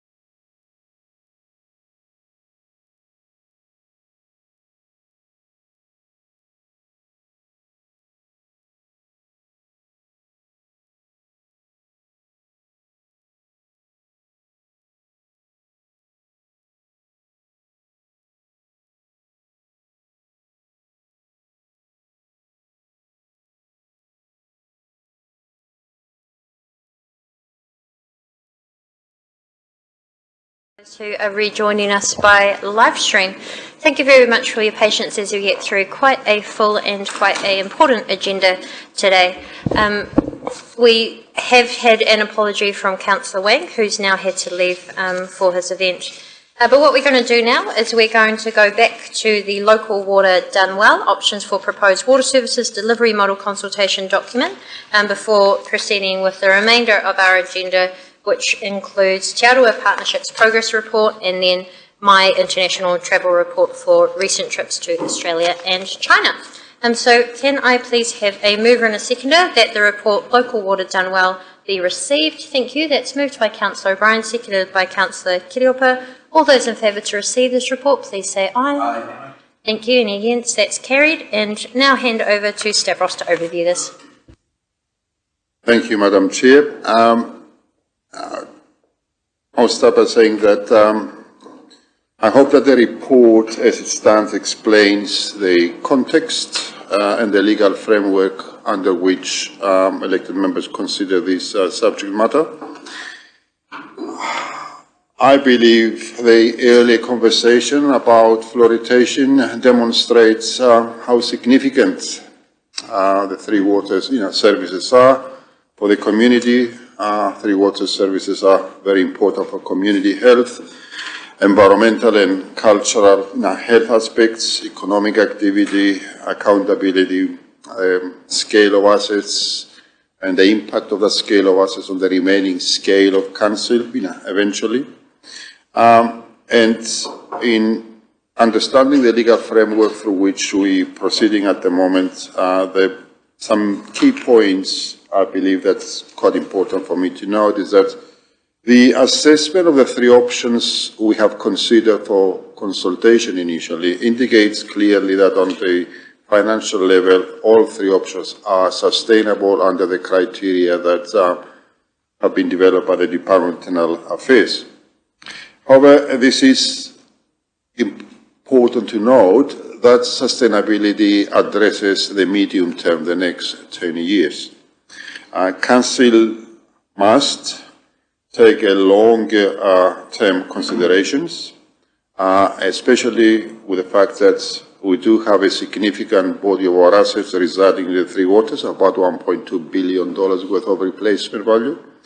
The assets are aging, borrowing headroom is constrained.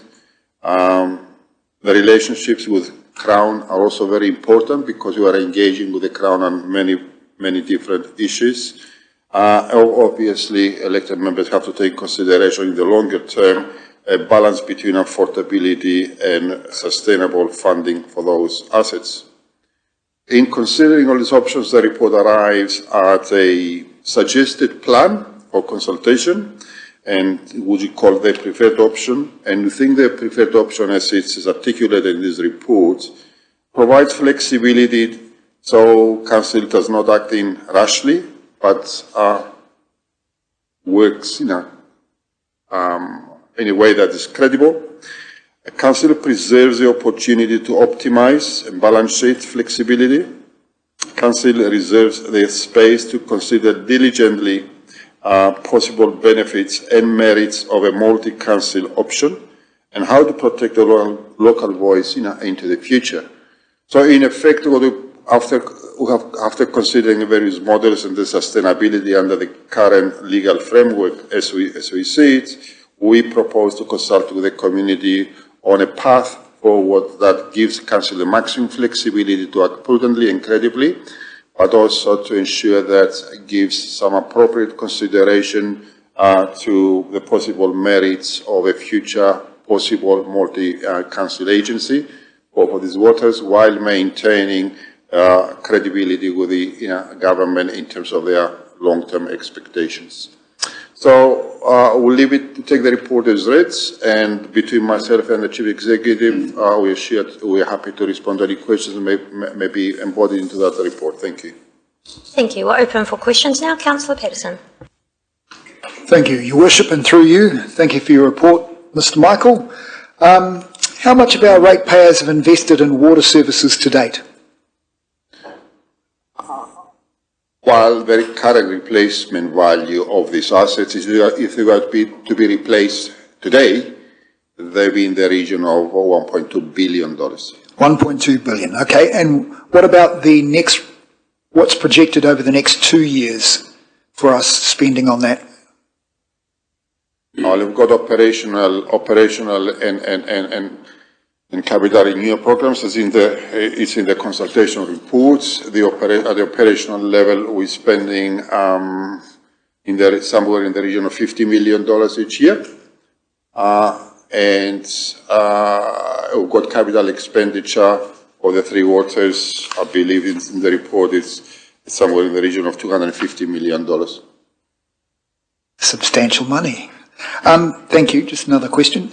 How does our network stack up with others in terms of our modernity and our resilience? That's a significant challenge. Obviously, every network around the country has got different challenges and different sort of drivers. So suffice to say that this council, the current city council, and the previous councils since at least 2018 started investing prudently into the renewal of assets. And we are in a position where the critical components of our assets are well managed, well catered for the future. We do have an infrastructure strategy for the next 30 years that identifies very clearly what needs to be done and when needs to be done. So as a professional general manager of this, this component, I'm very comfortable to say that we have made the right provisions, in those areas of the three waters.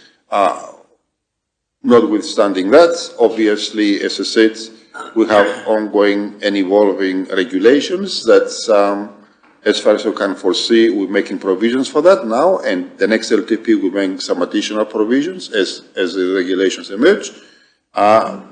But at the same time, we have the need to invest in growth. We aspire to have a future growth strategy for new housing, and that sustainable investment needs to be made. Thank you for clarifying that. So glad to hear that our community's got a robust service network and that they've invested a significant amount of money up to date and looking forward to doing more in the coming years, no doubt. My final question, I see the recommendation targets 2027 as the year to decide on having water services delivered by a multi-council owned water services CCO or an RLC water services CCO. So when is the decision on the new discharge point for the wastewater treatment plant due? The upgrade of the current treatment plant will be completed midway next year, 2026. And by that stage, we will need to have an agreed position about the discharge point. Failure to achieve that, we have a default position, which is continuous discharge into the forest, because it's an existing right, to do so. The decisions about the possible transfer of assets into a council CCO or potentially a multi-council CCO, if the merits are there, it reflects the benefits and the opportunities arising from separating the debt from the three waters from the rest of the council. And again, elected members' timeline would probably have that opportunity for you to consider, those decisions. And I think the chief executive can articulate a bit better as to, I think the target of that time frame relates to when is the election cycle, so the new elected members can make the appropriate decisions, and then when is the long-term plan consideration. So all these things can be aligned as best as we can together. Thank you for clarifying that. Thank you. Councillor O'Brien. Thank you, Tamana Kura, and through the Chair. Thank you, Stavros. Just a couple of quick questions, if I can. When does the current Trilogy contract expire, please? The water services contract for Trilogy expires in 2030. 2030, thank you.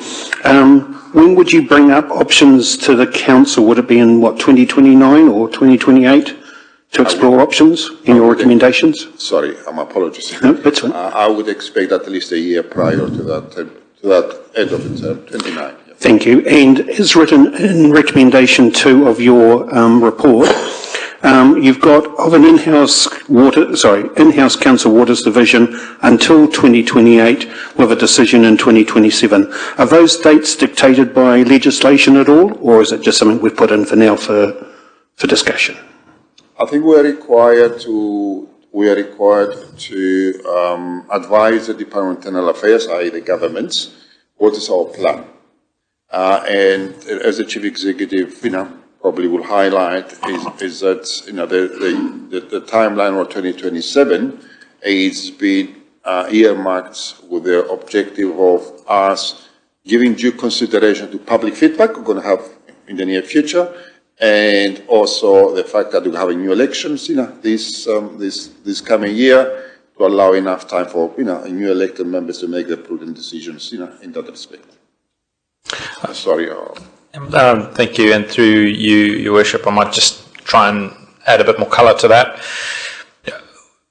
Based on the last number of workshops we had, got some direction from elected members that continue with the in-house service delivery model as long as that was sustainable, but go and explore a broader grouping to see what the advantages were.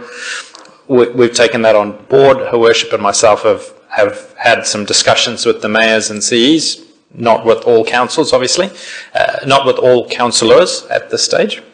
And what we've tried to do in this roadmap of this plan is articulate how we would do that in a time frame that suits our council and the rest of the community in terms of having that conversation. So obviously it's important to pick a start or end of a financial year as a go-live date for a whole lot of accounting and logistical reasons. And if we look at the options, 1 July 26, we're not ready to do that. There was pretty clear direction. We don't have a need to do that because they're sustainable in-house. If we look at 1 July 27, that's when a LTP is being prepared. Logistically very hard to prepare for any sort of change while we're also doing a 10-year plan. And so what was deemed practical was to have a decision leading up to the LTP, so that when the LTP is being prepared, consideration can be given to whether water services are within a single council-controlled water CCO or not, or within a council organisation, and also to what the rest of council looks like. And so the date 1 July 28 has come from being able to give that LTP planning process some certainty, but also then having the next council that's elected have 3 years focusing on this topic, and then that decision comes into effect, and then the next council after that has the opportunity to shape the council organisation, what that might look like post-water. So that's where the logic of that time frame came from.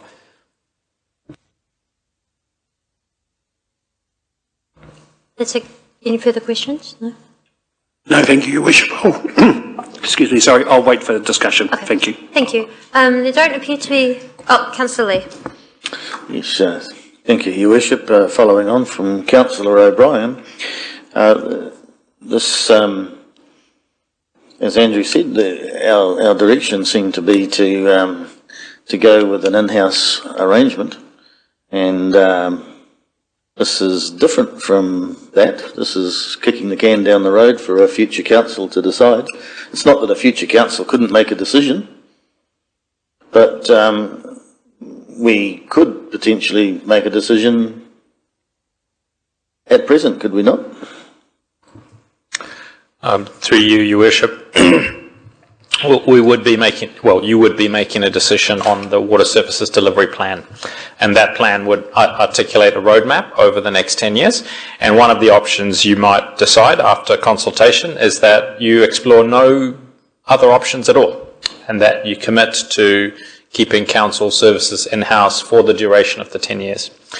As I indicated, and as was explained by the central government agencies, that has a number of risks associated with it in terms of the potential approval of the minister.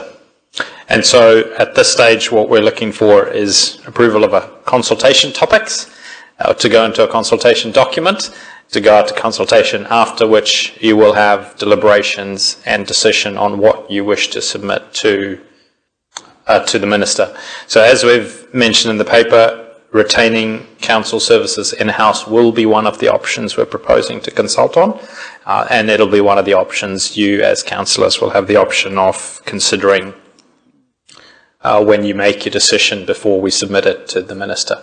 What we have tried to do is also leave the door open to the advantages of the other models, which there are some, and there are some that we maybe don't know of because we haven't explored together.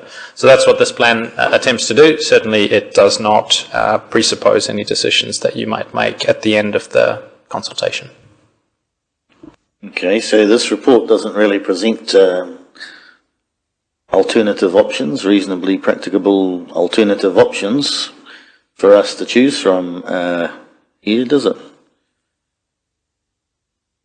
It's a consultation document as required by the legislation to consult at least on 2 options, and I'd outline a delivery plan with a credible path to arrive at your chosen option.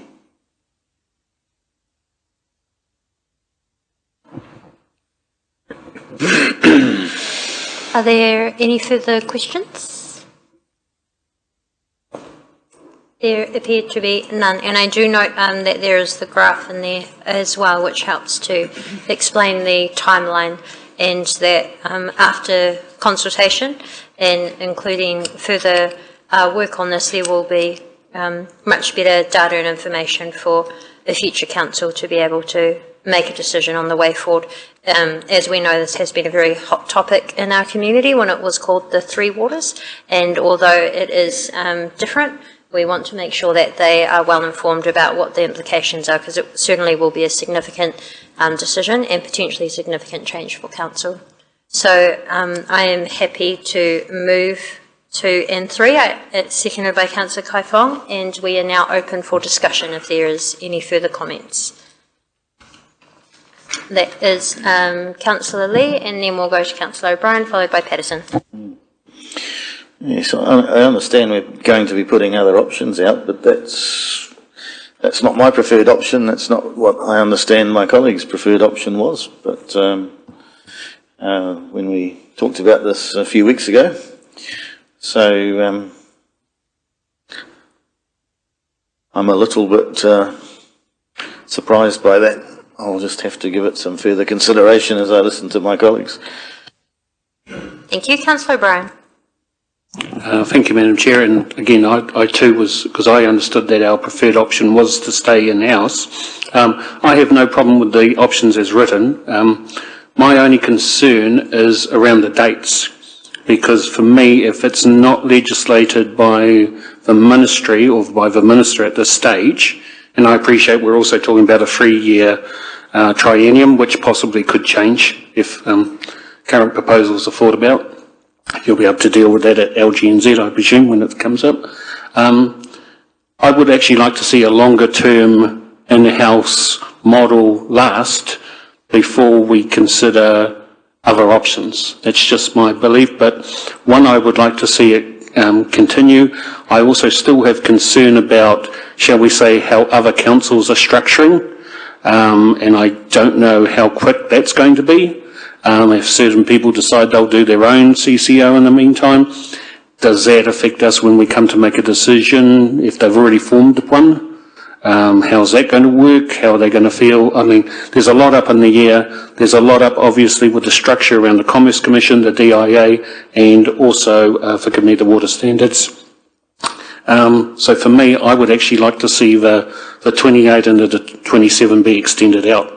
My personal, but I'm happy to hear. It's not a big one for me, but I would like to see a longer period under the existing in-house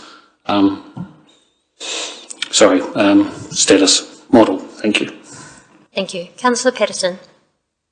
Thank you, Worship, and I tautoko Councillor O'Brien's concerns. Hence my questions earlier about how much our ratepayers have already invested in our water system. Quite a significant amount of money, and the thought of that being transferred to a potential multi-council CCO, when I looked at the governance structure and the fact that once they make a decision, councillors have got no input into that whatsoever, all we can do is sack the board. But if they decided, for example, like what's happening in Queenstown, with using the emergency powers under the RMA to discharge their treated effluent into the Shotover River. I mean, that sort of thing is not on as far as I'm concerned, and we should not be giving away our governance. And also, Councillor O'Brien asked a question about the debt headroom situation, that we've heard, or if we hand this over, it'll increase our debt headroom. Have we had a response from LGFA if that they have any plans in the future to take that away from us? Ask the Chief Executive to respond. Thank you. Thank you. Thank you, Your Worship. So we have had email correspondence with LGFA, and they've indicated that they don't have any plans to change that. We're looking for a more formal response, and we'll share that at the time. But I've taken that action point that was shared in the workshop, and I've done that. Thank you. So yes, I would prefer to see a longer term control, as Councillor O'Brien has raised, and I think Councillor Lee was alluding to. That's where I sit at the moment. Thank you. Councillor Brown, followed by Councillor Kaifong. Thank you. Thank you, Your Worship. I hear the concerns of my colleagues, and I also share them. We're not making those decisions now. We're putting this out for consultation, and in due course we will consider the concerns. There's a whole lot of risk and complexity that goes with this decision, and we need to fully understand it, and will take time. So while I am supportive of what we are currently doing, I think we do need to keep the door open for alternatives, but take the time to really understand the risks and the benefits that go with those, and the costs. So I'm supportive of going out to consultation with what we are putting forward, and in due course make some smart decisions. Thank you. Councillor Kaifong. Thank you, Chair. I think this option gives us the most flexibility. We've had several workshops on this. This gives flexibility for future councils. It also allows us to continue having those discussions with the other mayors and councils around the Bay of Plenty region. It also gives us the opportunity to understand in more detail the financial modelling, which we've just been given pretty much as a screenshot from an LTP document. So I think there's a lot more work to be done, but by going it alone as we agreed first, but leaving the optionality of later on with the CCO or with a multi-council, means that all of the options potentially are still open, but we've got a model that we're required to consult on as per the current government directive. The other thing is the legislation is still in the process, so we don't know what directives the government may give, either by national policy statements or through the legislation that they finally enact. So I think that this just gives flexibility all round, and I know other council members have just said that, you know, they were not happy with previous decisions made by the previous council. This also allows flexibility for, should there be a new council and a new direction from the new council that comes in October, for them to review this, but it gives us the certainty to be able to go to DIA with a model that currently fits within the requirements but has all of the flexibility. So I'm very supportive of it as it currently stands.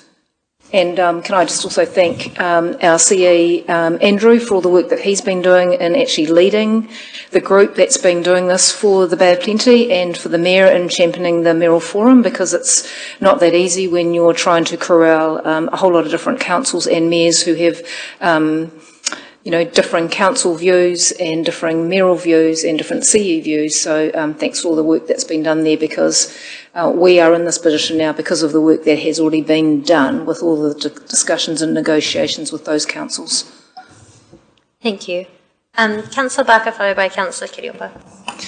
Thank you, Worship. Actually, after all that, I probably don't have an awful lot to add. Thank you to my colleagues for highlighting the fact that we still have that optionality to change our path. It also lays out for the community, when it goes out for consultation, that we would prefer our water services to stay in, but there's also the optionality to make a decision in 2027, and it's whether to have them delivered that way. They may decide to actually still keep them in-house in 2027 as well. So the way this has been presented is an easy way for our community to understand how a pathway might occur, because as my colleagues have alluded to, there's a lot of uncertainties yet. So just thank you for all the work on that. Cheers. Thank you. And we'll go to Councillor Kirihua. Thank you. I support the comments made by Councillor Brown that we need to keep our options open. However, I don't have the same confidence in the current in-house water services, as our waterways are not only undrinkable, but they're for the most part they're actually unswimmable. So if we keep doing the same things, we're going to keep getting the same results. So I'm open to change, and I'm uncomfortable with Council adopting a preferred option within our consultation.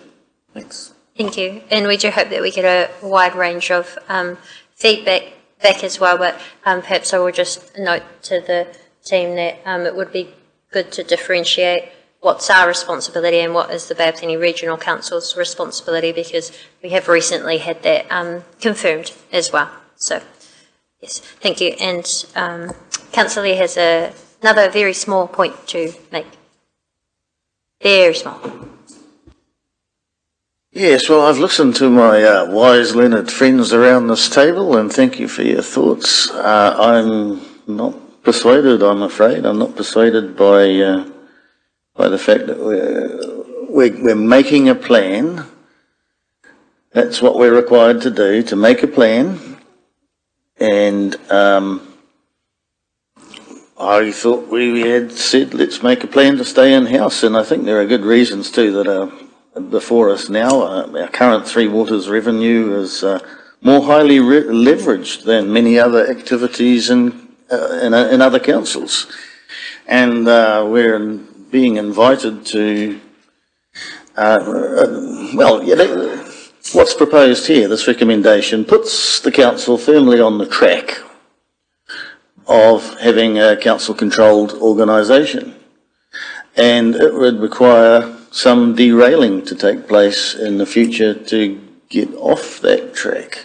And I'm not saying a future council couldn't change the plan, but that plan would have to be derailed. And no, this is not what I initially proposed. It was, or what I initially thought was good, which is to simply sit with an in-house system, and I'm comfortable with that. Thank you. Thank you. Sorry, Councillor Wadu, did you have a point? Oh, Councillor Wadu. Tēnā koe te manukura o te rā tātou katoa. Just thought I'd add in my 20 cents worth as well. I think a lot of it's been said, but the flexibility is there, and that's what I like about it. And just touching on what Councillor Brown said, it's going out for consultation. There is a bit more to the process to go, so I just think at least it's there. Hasn't locked us down, given the current climate, I suppose, the political climate, and whatever you want to call it here in New Zealand. I think it's good to be able to do that. But locking down to something would probably not do us well moving forward, given the other examples of that that have happened in the not too recent past. So, e tautoko ana i te kaupapa. Not too sure if I followed Councillor Lee's train of thought in terms of the CCO kōrero hoi anō. Kai ai au na whakaro, he has his whakaro, and I have mine. Ngā mihi.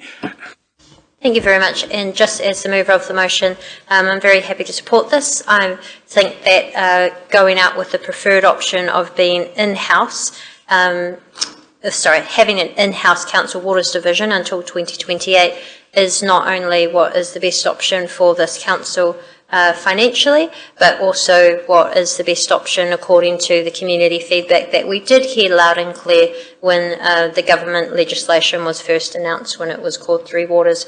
Very clear message that we wish to stay local. Certainly a lot of concerns on what happens if we start merging with other councils. So we will continue to seek further information and work with other councils on whether there are any benefits, but do want to be very clear to everyone that there will be no commitment until after the consultation occurs, and by doing this preferred option, there will be no decision until 2027.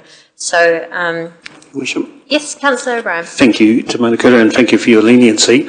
I suppose I just have a concern that echoes Councillor Lee, because when this was last put in front of us, there were four options. Sorry, the in-house, a CCO, standalone CCO, multi-council and the trust, and I think we've all agreed the trust is not something we're interested in. I'm pretty certain from memory that we chose 1 and 3. 1 because it was in-house and most of us agreed with that, but we felt we should give yourself and Mr Moraes some room to negotiate during that coming mayoral forum, but also ongoing negotiations or consultations. So for me, just the wording on there really should be that in-house should remain, with a decision should remain as part of 2, and any other options should be alternatives. So the in-house should be the prime, because that's what we agreed to. Really, we didn't, sorry, from my memory, the standalone CCO didn't really get much support. We backed 1 and 3.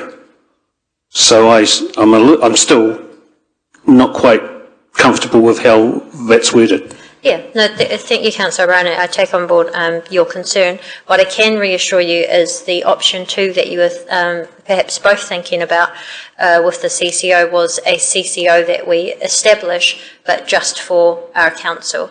And so the CCO is the mechanism, but there will be required a future decision to have conversations with other councils on what that could look like.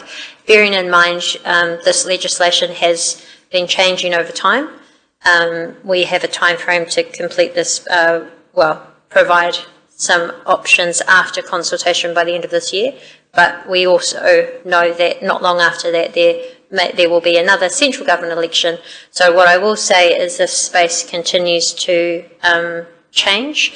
But what this council is clearly indicating through the recommendation that we have in front of us is that we will remain for the short term have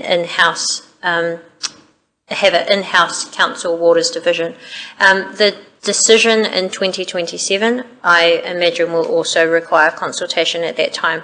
So it's not only allowing a future council to make a decision as required, but it's also, I anticipate, would allow the community to also, at that time, with further distinct information, be able to make a decision, because that certainly has been a concern for me and for the community, that some of the benefits and the efficiencies of working with other councils, we certainly weren't sure if they were accurate under the figures that were given. Thank you, and I appreciate what you're saying. I still, sorry, for myself, option 1, even after 28, should be the recognised preferable option, as we gave feedback to the staff at our last workshop, and then the other 2 should be considered as options. That's all I'm saying. Thank you. Okay. Well, the decision before us is to go out for consultation, and that will come back to us as council. So we've had our discussion, and I'd like to now put that to the vote. I will read it out in the interest of those who may be online. It's point 2, that council adopt a preferred option in its local waters done while consultation document of an in-house council waters division until 2028, with a decision in 2027 whether to have water services delivered by a multi-council owned water services CCO or a Rotorua Lakes Council water services CCO. And point 3, that council agreed to include the alternative option of retaining in-house delivery of water services in the consultation document. That's been moved by myself, seconded by Councillor Kai Fong. All those in favour, please say aye. Aye. Any against? Thank you. Judging on the 2 hands that were raised against, this has been passed. So, thank you very much, Stavros. We'll now move to our Rotorua Partnerships Progress Report. So this is on page 42 of your agendas. May I please have a mover and a seconder to receive this report? It's moved by Councillor Kiriopa, seconded by Councillor Brown. All those in favour, please say aye. Any against? That is carried. I'd like to invite Paul to overview our Rotorua Partnerships Progress Report. Tēnā koe te whare. Through you, Te Manukura. Kia ora tātou, long day, so me mihi ka tika kia koutou. The report is a reflection over the last 2 months. We moved the report out to 2 monthly reporting periods, and I'll bring your attention to, it's very operational, and we will remain in that space for the immediate future, but you'll start to see some more strategic items brought to your attention, and probably the first real strategic item on there is the restarting of our cultural competency program, Te Hiwi o Toro, which is on the second page of the report with the pictures, and I just would like to bring that to your attention as a highlight as we restart our organisational training. So I welcome any questions. Thank you very much. Councillor Patterson. Thank you, Your Worship. Thank you, Paula. Just a question on Ohinemutu. How are things going with the relationship rejoining and the kōrero about the future and the plans for it? Through you, Te Manukura, we've had 4 hui. So that particular report there regarding Ohinemutu and Tamata Kapua is in relation to the MOU that was drafted with the previous CEA in 23 that had not been given much life, and so we were contacted at the end of last year to start conversations. So we've had 5 operational hui with the marae trustees, and we're working to, we've had discussions at an operational level of how we support the marae going forward. In context to Ohinemutu, there's another number of other topics that we're working with to pick up a whole bunch of other, I guess, pressing issues, some of which have been received in here, and that's regarding the Ruapeka. So we've got a plan moving ahead with all of the right groups down in the village, and bringing in the right authority to have a conversation about that. So at the moment, the MOU is working in good progress. We're making good headways in that. But as far as other village pressures, which are not reported in the report specifically, we're in discussions with various groups on how that might come together. Just subsequent question. So does that include the road safety issues and the connectivity to Tanakai Street and the whole connection of Ohinemutu to the city? Through you, Te Manukura, I haven't picked up on those. Sorry, no, I need to get an answer and come back to you on those. Thank you. And sorry, one more question. I don't know if it's the appropriate format to ask it here, but you mentioned Rotokakahi and the conversations that are happening with various entities and people. I haven't heard anything other than Facebook posts as to what's going on with that. Where does that sit? Thank you. There's also a question I wish to ask, but we'll invite our Chief Executive to provide a brief summary. To you, Worship, I don't have any updates from the last time we discussed this matter. It's with the Environment Court. We had a hearing on the 19th of March. We're awaiting a judge's urgent decision on that. Thank you. And am I correct that the judge has mentioned this will be prioritised? That's right, Your Worship. Thank you. Councillor Kiriopa. Thank you. Just following on from Councillor Patterson's questions, maybe you might not be able to answer this, but if any of the staff can, or the CE, what's the reason why, when consistently over the past 2 years, the 2 issues of the safety of Ohinemutu roads, the need for it to be changed to a one-way street, and the connectivity with the Central City Plan and the village haven't been prioritised in the conversations with Ohinemutu, and yet something that's been put on the back burner, which is RLC working with the marae around hosting dignitaries and celebrities visiting Rotorua, has been progressed, when the 2 main issues that we keep raising over the past, well, since the time I've been a councillor, aren't even in there, and yet we've got something here that you've picked up, because obviously it's fallen over since the last CE. Is there a reason for that? Thanks. I might just ask Stavros to answer. Thank you. through you, Madam Chair, the issue of traffic flows within Hinamutu, obviously has been consulted, got or received feedback from the community, and there were attempts to construct a hui with the community, so can discuss those issues. My understanding, and Paul and Kingy would correct me onto that, there was some difficulty in actually convening a meeting of the community there to express their clear views as to which direction they're going to proceed. I can share with Councillor Kiriopa the communications we had on that level too, but I think so as a council perspective, we are ready to progress with it as long as the community gives a clear direction as to which option they want to adopt.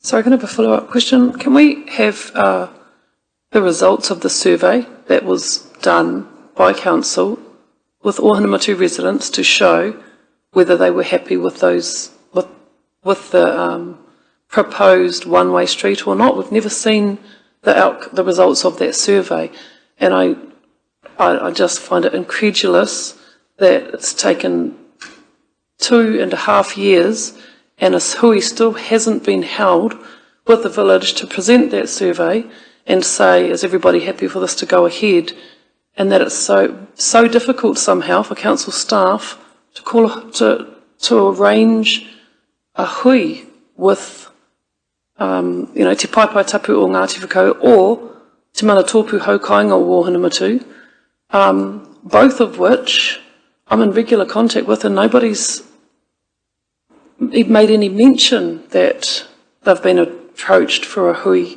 about this. As far as I understand, we're waiting for councils, and if council staff can't organise it, is there a need for Ohanamatu residents themselves to approach council to organise it? It's my understanding there has been quite a lot of staff engagement with members of Ohanamatu community. But I might just check if Stavros or anyone wishes to respond specifically to this matter of the one-way road and the survey. Wouldn't normally expect the survey results to come to us, but I would request if we could have them forwarded to yourself and anyone else that may be interested, just let us know. Through you, Madam Chair, more than comfortable to share the feedback we received today on those options of the survey. I repeat, we have been advised that the community itself wanted to organise a meeting for council officers to talk to them and listen to their views. So again, I can look into our communications and share the communication with regards to what was the reasons why that community meeting has not taken place. Okay, thank you. We'll get the survey and also the communications confirming that, and staff, of course, in council will be happy to continue the discussions in corridor with them. Do note that I had been notified by Councillor Brown and needed to leave at 3, so thank you very much for joining us until now. We'll take another question from Councillor Lee. Thank you, Your Worship, and thank you, Paul, for your report. The last sentence in paragraph 1 says the intent is to ensure we progress our relationships beyond transactional, where it is valued, equitable and mutually beneficial. What do you mean by equitable? The term equitable relationships talks about, and I'll take it that you understand the equity model. No, if you could just, I'd be interested to know what you mean rather than what absolutely. I might mean. I can explain that. So if we think about a partnership or a marriage or any form of partnership, are the other members equally resourced? They have the same access to information, timeliness, and all those factors that might create a partnership or a equal relationship. So that is the intent of moving our relationships, and we'll be bringing a strategy or a paper to you in the future, which will describe how we might do that. But the intent is to, at present, a lot of our relationships with iwi and hapu, it's very lopsided. We're a big organisation, we've got a lot of resource, a lot of skill, and we've got a lot of pressures. And if we're to step forward and to meet our legislative responsibilities under all of the mechanisms of legislation through RMA, local government, district plans. It requires us to be able to step forward and have them at the table so that they are resourced and they have time to digest and work with us. Often we present ourselves, we knock on the door when we want something, as opposed to if we can get ourselves into a rhythm and routines with our iwi and hapu so that we're working with them when the relationship and their spaces, it's palatable to engage with them. That's what I mean by equitable, if that's helpful. Yeah, you talked about equitable resourcing. I mean, local authorities have a monopoly on governance and a monopoly on collecting revenue from the ratepayers. I'm not quite sure how you can achieve equity. Is this a reference to like diversity, equity and inclusion? Is that? I'm not sure. I can't speak on diversity. Okay. I'm not an expert in that. I wonder if the Chief Executive can tell us whether our council has a specific diversity, equity and inclusion policy. Sorry, how does this relate to the Charua Progress Report? You're kind of jumping into something that's irrelevant. I'm focusing on the word equitable, which is obviously a significant word because it's in the first paragraph of this report. And it's not clear to me what it means, so I'm just trying to understand that. Oh, that's really interesting because that did come through in our council priorities right at the beginning of this term, equity. So I did ask the Chief Executive a specific question, which... I don't think that's necessary. You're referring to something that's not referred to in the report and hasn't been mentioned well, that's what I'm trying to clarify.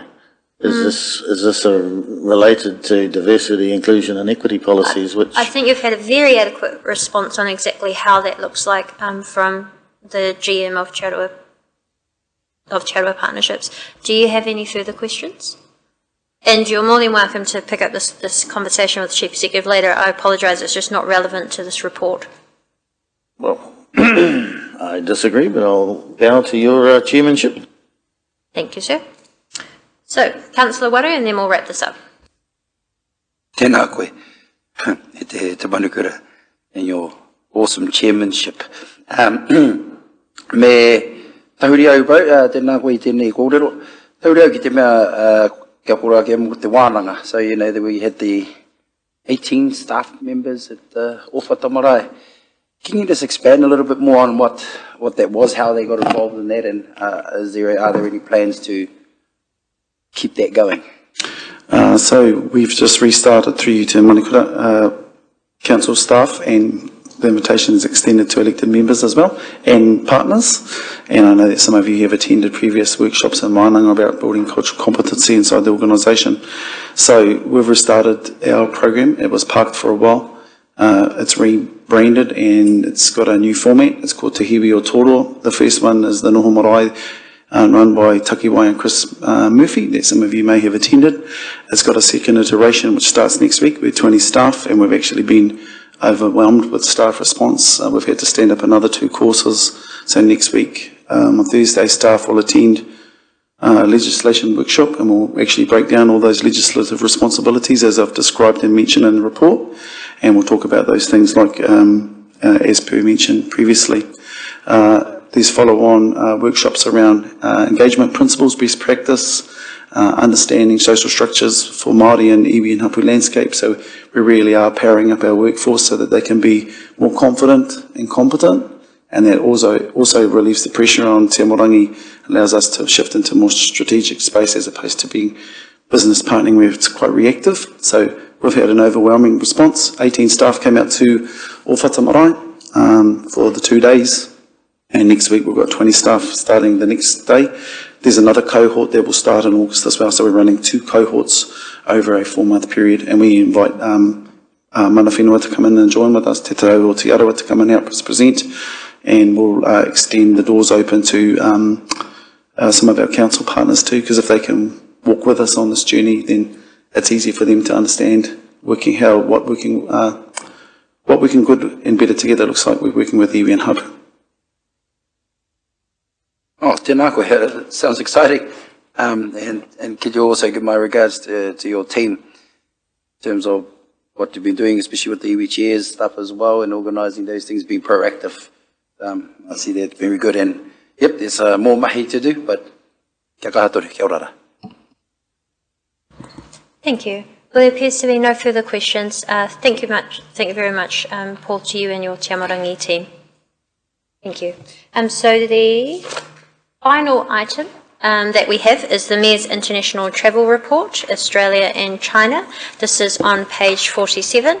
It is slightly lengthy, so I'll take the majority of it as read, but I do just want to cover a few key points. First of all, thank you very much to the Council for approving this travel underneath our international travel policy, international affairs policy that we have.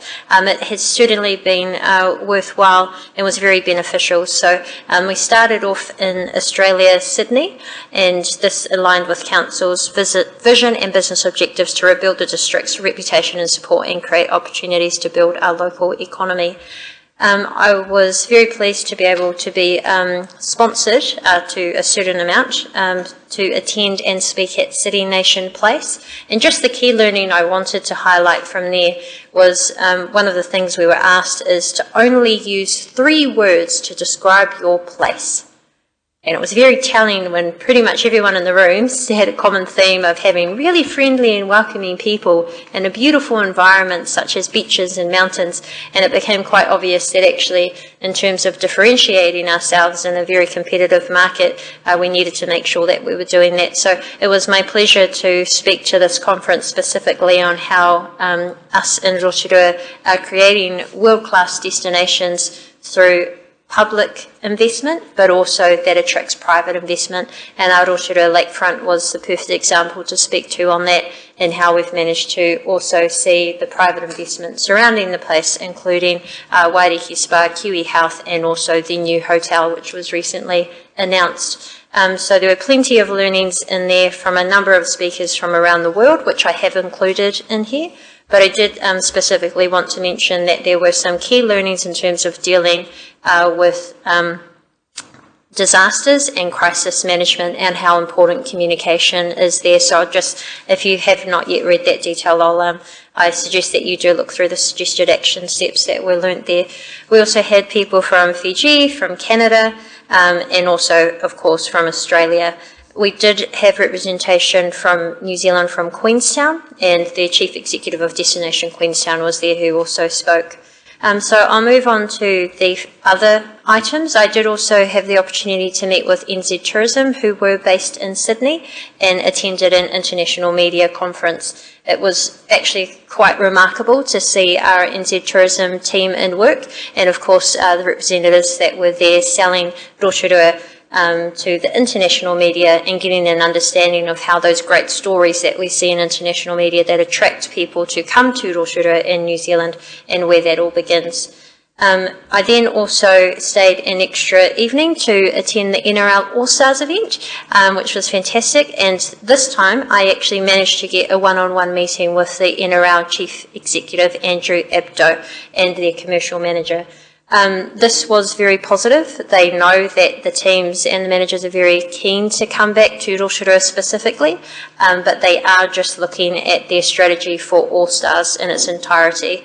So they do have interest to come back to New Zealand. My key concern, as I've highlighted in the reports, is Christchurch Stadium will be coming online. I think it's actually June this year. That will be a brand new stadium that will no doubt have a significant events fund. And so this is why I've been trying to lock in NRL All-Stars come back to Rotorua. Despite the flashness of that stadium, and I assure you Australia has even flasher, our people, our culture, the vibe here in Rotorua is actually why many of the people involved with All-Stars wish to come back. So we will maintain that relationship. They have let me know that in the following months, once the strategy is confirmed, they will be able to give further info on if yes, and if yes, when. And of course that will be when the Chief Executive will be able to pick up those comments. But I did include just a screenshot of my post, which is confirmation that Māori Touch NZ definitely got our backs, as they say. We got your back on that. They definitely support, but no surprise, because both the Māori and Rugby League, Aotearoa Māori Rugby League national tournaments are hosted here in Rotorua as well.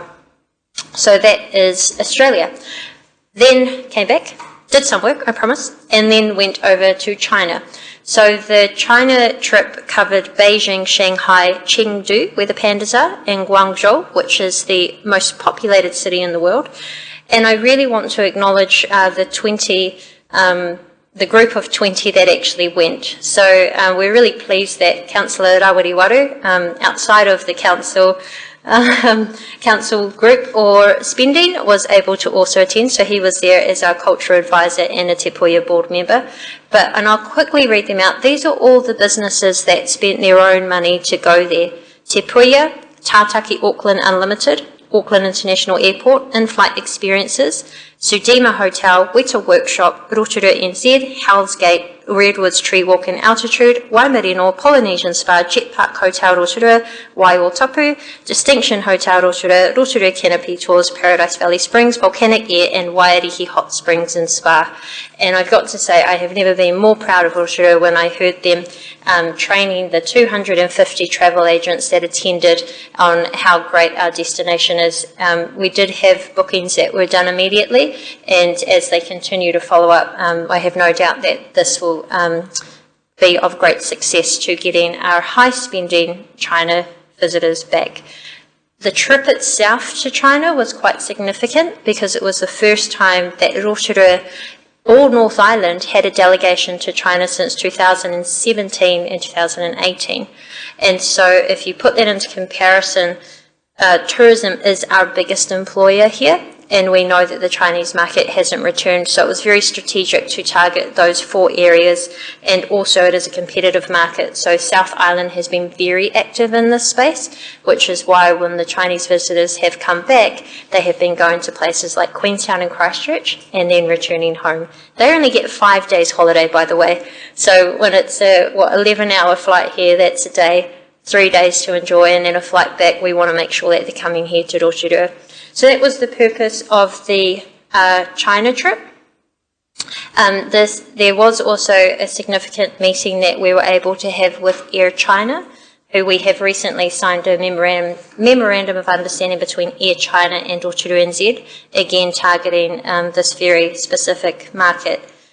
Was very interestingly an opportunity to meet with worldwide companies such as Tencent. Now these are the ones who have WeChat, and they were able to have conversations directly with our tourism operators to help set up payments. So basically over there you can pay using WeChat as well. So when we get the Chinese visitors over, it's how do we also have a presence on their social media and also on their payment platforms and their booking platforms, which brings me to the trip.com visit as well. So C-Trip, we visited their head office, and they are a major booking provider of accommodation, transport and activity bookings throughout China and the world.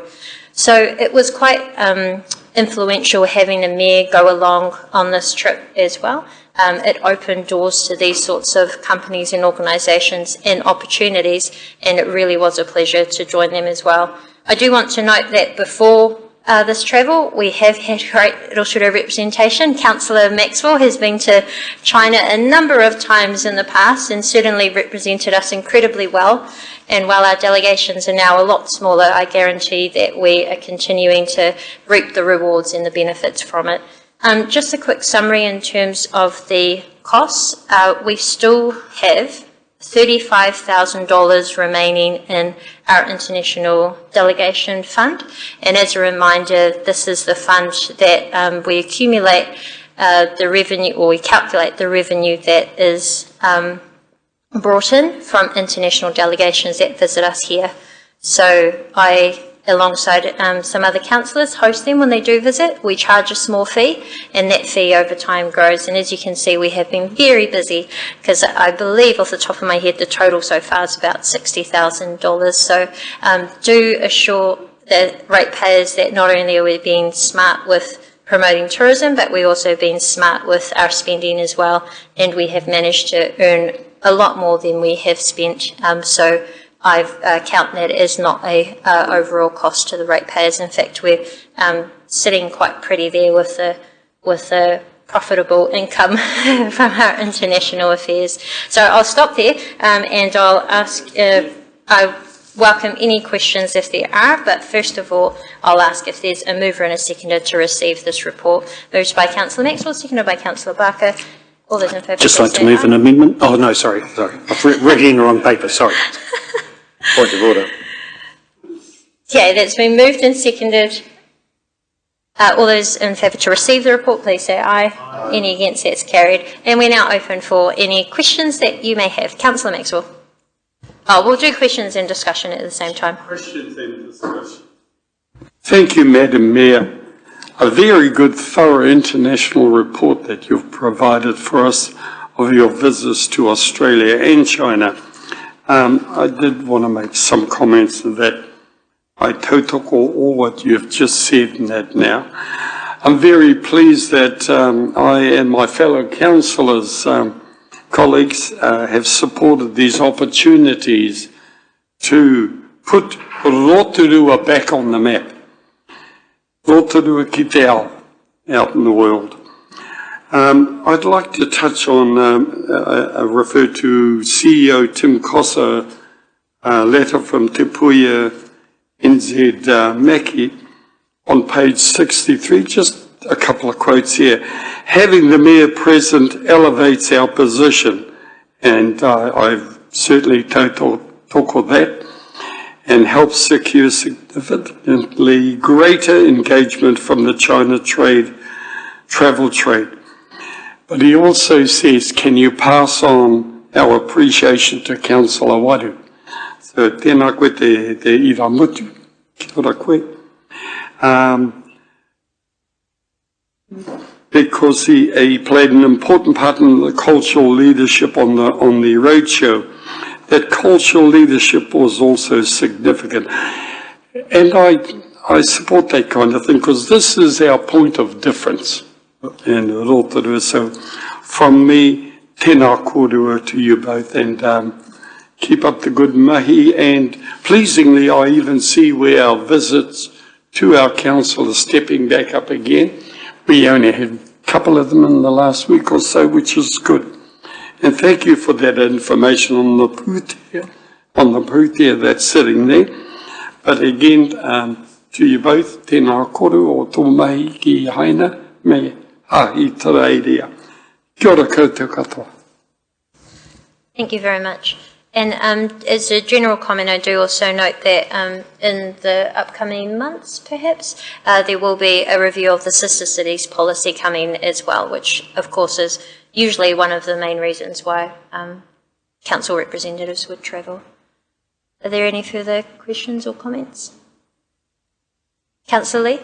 Just a comment, Madam Chair. Just want to thank you for your report and thank you for your service for Rotorua. It's, what came through here sounded all very positive, and well done. Thank you very much. I appreciate that. Councillor Waru. Tēnā koe karau e te kororo mōku ake. I'm not going to talk about myself, but I just thought I'd make the comment that one thing to have it in a report, quite another to bear witness to the mahi there, in particular the trip to China. I think we should all be proud of our mayor. She done us very well and represented us very well. And yeah, I did my thing, and then yeah, it does make a huge difference in terms of how they respond to you afterwards. So we actually had a good template going where we would open up in our way, and then all the kōrero just flowed from there. So, mihi ana kia koe kei te manukura, kia kaha tonu, and may you keep up those relationships. Ngā mihi. Thank you very much. Well, there appears to be no further comments, so just in closing on this item, I do really want to thank Rotorua NZ, especially the team led by Kyle Kidd, who looks after our eastern markets in China. It was phenomenal, and it was very successful because of the work that they put into it. So the only other item that we have on the agenda is the confidential minutes. What we're able to do if there's no corrections required is we could just take a mover and a seconder now. Yep, okay, so that's moved by Councillor O'Brien. And I'll just quickly let you know that these are the minutes of the 26th of February and the 5th of March. Do I have a seconder that they are true and correct record? That's seconded by Councillor Kaifong. We won't take any corrections because we're not on confidential, and I will just put that straight to the vote. So this is for the minutes of the council meeting on the 26th of February and also the 5th of March that are true and correct record. All those in favour, please say aye. Aye. Any against?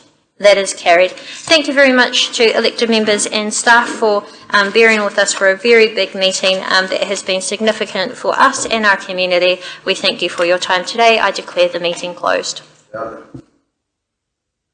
And Councillor O'Brien will bless us ever so kindly with the karakia. Thank you, Te Manakura. Just getting the hang of it too, that was a lot of fun. Could have done it again. Restrictions are moved aside, so the pathway is clear to return to everyday activities, allied, enriched, unified and blessed.